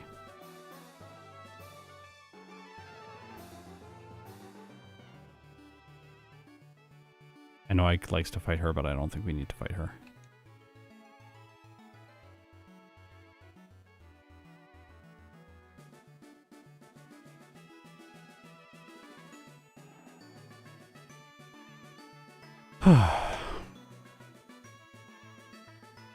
Back on track. Here we are. Back where we lost last time.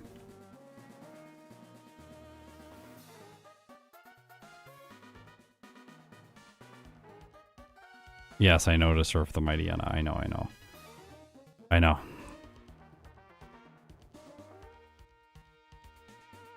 Can also surf this. The Mightyena was a guarantee with surf. They're actually both guarantees with surf, so you can just surf both of them. Also, it's an 88% chance on the Mightyena with return. It's a 94% this time because I'm a level higher. So I just got terrible luck.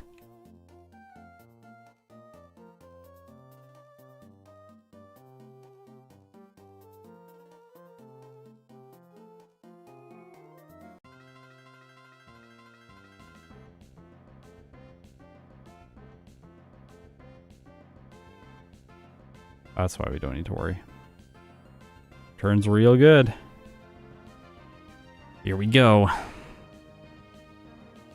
Solid. Look at that. 8 minutes and 2 seconds faster than the first run. This is really good.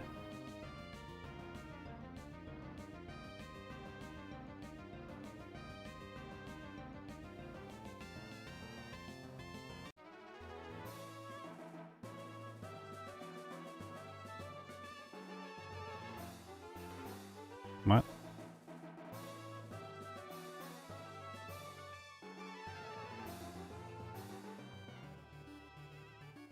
Ah, sorry. I ran. It's okay. Special attack EV. Nom nom nom nom nom.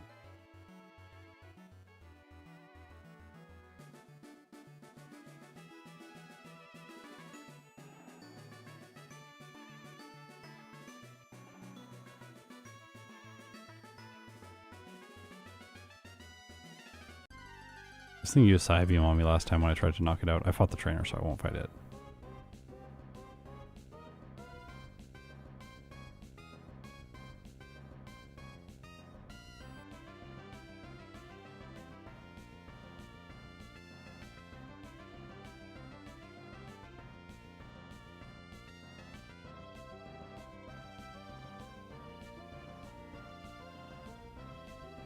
Never. I'm never gonna get by this guy.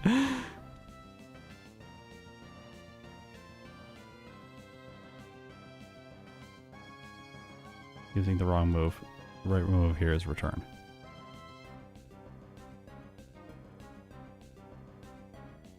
Stop. Stop, Meryl. Stop. Ah!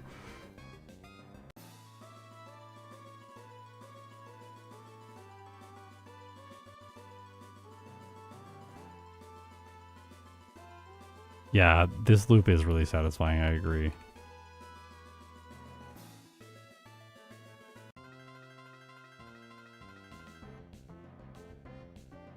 I guess I could teach ice before this. I think I should teach hidden power ice before this.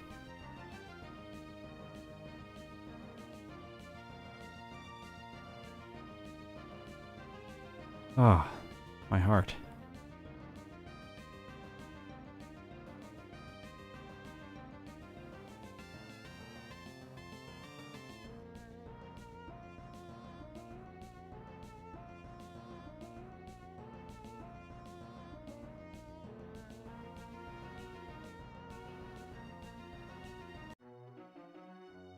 Oh, different music up here.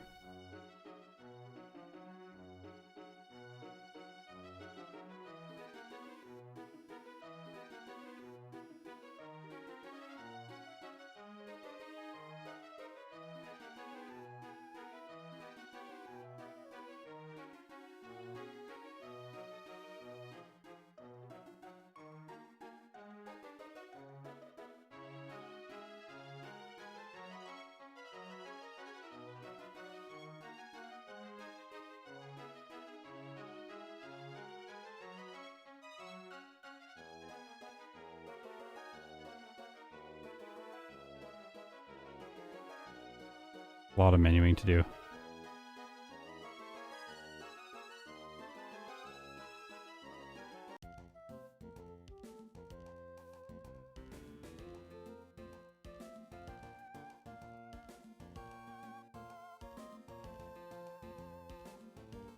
Okay, let's see how Discount Ice Beam does.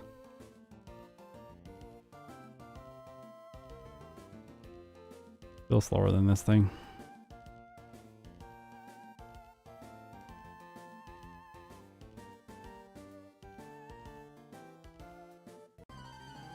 There is a special satisfaction in Substitute Slot 4, I agree.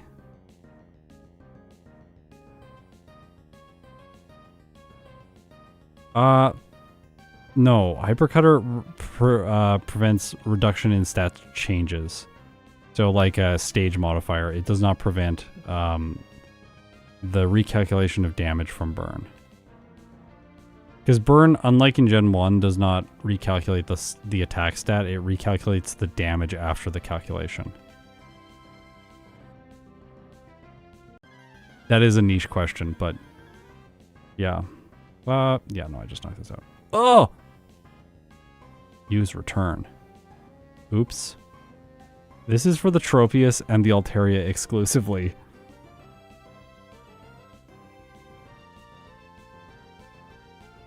Glad I didn't go for Perish Song. I would have been I would have been fuming if it went for Perish Song.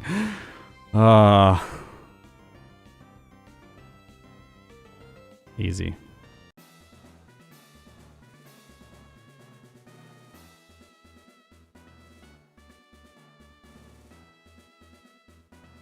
Gotta like stand outside there for a moment, breathe in the fresh air from all the trees. Didn't realize. Trying to play this game quickly. Go, go, go, go, go. Alright.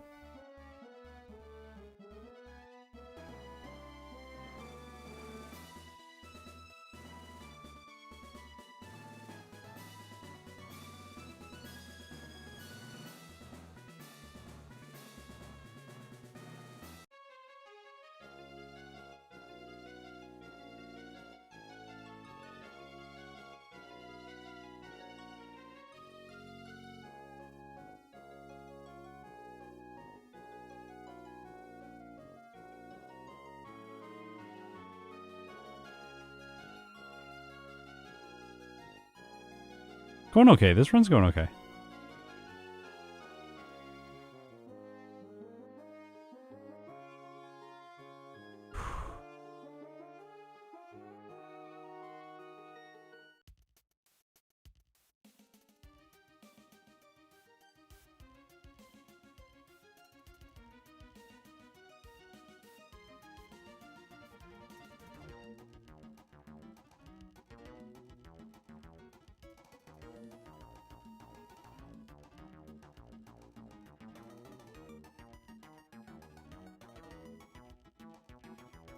Knock out my own Pokemon. It's gonna level up a lot.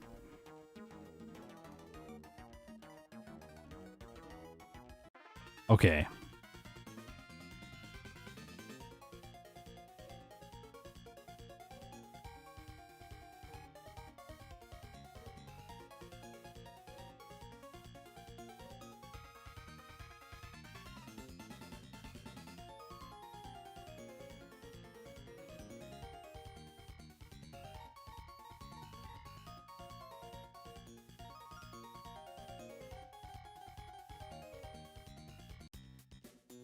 You can bite through here?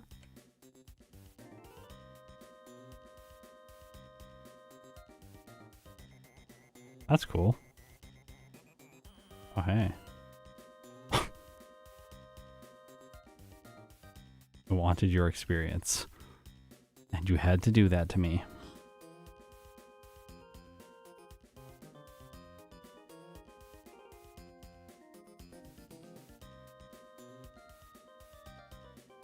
Some of these trainers' attention get musics I've never listened to long enough to hear more than the first 5 seconds. Yeah. Skip that guy. I fought him last time because I was timed it poorly.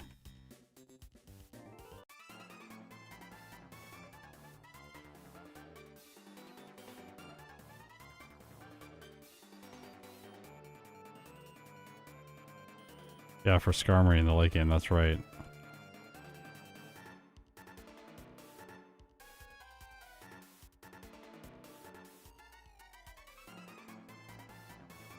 Can only get defense EVs in this cave. That's kind of cool.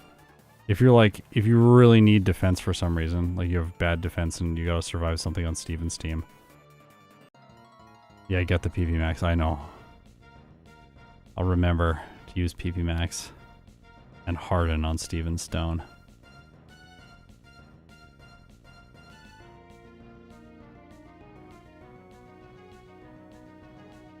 Alright, this is feeling better. Crawdaunt's on the way to success right now.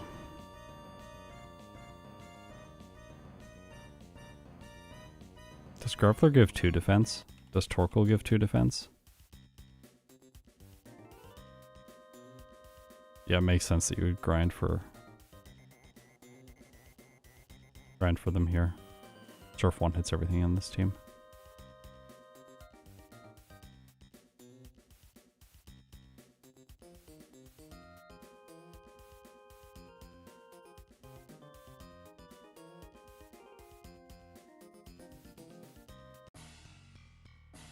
.88 is the threshold here that you can get hit by Scary Face and still be faster than the Torkoal. No, the Camerupt. They're similar, but not the same.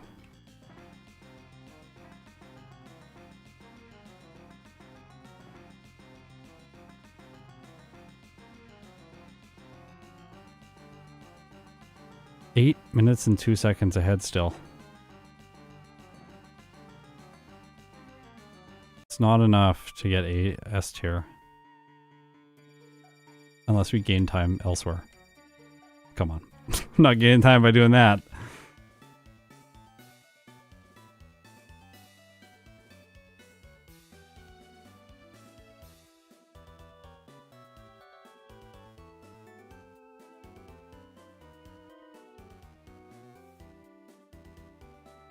Flying in this game. It's so hard.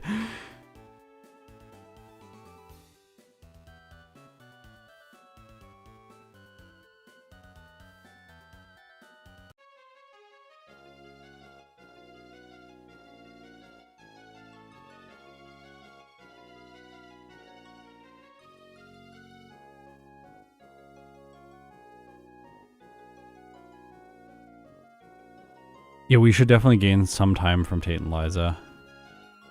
And our Steven Stone will be faster, yeah. So maybe we'll do it. We might do it. We might do it.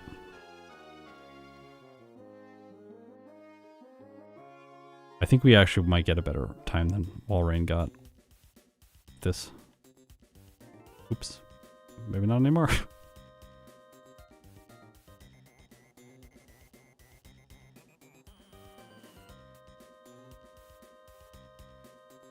Ah! It has been an age since I fought this guy.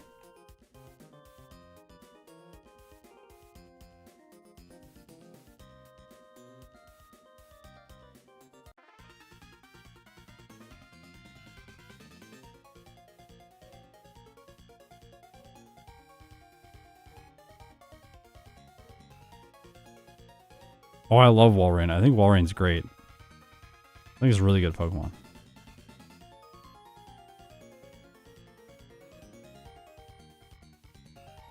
94%. Didn't get it. Darn.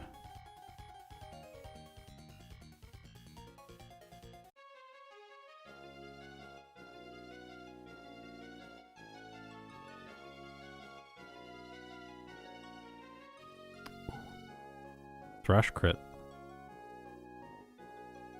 Wait, what? Oh, for sure I had this.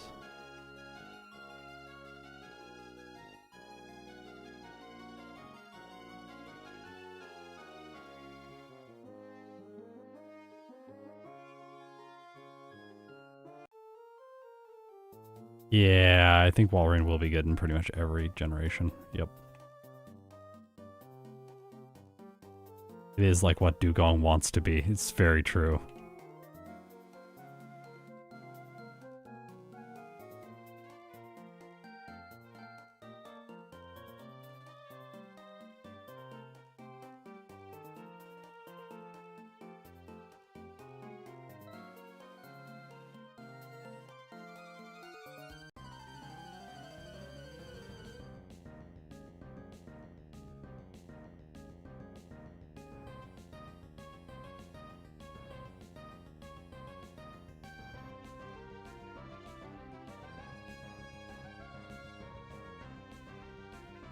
Oh, while we're in Crystal Backport would be really interesting, yeah.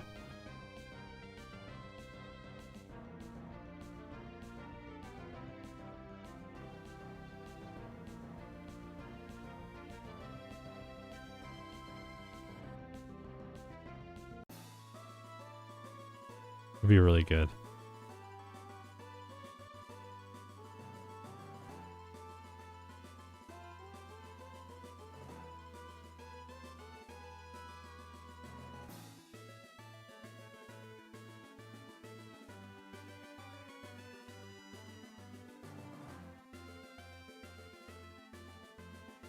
Sheer Cold Dugong, let's go. Dugong can run Horn Drill Sheer Cold, Zealous Pawn's favorite set.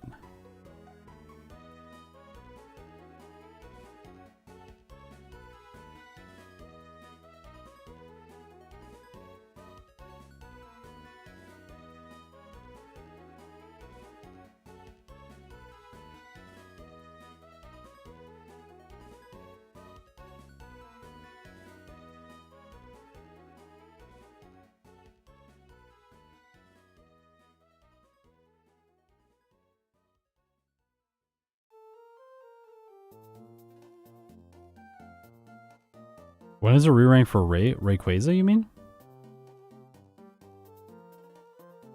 Quite a while.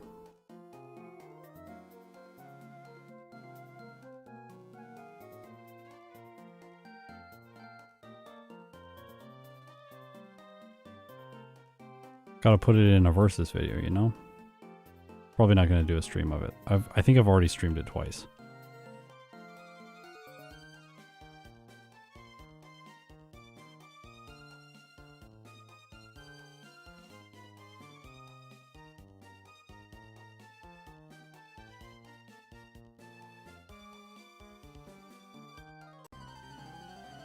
Candies. I'm one candy short because I did not go and get Ice Beam.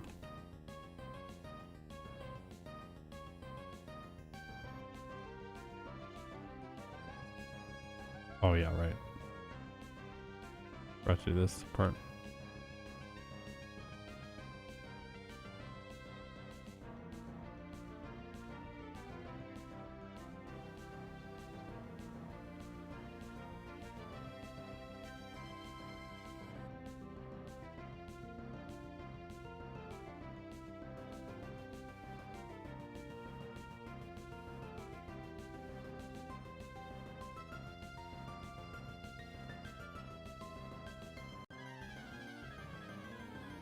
Okay.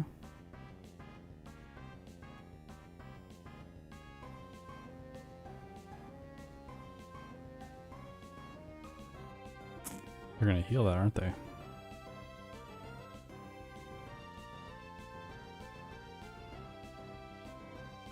gonna heal that after the citrus berry. No, they're not.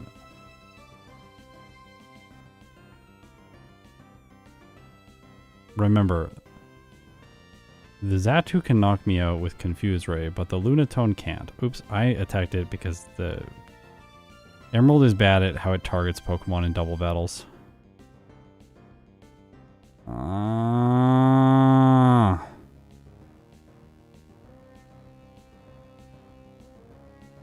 Come on. You have to retarget every turn. There we go. Very annoying. Ah. Gonna waste all my time.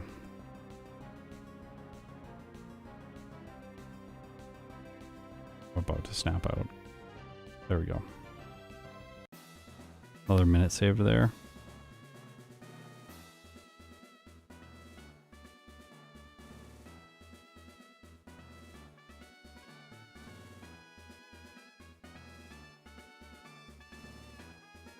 I can't wait to play Kyogre. I think Kyogre is going to be awesome. That's like the run people should play if they're just starting out and they want to have a really, really easy time. Wasn't the strategy to spam surf? Yeah, that's exactly what I did.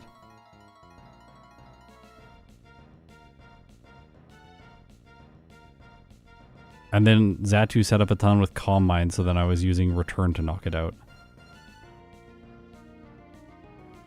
It'll take too long and it'll hit me with Confuse Ray over and over again. I want to get rid of the Xatu as soon as possible.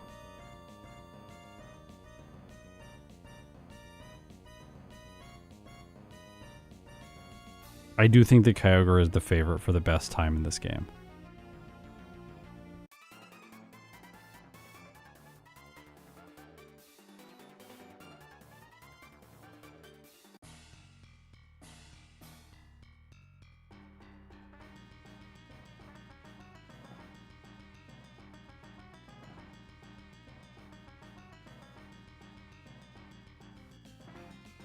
Still a one hit.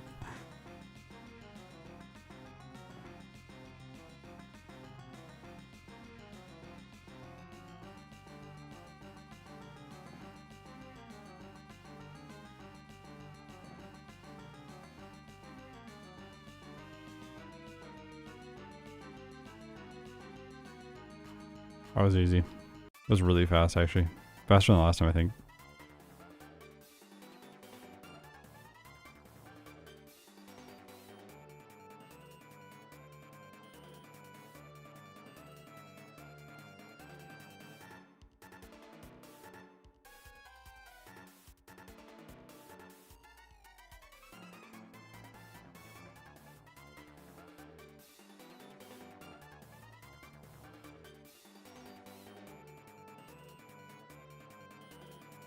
Big menuing there. A lot to do.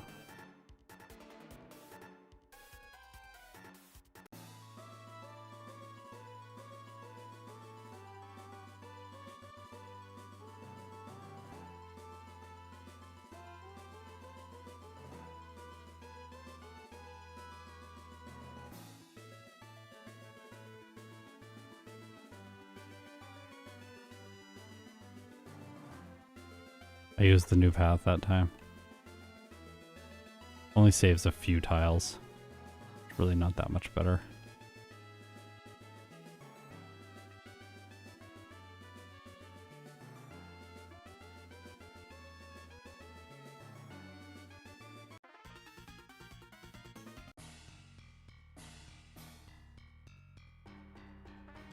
Oops, sorry. Yeah, this time is so much better than the first one. It really is, yeah.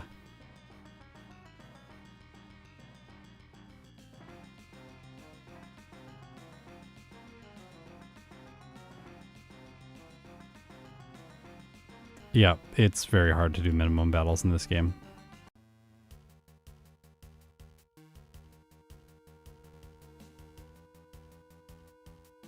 At least consistently.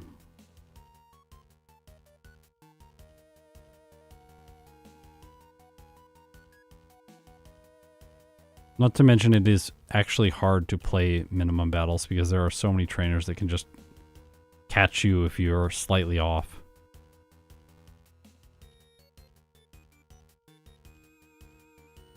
Unlike a game like Generation 1 where it's really challenging to accidentally run into a trainer. Or it doesn't require that much precision to avoid all the trainers.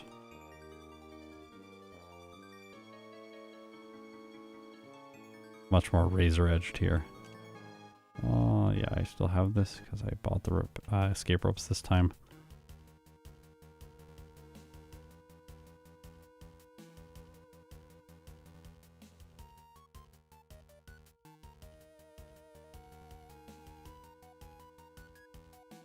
Really want to hug that one rock to avoid that one guy who rotates around. I want pizza so bad. Talking about pizza Lotad always gets me.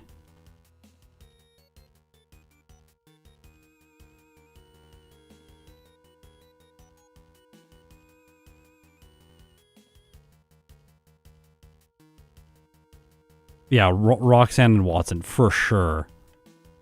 Very difficult for most Pokemon to get by, both of them with like no issues. You have to be like a water ground type Swampert. It's like, yeah, I've got this.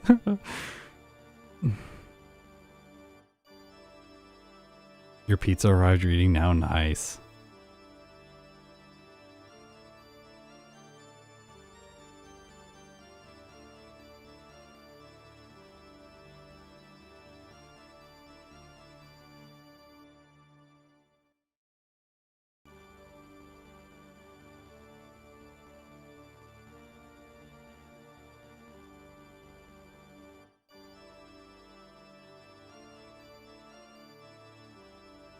I've been messing this up lately, so I'm going a little bit slower.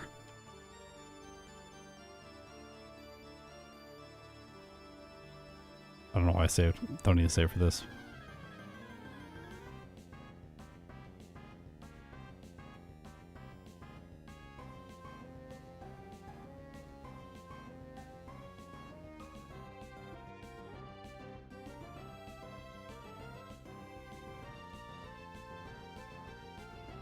Buy one.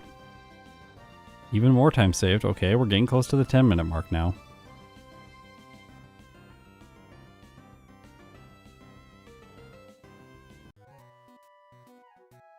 This time I won't forget.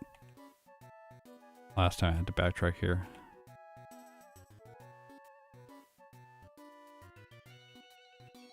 Not today.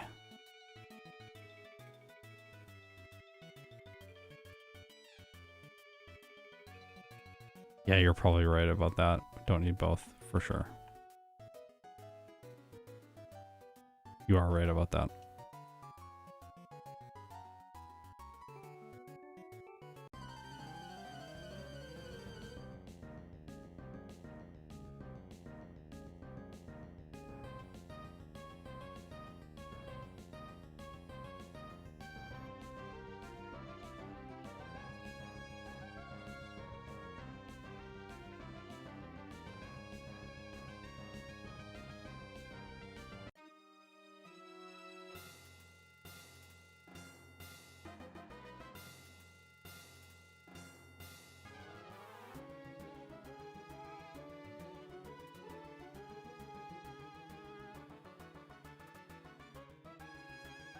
I love the safeguard there. That's great.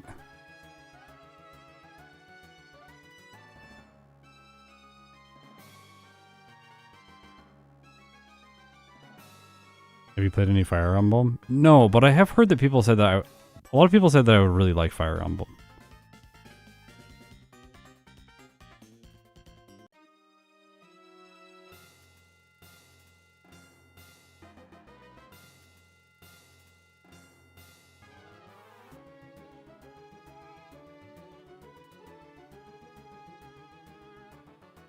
Oh, everyone's here in the chat watching me. Oh my gosh, the pressure.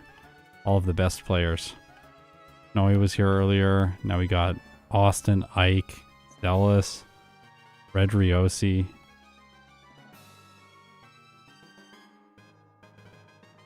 I'm missing someone. There was someone else who was commenting. Elite 4 Alex, that's who I was missing.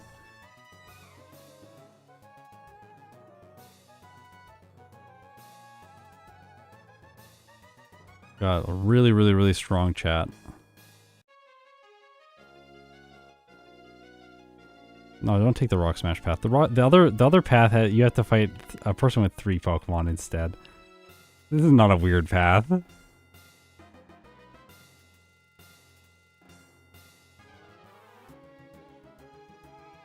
I do believe they are judging me. I do believe it. I feel judged.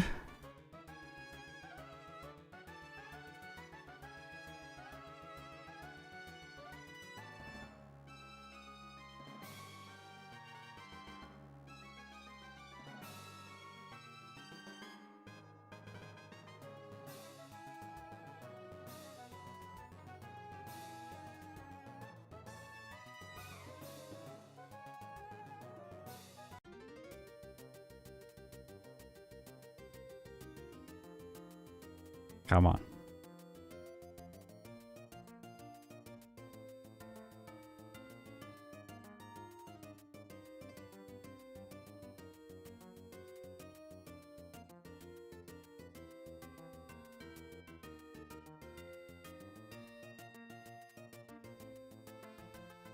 Oh, Dwundy was here earlier? I think he might still be here. I don't know. Haven't seen Shadow Stitch though.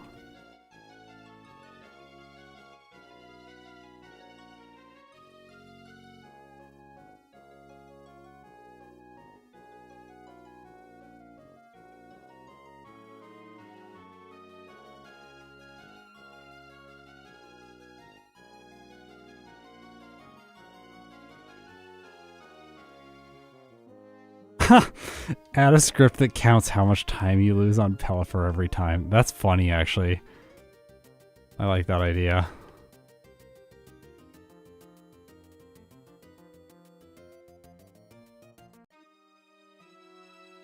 Alright, Elite 4.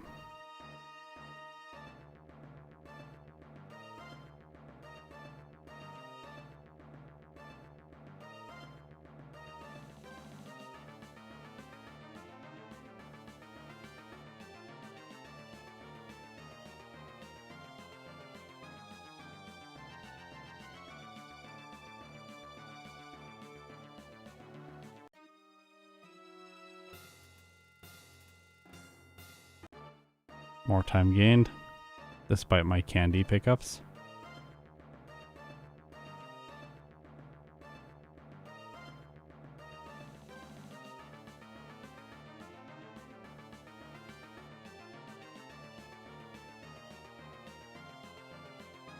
This is going to be A tier easily.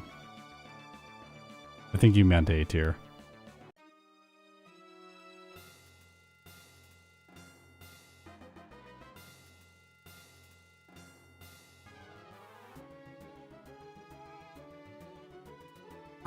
Almost save. Don't save.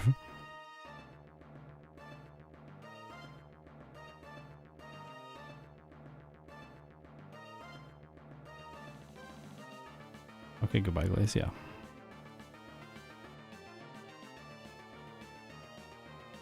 Yeah, under 110 is S. Right now, under 110 is S, because getting myself under 105 is like almost impossible. I know that Ike can do it fairly easily with Pokemon, but like I can't. I have tried. And then I just get really sad. But 110 is like achievable for very good Pokemon for me. I forget if this was 1 or 2. I think this one is... Oh.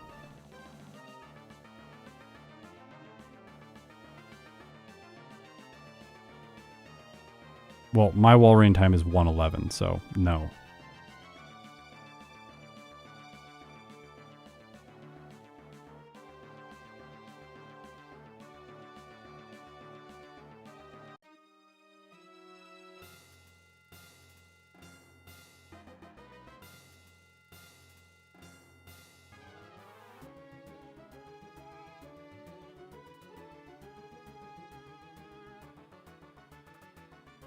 I do think we're going to get an S tier though with this right now. This is looking like S tier material.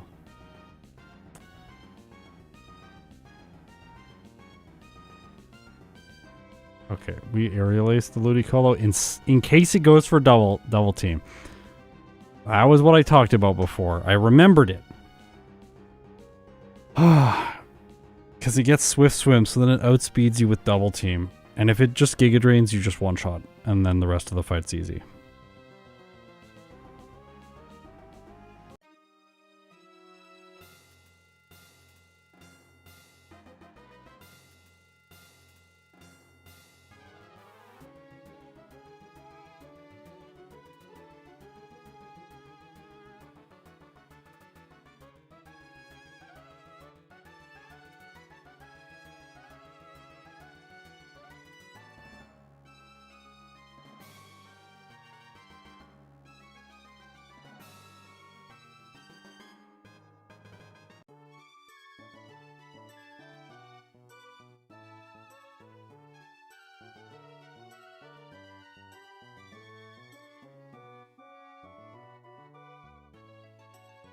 Yeah, we are just going to outspeed all of Steven's Pokemon. Look at my level right now. It's going to level up to 65 before the Claydol. Then I'll move first against it. It's going to be great.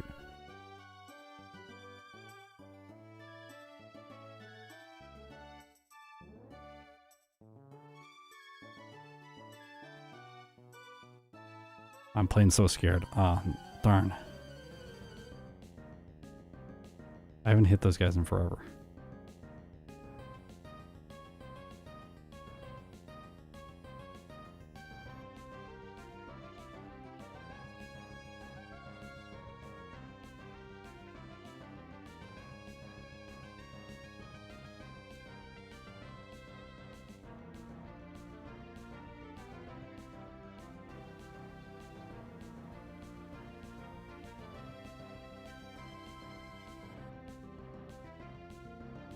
Oops.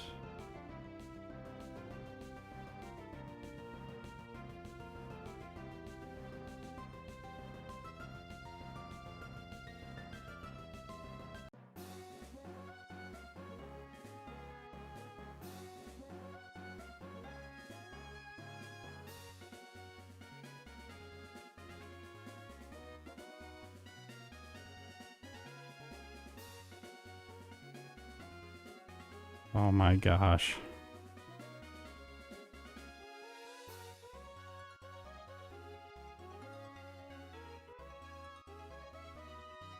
PB Max.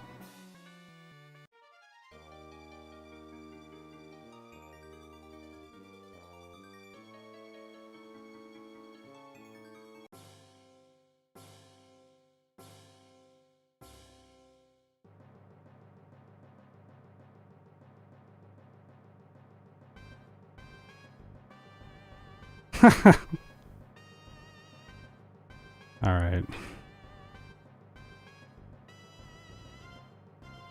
This quite possibly could be the worst performance from Skarmory ever. Why Harden? Watch the first run. Please watch the first run to understand why I am using Harden here, because it makes no sense in this context. Gosh.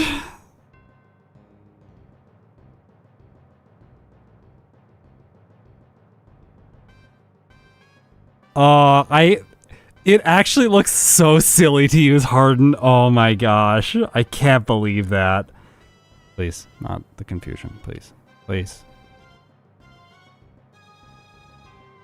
Stevens, you're wasting too much time. Come on, come on, come on. Yes, yes, yes.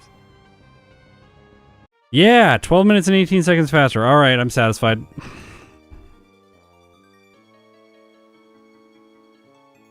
S tier, let's go. So yeah, without Harden, the Skarmory breaks your substitute in one hit from Aerial Ace.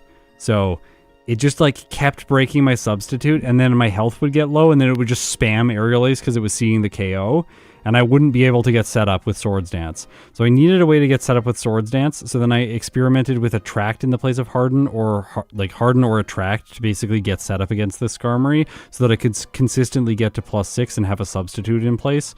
And so I took the leftovers as a safety measure, thinking like, we're going to have Harden, we're going to have our substitute broken, we want to gain back health and then still be able to live later into the fight, even if something messes us up like the Water Pulse Confusion. I got confused in the first run. I didn't lose because of it though.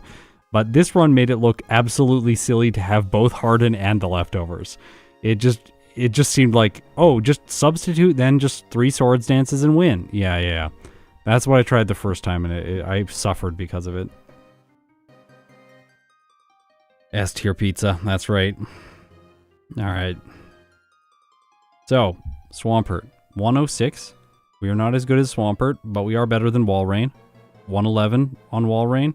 106 on Swampert. So, Crawdaunt is going to be the 3rd place in the S tier right now. Pretty good. Pretty good.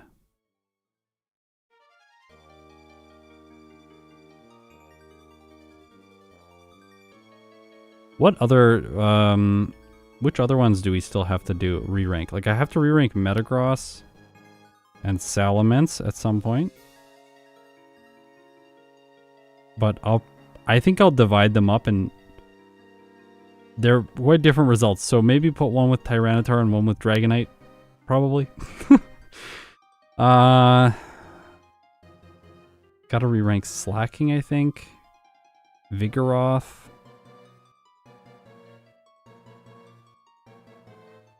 Obviously, like, Cradily and Armaldo, I think, need them.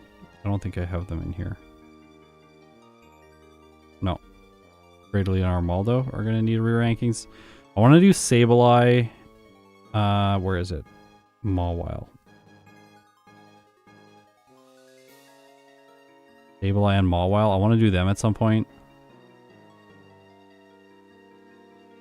Obviously, Nosepass. Butterfree. Delibird, Manectric, Aggron.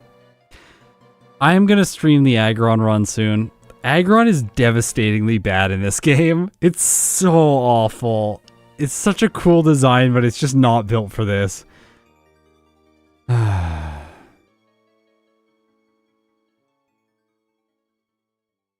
Yeah, I think if you, like, I don't even know if you need first try Wattson, but I think if you skip Harden and Leftovers, and I think, like you were saying, like, criticize me for the 2 rare candies, I was also thinking that, like, when I was getting them, I'm like, this is overly safe. I know that this is overly safe, but I don't want to, like, mess this run up now and just, like, be very disappointed with the stream. I think that cutting those 2 rare candies, like the one that's over, both waterfall candies, essentially, cut both of the waterfall candies and just go to Steven, because I would have been 63 for him, I think. And if I wasn't, then you just get the 1 waterfall candy on the way to Stevenstone, and then you're 63. And provided you outspeed the Skarmory, then you can't get caught resetting on with Toxic, because you get your substitute up in before. Yeah. We learned that my first nature was the incorrect pick. Lowering physical defense almost never seems like the choice in Emerald. I think that, yeah, Naive. So Naive was the play here. Speed ended up being important, and Stevenstone ended up being very simple. So well done, Crawdaunt.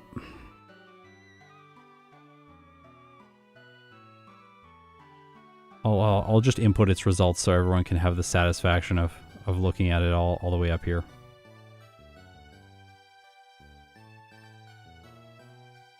Ta-da! There we go. Check my Aggron notes if they can help. Okay, yeah, I'll look at it. But this is a great performance for the crawfish. Crustaceans are actually pretty good in Pokemon. Crawdaunt and Kingler are really good. Kingler is really good in Gen 1. I don't know about after Gen 1. Probably also really good in Gen 4. It's a physical attacker. Is going to get physical water moves. Gonna sword stance all over the place, I think. Yeah, so I've recovered. We went through the depths of despair at in the middle of this video, losing in that one admin with Swagger. Oh, that was frustrating. But this is okay. I talked in these videos. I do get emotional. I do talk emotionally. I don't actually not enjoy these games. I don't actually not enjoy playing follow-up attempts. But there is great emotional discomfort along the way. I like to think that I persevere through the emotional discomfort and eventually get decent results. And I think with Crawdaunt, an S tier finish, anything under 110 for me feels very good in Emerald.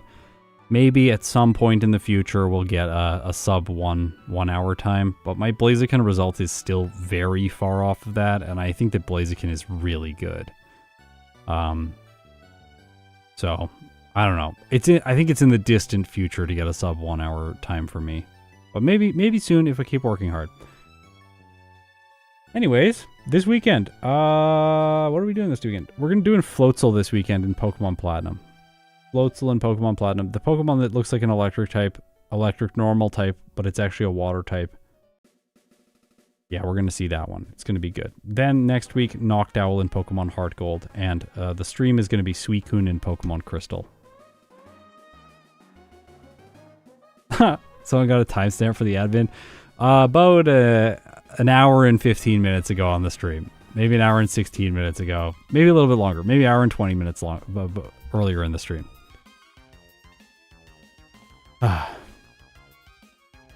Floatzel line. I'm still doing lines in Pokemon Platinum. I am intending to finish all of the, like, evolutionary lines in Pokemon Platinum this year and then move on to starting fully evolved and doing first stages in Pokemon Platinum next year.